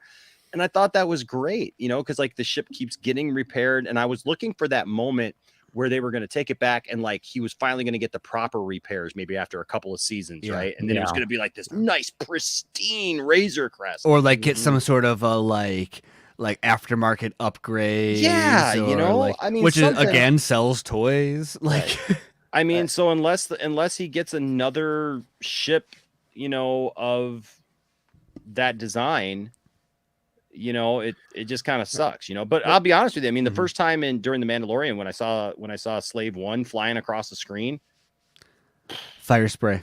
Yeah. Fire spray. Look, listen, my whole thing with that is I don't care what you call it. It's just, I don't like the the outrage crowd. Like that's Yeah, the right. outrage crowd I- sucked. I was gonna say, but there's outrage on both sides. There's the Right, outrage right. and there's the outrage that there's outrage, and both are, I think, are completely I- disingenuous. This is the finger that we wear this on for anybody calling it fire spray. I'm not saying any like if people if it bothers people, okay. It's just the people that are like, our world is going to hell in a handbasket because You're it's killing my Canada." child. Right. That's it's that shit. That Yeah. gone too far. I hate that. I don't know about you, but that scene when in the last episode where he's coming down and starts blasting all those guys on this. Oh man, dude. that I'm was. gonna tell you right now. Oh. I'm gonna tell you right now. There's like a few sounds in existence that like get me fired up more And than two of them belong to that ship. Well, there's dude. When I heard, and it's the same fucking sound from Attack of the Clones. Yes. The seismic charge, and I'm like, it just hearing it, just like. It's like when you hear the Transformers, you know that it's the same. It's the same kind of like feeling, and especially since fucker deserved that seismic charge. Oh yeah, man. You know, like but yeah, I mean the show. I think the show is fine. It's just pacing itself as long as it comes to Up and down. I mean, as long as it comes to a good end, you know, then the journey is worth it. I'm digging the flashback stories more than the present day stories. I like the flashbacks. I feel like, of course, it's Star Wars, so I'm going to propose an alternate edit. But my opinion from watching it, I feel very much like the flashbacks would have all made. They could be trimmed a little bit and put together, and as an hour-long first episode, do all the flashbacks. I think cutting back and forth between detracts from both. Like in terms of pacing, detracts from both stories a little bit. But the thing that I've noticed between this and then also Hawkeye, and then also I think after I realized that it's true of basically all the Disney Plus shows, they all kind of feel like the assembly cut of a movie, where you watch it and like there's.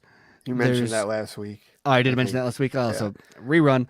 No, it's a good point because I agree with you. Because there's stuff in there that's cool and there's good moments and it works, but like for example in Boba Fett, like the Vespa gang chase would have been cut if it was edited together in a movie. That would have just been like, oh, they shot this scene and it just didn't work, and so they is everybody left calling them Vespas? That's what I see people calling it because of how slow they drive. Okay. Well, I mean, because they also look like Vespas too. Like they're not. They speeder do. bikes. Yeah. Like.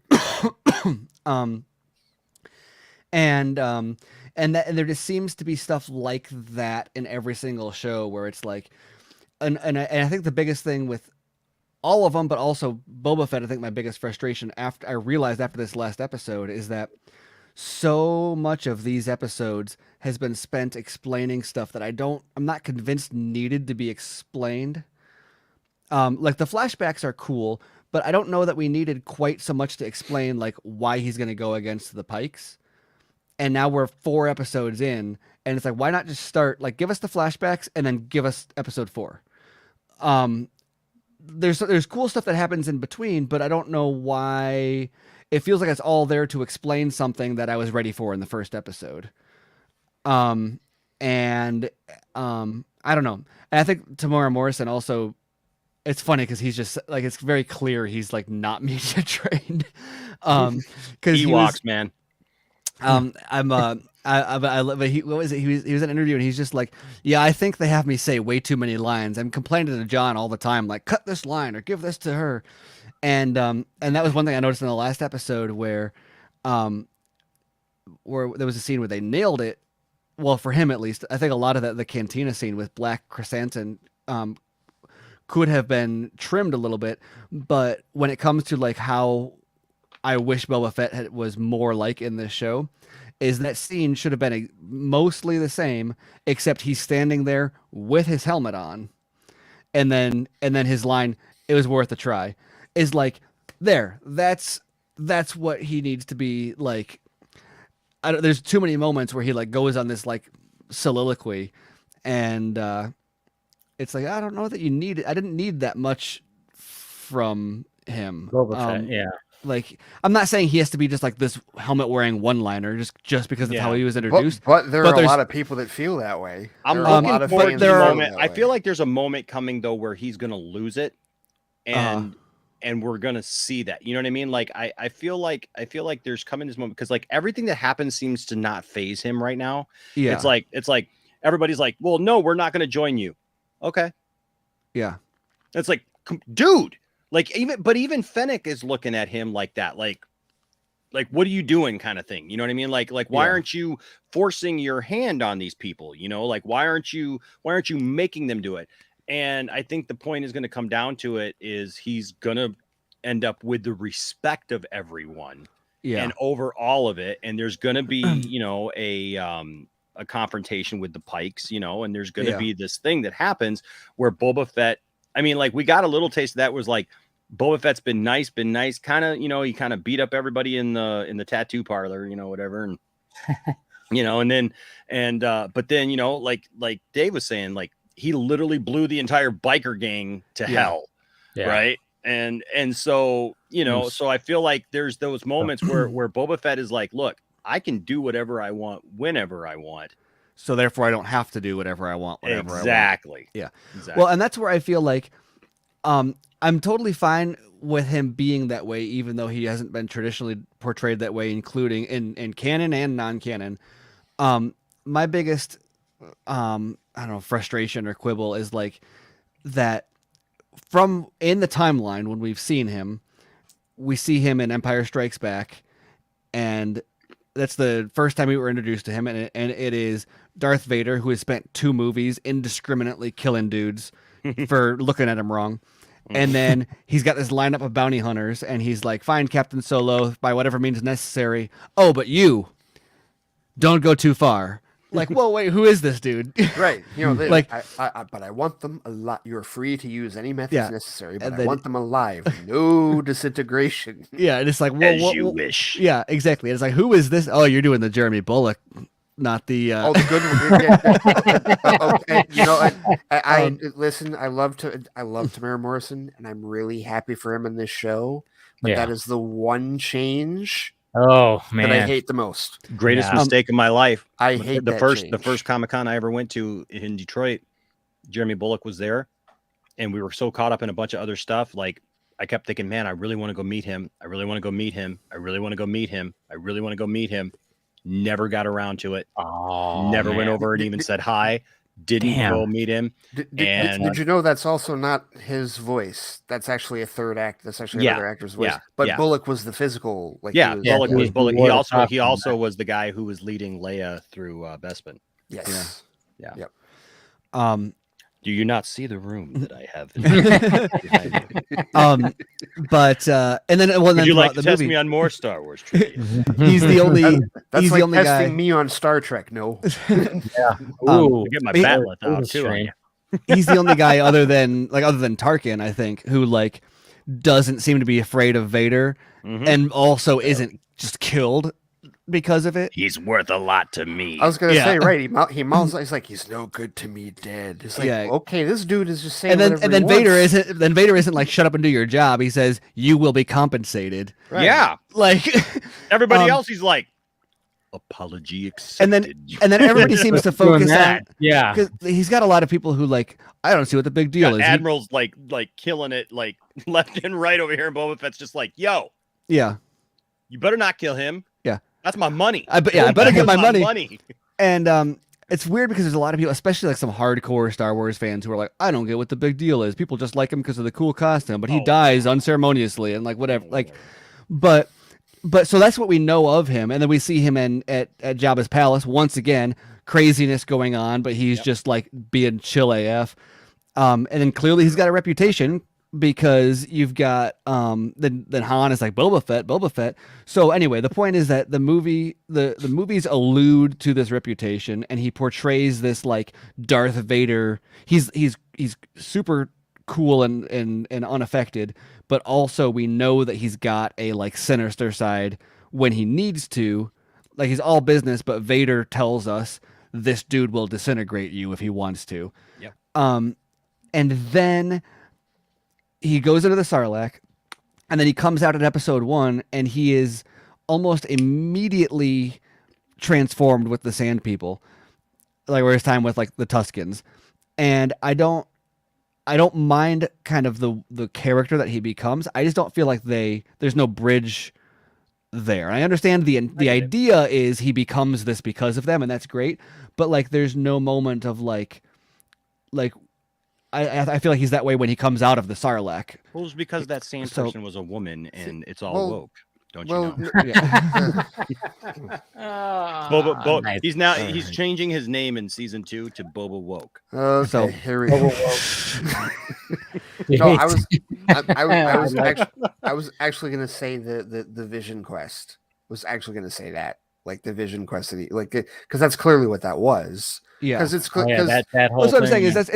it's all there, and like I get what they're doing, and I don't know if it's because he's not. I don't want to say he's not a bad actor, but I don't know if it's because they just didn't have the time or the range or whatever to take him on that journey.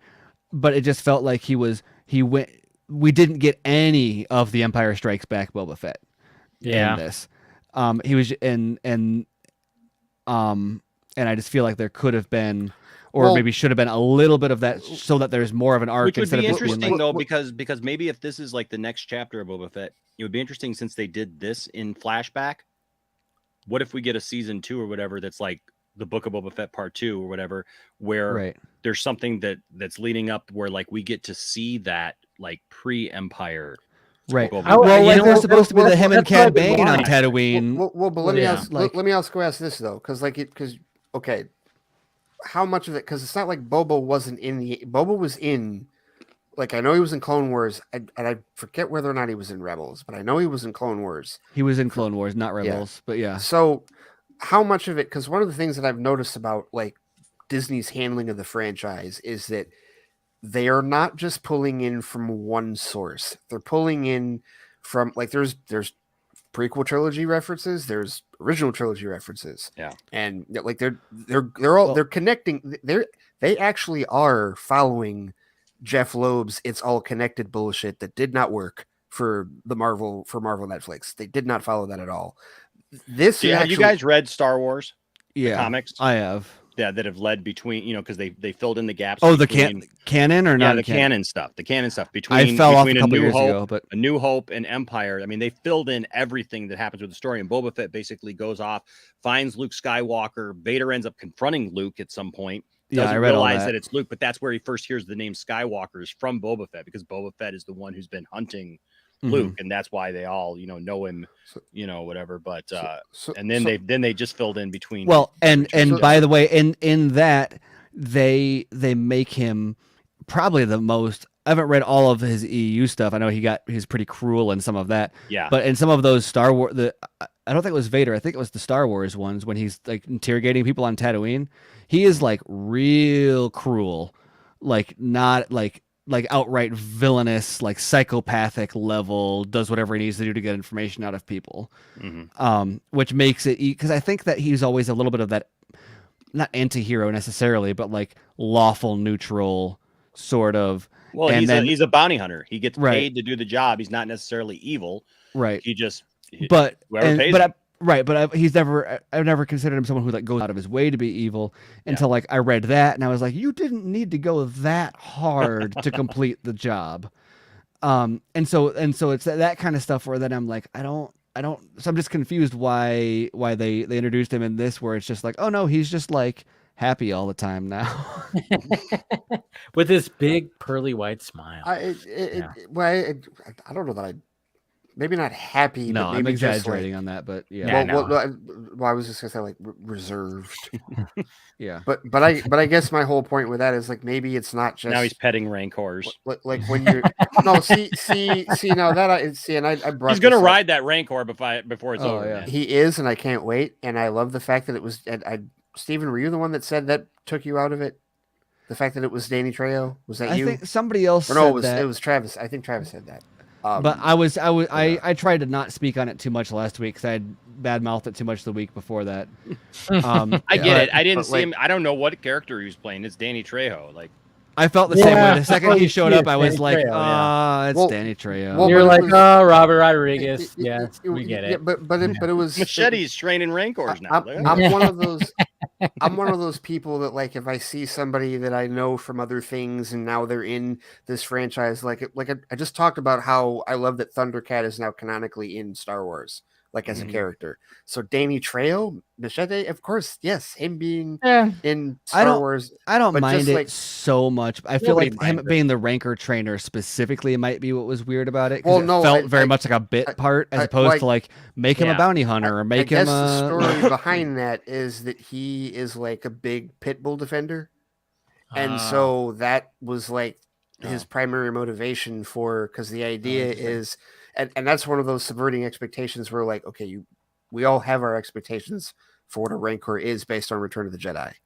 And so his whole point is, no, and you even hear him say they can be very loving and very gentle and they imprint on the first human that they see. And it's like, okay, he's trying to get us to buy that Rancors are not evil. yeah. Well, you know, because they've although always speaking of- established though that people were riding Rancors and stuff like that, Yeah. like even in the EU and everything. I mean, I was going to say, that was a thing. speaking of bringing in other canon stuff, is it was established this Rancor we were waiting. It was a what do you call it, a plant, a Chekhov's gun that was planted in one of the books. I think the same book, the Chuck Wendig book where the what's his face, the marshal that had Boba Fett's armor, Cobb Vanth. Cobb Vanth. They also established that I think it was actually the same group of people were kind of a spin-off. A lot of that stuff is kind of the result of the Jabba's palace kind of falling apart, and different people went different ways, and I believe it's that Rancor, at least. It could be anyone, but there was a baby Rancor in the mix where they established. No, actually, I'm wrong. They have a baby Hutt somewhere on Tatooine. I just remember that. That's what it is. Not a baby Rancor. They've got a Hutt that they are raising somewhere. Is it like the Lannisters? Let me look it up now because I'm going way people off were page. totally making that joke about the. About Oh the no, Hutts, yeah, the about Hutts and the Lannisters is hilarious. Yeah, just the whole, like, them holding hands, just like, oh Well, really? they could have gone with the original Bib Fortuna story. You know that story, right? Which one is that? So From, in like, the comics, from- in the EU, originally Bib Fortuna, when Jabba fell, Bib Fortuna had a backup plan that Bib was actually planning on killing everyone, was planning on killing Jabba, and that he actually poisoned everyone's drinks aboard the sail barge. He was actually really happy that they all got together, that all the important people in the palace were on the sail barge that day to execute Han and Luke and Leia. And so he had established to poison them all, and he had to stay back at the palace that day. So that's why he wasn't aboard the sail barge. And so when they all blew up anyways, he took over. Well, the Bomar monks, who are the spider, creatures, they're monks who have taken their brains out because they evolve, and they evolve so spiritually until they don't need their physical form anymore. So they just put their brains in these jars, and and then their spider bodies walk around. Well, he took over. Bib Fortuna took over the palace and was trying to control everything. The Bomar monks finally turned on him because the Bomar monks, that was their palace. Right. Jabba just took it over. But the monks didn't care because they weren't worried about physical things as long as they were left alone. So they just always left the Bomar monks alone. Mm-hmm. And so, but when Jabba died, all the monks turned on Bib Fortuna, and as punishment, they cut his brain out and they put him in a jar. So he That's was right. So he was his brain was in a jar for like the longest time, and he was trying to plot his revenge the whole time. So he reached out. I can't remember the guy's name, but he reached out to a different Twi'lek, and was telling him, "Hey, Jabba's palace is here. Like you can come and claim it at any time. Like you should come and take it." Convinced the guy to come to Tatooine. The guy comes to Tatooine. and Bib Fortuna like took over that guy's body, put his brain in the other Twi'lek's body, put that Twi'lek, because that Twi'lek had done something to him in the past, put his brain in the jar, and then ruled going forward as Bib Fortuna, but in a different body. It was weird. When I read that the first time, I was like, what? That's crazy. I want to see that. It actually made Bib Fortuna like kind of a much more interesting character than just being a dummy, because he actually had a plan to kill Jabba. Like, you know, I don't know if I've said this before here, but like I've talked to other people about it. Is like because I know there's still like I feel like there's a decent amount of animosity from old school fans about the fact that the EU is no longer canon, or that it's not canon at all. Like, and the idea is like that's part of why they think what Disney is doing is perversion, because there's all this wealth of storytelling that was done for years in the EU, and now it's just all being shoved aside for whatever this new stuff is. Oh yeah, for sure. So. But great you know stuff, what? But you know they're slowly bringing it back. But I'm glad you brought hold those up again. Hold those up again really quick, because this is the point that I was kind of getting at. Like, the point is that, and I said this in like my most recent Book of Boba Fett review. Disney doesn't want a Game of Thrones situation. And what I mean by that is they don't want a bunch of people that like remember all the people that had read A Song of Ice and Fire that were recording reaction videos of everybody that was watching the show whenever the Red Wedding or some other stuff would come up, like, oh, I can't wait till you get to this point. Oh, watch what happens when you're going to get to here, right? Yep. They don't want the same situation. They want their own like original canon. They don't want to do adapted works. Exactly. Having said that, I'm pretty sure that the Ahsoka story / the culmination of all the TV stories is actually going to be a remix of the Thrawn trilogy. Yes, which Enosh probably knows what I'm talking about. I know exactly what you're talking about, because did you watch The Bad Batch? Yeah. Is it interesting that The Bad Batch ended on Mount Tantus on the planet Wayland, and the first thing that they introduce is that they go to Wayland, Mount Tantus, where the Empire has been storing its stuff, and guess what? This guy right here, if you haven't read the book, he's a cloned Jedi. I'm just going to reveal it. The book came out in 91. Sorry, not sorry. Read it. If you haven't read it by now, just freaking read it. I actually hadn't watched The Bad Batch. He's a clone Jedi Master who thinks he's a real Jedi Master, but he's crazy because he was a clone. And that's the whole point. Is Thrawn goes there to get him because he realizes that the Emperor was the one keeping the battle together in Return of the Jedi, and when the Emperor died, that's when they lost. So he wants to get himself a Jedi Master to control everything. But then he surrounds himself with these creatures called Ysalamiri, and create force bubbles, and so he goes and gets that. And so I guarantee you right now, and I've talked to some people about some different things. You're going to see just that. You're going to see just that. And there's characters that I guarantee you're going to be hearing from in the not so distant future once they get into that story. You're going to be shocked. You want to know what really you know what made me think of that first, which is a weird twist? And not that this is a replacement necessarily, but I realized Ahsoka's place in canon can fulfill a not entirely so different role as Mara Jade, as the apprentice of Anakin, and the connection to the Skywalker line, and like all these different things. I was like, wow, I know she's not like evil turned good, but functionally, if they're going to remix that story, that is a good way to do it. One of the many elements that they can take along with, and then also you've got Ezra would be basically probably Luke, in the equivalent, because that's what they're gonna do. They're gonna go into like the unknown regions or whatever, and it's gonna be heir to the Empire in the unknown regions without the OT characters. And I think I wouldn't be surprised if you see some OT characters though too. The fact that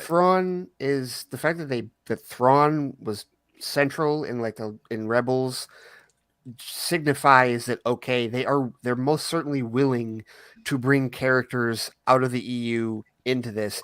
They just want to do their own telling of it. So remixes are fine.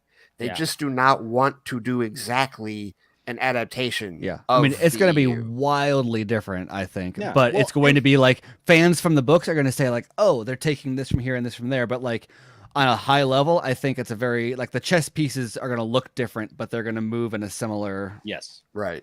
Yeah. Well, and and all these people were like, well, and they're gonna erase the sequel. They're not. They're going to show how it got to that point and what happened.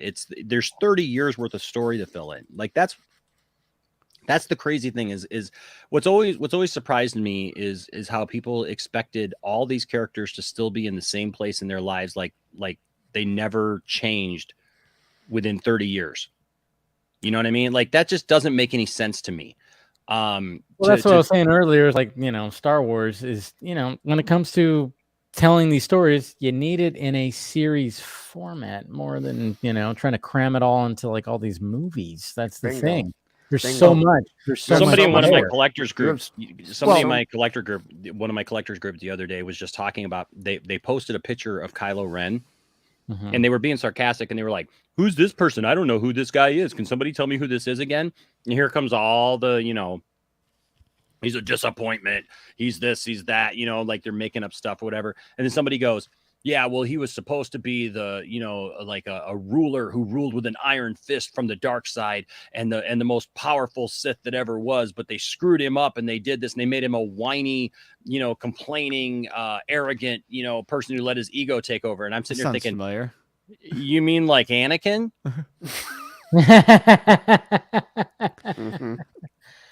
Womp womp. I literally said to the guy, tell me you don't know anything about Skywalker boys without telling me you don't know anything about Skywalker boys. They're all whiny. They're all egotistical. Yes, even Luke. Luke is my hero. Fuck yeah, Luke. Yes. Luke is my hero. But this Luke worship that Luke Watch did no Empire wrong. again, fuck nuts. Seriously. And that he what the can't hell? do any wrong and everything. Like Luke is my hero, man. I just bought a Luke Skywalker Return of the Jedi action figure. It's the most prized thing now that I own, figure that's still in the package. Like I love Luke. Don't get me wrong. Luke was my hero growing up. But this idea that Luke is like this perfect guy who never made any mistakes, who's just going to be the most awesome Jedi Master, and they just ruined him. Listen, that's just not. He spent an entire movie fucking up. Like everything entire that he did. movie I in the- know, in the and that's the original thing trilogy. listen, like people have such a, and I hate to bring everything back to like Zack Snyder, but people have such a conniption fit about Pa Kent telling Clark, like, oh well, look, if maybe I don't know, you should have let those him, kids let him die. die. I don't know, I don't know. Yoda straight up tells Luke, because he's like, well, should I just let Han and Leia die? I saw them in the clouds, and and they were hurting, and they were in pain. Should I just let them die? Yes. If you value what they If you fight honor for, what they fight for, yes. then yes. Right. That's And exactly even what he said. Obi-Wan's out there going, Luke, don't leave. Like they're both on it. They're like, Luke, don't do this. But you know what? Luke has always been prone to getting visions of the future that he doesn't understand, that confuse him, that get him thinking with his heart, because he wasn't taken away from his family as a baby. He's not the typical Jedi. He was raised in a completely different environment with his emotions.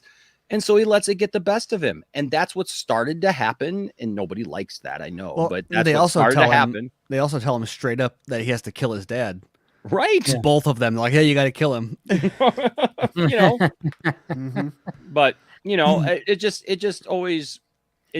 I don't know. Like people will have all this like rose-colored window thinking when it comes to our childhoods and like how everything was so perfect, and everybody now is just ruining it. Yeah. Well, everybody, a lot. I don't know. I don't mean to make it like nobody knows this as much as we do. Because I wasn't even like that deep into the EU. I read a fair amount, but I know there's lots of people that read way more than me. But there's a lot of people who have a very broad memory of their, or very broad perspective of their understanding of the material based on a sliver of kind of what's out there. Not that means that that's a wrong perspective, but I frequently find that a lot of these opinions, and not because they're like extrapolating, but because they remember reading all these books when they were a kid, or reading all these comics, or watching the movies a ton, and like that's fine. But it's like the slide being bigger, When you go to the playground, you're like, that slide's not as big as I remember it being. Except the difference is you're not going back to the same slide. They're like, here's this slide that's like the other one. Like, nope, that's not like the slide I was on when I was a kid. It's like, you know what? Neither is the slide that you were on when you were a kid. This transcends fandoms because that's a great point. Everything that we're describing here, like you brought up Zack Snyder, we talked Star Wars, all this shit's happening in Star Trek right now.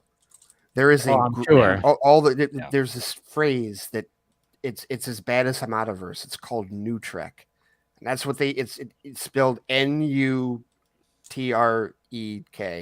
and it's literally what they use to describe all the Paramount Plus shows because that's such a travesty. And Alex, that's way better branding than Hamadaverse. New Trek is actually pretty.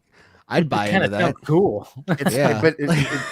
But it's used in the same way though, derogatorily. Oh no, I'm complimenting the branding. The name is definitely better. And they say the same shit too, like just how Kathleen Kennedy every day is going to get fired, Alex Kurtzman every day is going to get fired. Right. Every time, his ratings are horrible, just like her ratings are horrible.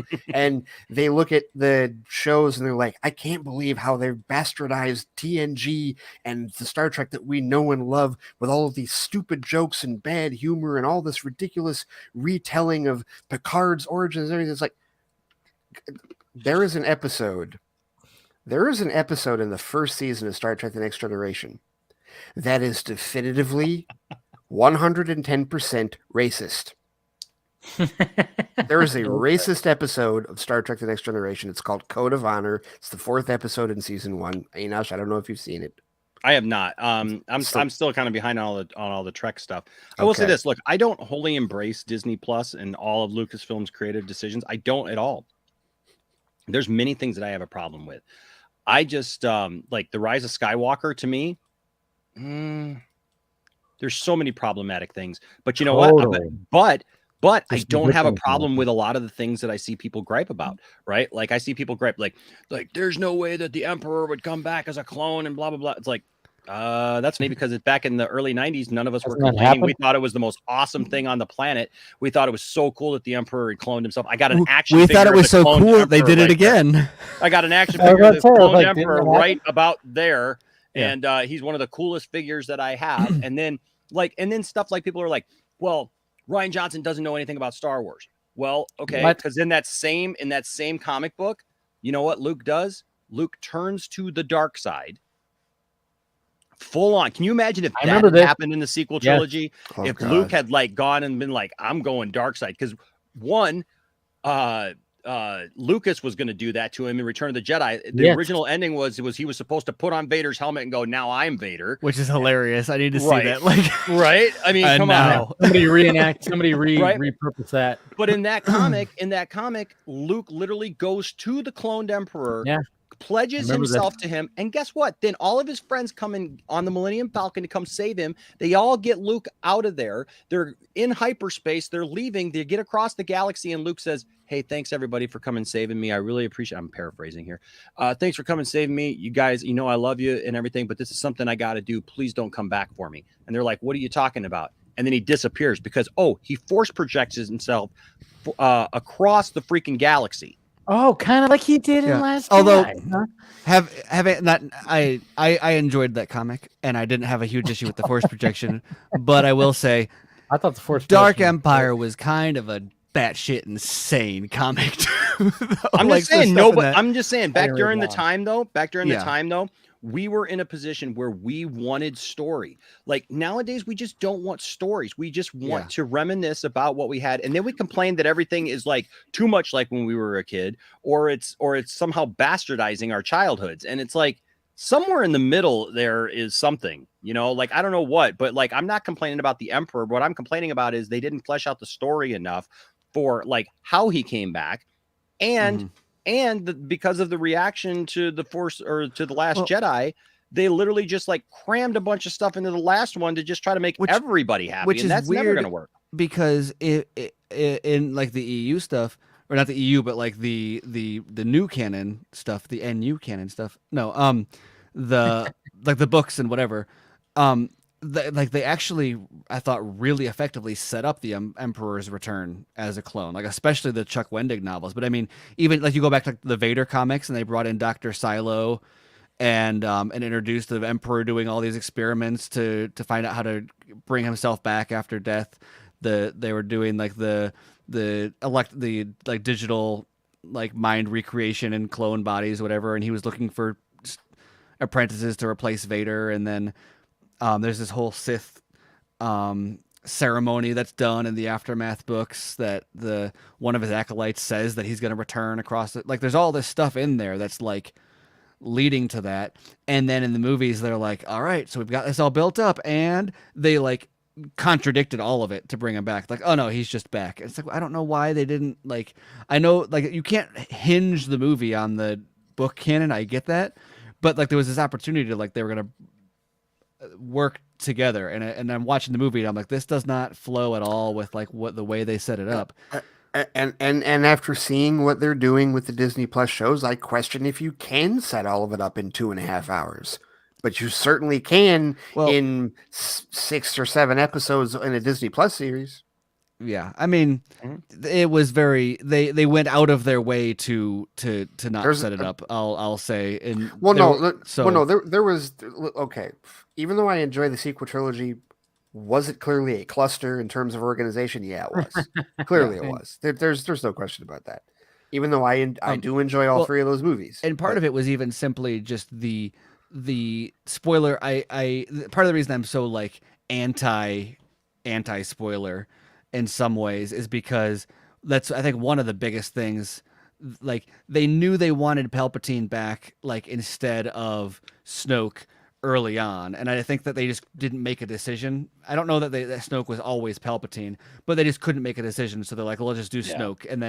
And then I don't know if they knew during Last Jedi or not, but either way, they put it all off until the last one, when, like, how great would it have been if, like, Palpatine's message arrived at or after the Battle of Crate before the end credits, like, just something little like that. Yeah. Totally. Yeah, I mean, they put that in Fortnite, for God's sake. Yeah, like, exactly. You know, like that. Yeah. That's kind of stuff. Like I do. And like that. And I don't know. We don't have to argue about Broom Boy, but like that fits way better as a conclusion to that movie than, like, Broom Boy feels like a post-credit scene. I still like Broom Boy, but I hear what you're saying. I agree with what you're saying. Speaking of outside canon and Chuck Wendig, looping back to my Rancor faux pas. I don't know if anyone in the comments brought this up yet, but here's why I said it was a Rancor initially, forgetting that it was actually so Cobb Vanth is in possession of a baby Hutt. And this, I believe, happens canonically before not as beautiful as before Mando. So I don't know where he is in Mando, but there's a crime syndicate who has a baby Hutt somehow, and the implication is that Hutts have an inherent royal kind of claim, I guess, or I don't, whatever, to the Hutt lineage. And so they were raising this baby to be under their sway, and they were going to put him on Jabba's throne eventually, was the idea. Which I guess Book of Boba Fett shows anybody can have his throne, so it doesn't need to be the baby Hutt. But Malaki, the former Rancor trainer, which is why I made the mix-up, the big dude that cried when the Rancor died, is hired. So Cobb Vanth captures the Hutt from the crime syndicate, and then gets Malaki to, or Malakili to, like, be its, like, nurse to raise it. And he's like, okay, fine, we're not raising it as an animal, we're respecting it and raising it as a proper being, and becomes its, like, school teacher or something. And then it just disappears from canon. So watch out in Boba Fett, there might be a baby Hutt out there somewhere. I would not be surprised. I mean, again, are we going back to selling toys? We're going back. I mean, that sells itself. Baby Hutt. I mean, Baby Yoda was so fucking huge, right? The whole selling toys thing. When you were talking about that earlier, just especially with the Razor Crest thing, it frustrates me. The frustrating part about it for me is, I'm the kid that, I'm the guy that when I was a kid, before the prequel trilogy, I had all my Legos, and I would have to, like, think in my own head what the hell the Millennium Falcon was going to look like, what an X-wing was going to look Dude, like, what a TIE but fighter was going to those look like. pod and I would have to racer build- sets were the greatest thing ever but- when they first came out. Okay, but you got to understand something, Steven, is that 1999 was like 50% yay, 50% about fucking time. Yeah. Because I wanted all those licensed sets back then. Oh yeah. And now there are like Star Wars is like what was the other thing that everybody was excited about like a day or two ago? The Skywalker saga finally has a release date. The video game, the Lego Star Wars Skywalker saga, it's April 22nd, I think. I'm fucking playing that game. It's gonna happen. But that's what I'm saying is like, is there a Lego Razor Crest model? Is there? Did they make one? No clue. Because I still want it, even though they blew the fucking thing up. I still want it. But and Legos are not cheap. Sure, they're Legos are not cheap. $130. At least for like the normal level one. I'm sure they've got a what do they call it? A Black Series or something. Oh, the collectors, like the 3,000 piece one that's like $1,000 or something like that. And we have a Lego store in Troy that it's like I have to if I ever go to Somerset, I can't walk past that store. I can't do it because it's like an addict seeing a crack store. It's like I just start shaking like, oh my God, I want all of it. I want all of this. I want all of that. And so no, the toy, let's see. Toy possibilities are I endless. only see one. It's actually a pretty good model though. It's a Razor Crest and it comes with a Scout Trooper and Baby Yoda. Mm-hmm. And Grogu, his name is Grogu. And Anyway. IG, what is it? IG-11? IG-11, What do they call him? Yep. Wow, that little Grogu model is adorable. And course. a not Lando. And a not Lando. Not Lando? Not Lando. Yeah. What It's Carl Weathers. Oh. Grief Karga, but okay, not Lando. Wow. That black dude. Not Lando, not Finn. The other black dude. No. I wouldn't. It's not Finn. It's I would Not only do Finn, that. wrong timeline. Yeah. Whoops. No, because he's very much a of that archetype. The other black guy. No, not that one. No, The I other mean, one. no. Not that one. Not that one. Yeah. How many black Get it guys right. are there in Star Wars now? There's at least Ugh. 3. At least 3 I know about. Lando, Wait. Finn, Grief Karga. Lando. Don't go disrespecting. Mace. Well, there's Sorry. Mace Windu, but I was gonna say When's he coming back? Is he gonna come back in Obi-Wan series? I hope he's not alive. Why? Really? I mean, 'Cause I that just would would not be- be surprised. How would they not? wanna Captain show- Panaka. Don't Captain forget Panaka. Captain Panaka. And then Captain Typhon, Yeah. Yeah. his nephew, I think, wasn't it? Yeah. Yeah.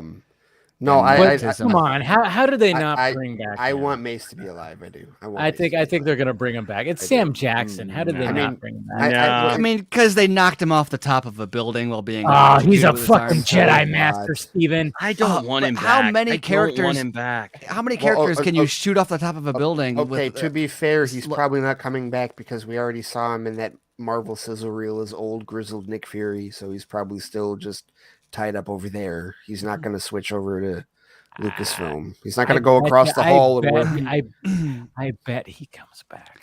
It's just- I I'll think be they, okay with it. they I'll be fine with they stretched it they far and got away with it in a big way to me, I think, but still with Darth Maul. And that doesn't mean that I think that means that like don't try your luck again with that. With like turns out he's alive. I See, he's the I one get that I why people- wonder. He's the one that I wonder if we're going to see him at the end of this season of Book of I Boba hope Fett. so. Because that's the other thing people are wondering want is more when's Boba Crimson Dawn going to show up? Mm-hmm. they've been around. It's Yeah. a big arc with them in the comics between Empire Strikes Back and Return of the Jedi. Basically, nobody's called this out yet, but I mean, basically, they're replacing Shadows of the Empire with Crimson Dawn stuff. It seems like I haven't read it yet, but from what I've read about it, that seems to be kind of the case. I've only ever played the 64 game.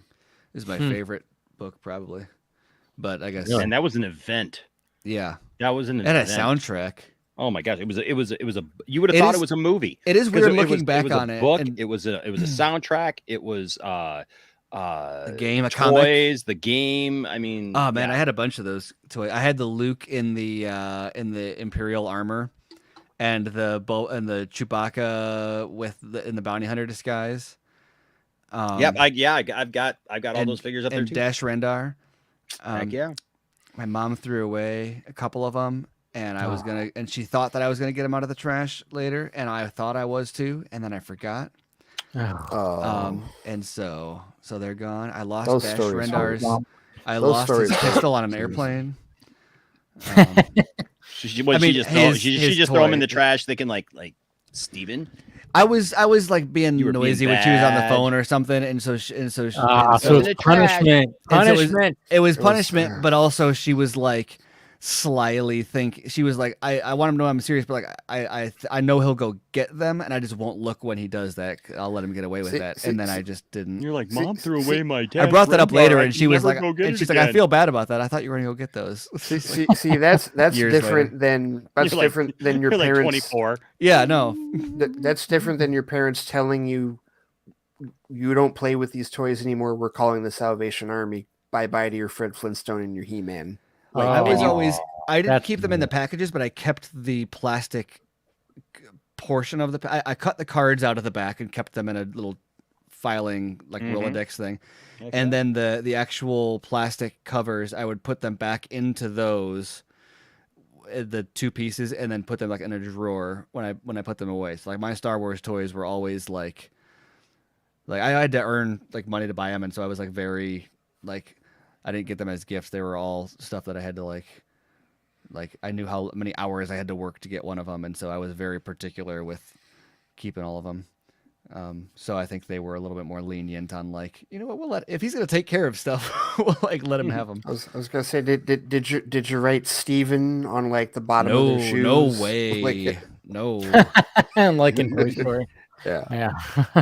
No marking. Bent limbs as little as possible.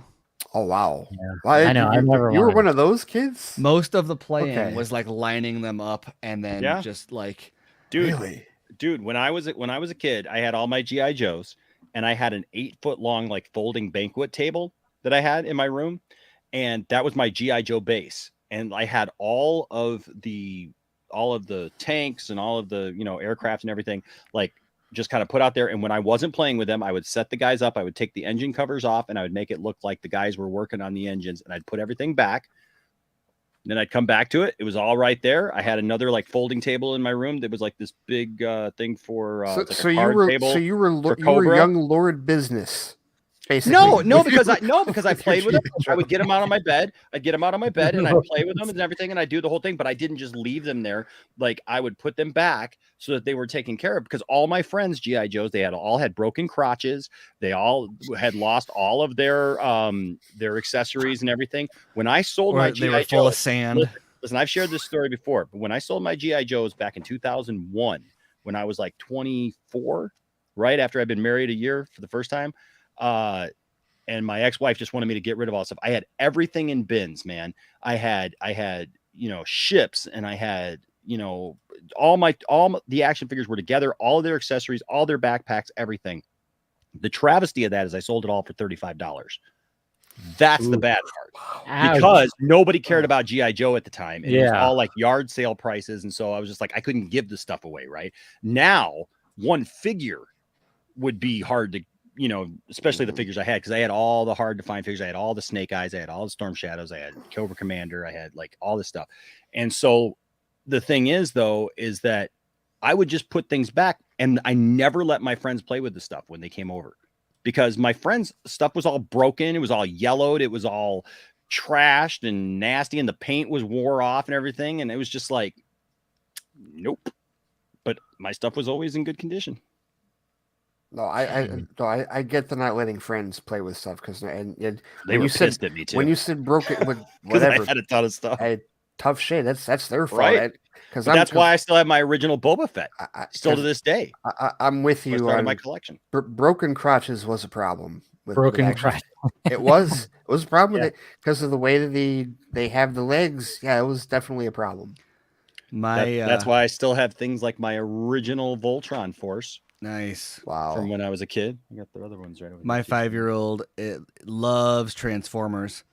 And man, those things break like nothing else. It's so hard for me because I was always I had like one Batman action figure until I was like from like age 5 to 8, and I just like held him and carried him everywhere. Didn't like. Yeah, it was always funny when like you had when you had friends that like broke their there you go. My original then Soundwave. I mean maybe mine were like a little worn out when it came to paint, but I never broke any of my stuff. I was pretty good with my figurines. And then my son gets all these. And to be fair, like they break just by use, but also he's 5, and so he's rough with them. And then he's always like, "Can I play with your Star Wars toys today?" It's always today, and I don't want to say like no, because I do sometimes, but it's always, "Can I play with your Star Wars toys today?" No, why not? I'm like, I don't. Do you see the state of your?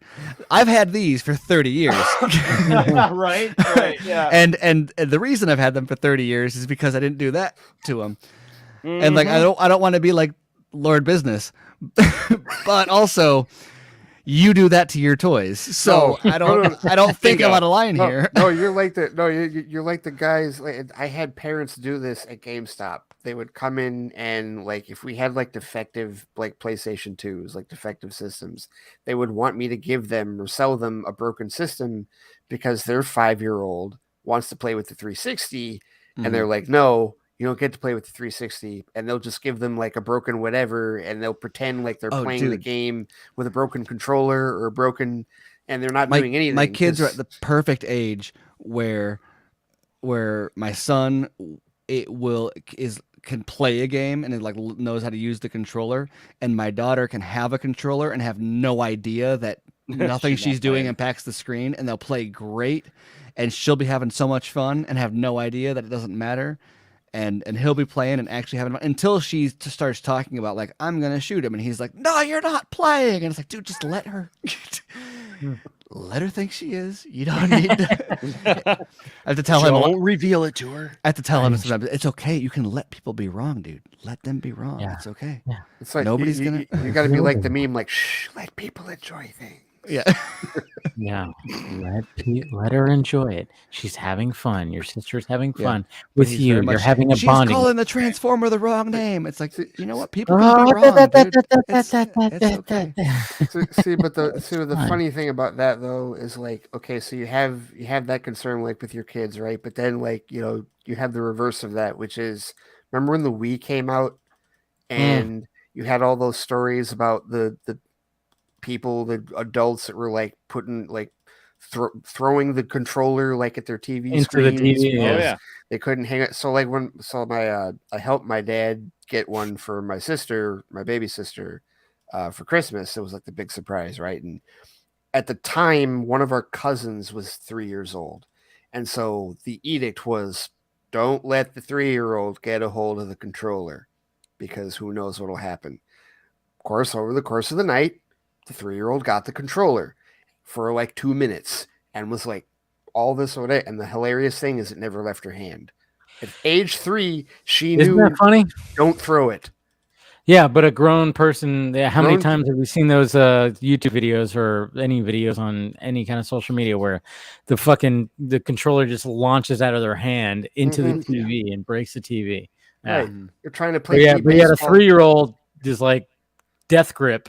Like full on, just and like, I mean, and she wasn't like, I mean, she was going all over the place, but still knew, like, had 2 hands on it. Even was like, never left her hand.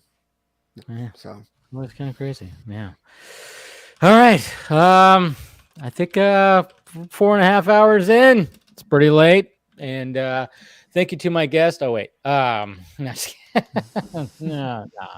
We'll see what happens when it comes to that. But no, thank you to everybody who showed up to this Vodka stream. Of course, thank you to Scott for joining. Thank you, of course, you guys and everything. And let's go around the horn and we'll say our plugs. Go ahead, Steven. I'm Stephen Colbert. You can find me at SM Colbert on Twitter. You can find my writing at screenrant.com. I was talking about my Joss Whedon piece. It's a good Joss piece. Whedon's response to Justice League abuse allegations made everything worse. Yeah. I talked a little bit about it, but there's a lot of stuff in there. Really, I want to see promoted it someone on go Wednesday, ham. I saw that. Yeah, thank you. You didn't think he had a great defense and well thought out? No. I thought it was. I thought it was fantastic. It was I insanely. thought it was well thought out and well written. Oh man, I kind of went ham on it. And also, if I was gonna bring it up earlier when we were talking about Last Duel. Excuse me, I got to pee. Didn't want to tangent too much. When I get uncomfortable, I have to pee. You have to go to the I love lube. that. Right. The fact that he told her and then used the strategy multiple times was like, dude, so terrible. oh man, because he'd come back like, so I thought about it. It's like,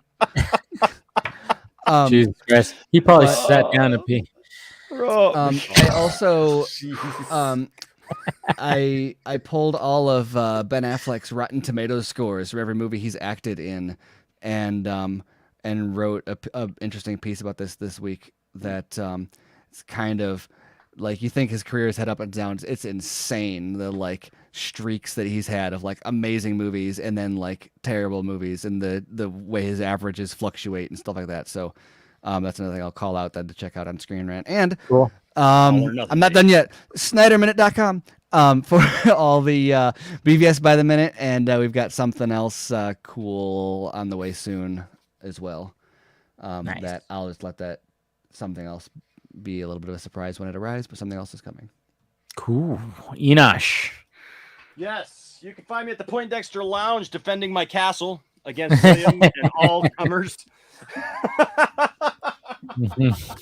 No, you can find me at Poindexter Lounge. We, you know what? We are dedicated to having fun and just talking about the stuff that we love. And so, yeah, come on by, hang with us, have some fun, have a laugh or two. We had quite a laugh tonight with the music. Now with StreamYard, it was quite a good time. We had a little dance party. Nice. You know, William may have been dancing. Just saying. Wow. Put that in your mind. Put that in your mind. Yeesh, I don't know if I want to. All right, Ray. You can find me on Twitter at The Flightcast. You can find my blog and my weekly podcast at theflightcast.com. I've also got the sports show that I'm still doing, Monday Morning Sports Ball, which we're pretty much in NFL playoff mode at this point. I talked a little hockey last week because some stuff happened with the Wings. Go Wings. But there is we're mostly in NFL playoff mode, which is going to be like all weekend, like starting with some big games tomorrow and some games on Sunday. So there's that. I still do Fans Without Borders over at Squadcast Media with Brent. And as Scott mentioned earlier, we did have the triumphant return of DCTV Squadcast. He was on last week's episode. He's not going to be on every episode because I'm finally talking about DCTV that I haven't watched before. I'm finally catching up on some things. To that end, this Sunday's episode of DCTV Squadcast, I have finally now watched in its entirety another DC Animated Universe show. Wow. Up until now, it had been only Batman the Animated Series. I binged another one over the last couple of days. And tune in on Sunday, you'll find out which one it is. This gentleman right here might be a little interested in what it is. Just a little more interested than a few others, if you know his fandom with respect to that. But yes. And I have some thoughts because is it the DC Superhero Girls thing on Netflix? the one with Batwheels. Batwheels.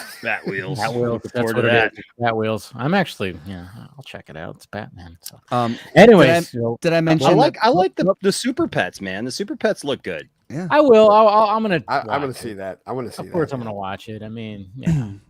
Did I mention the baby Hut's name is Borgo? Borgo? Yeah, Borgo. All right, that's a good name. As it would be. Yeah, I mean, it sounds about right. Borgo the Hut. Borgo the Hut.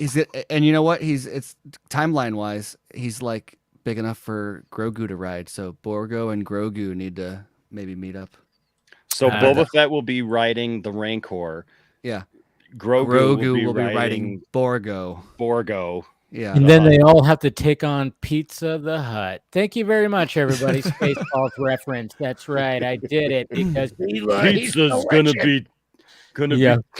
Sending out for sending you. out for you. Yeah. You're delicious. Yeah, you're so delicious. Oh, Hey, it always boss, makes you're me uncomfortable. Ugh.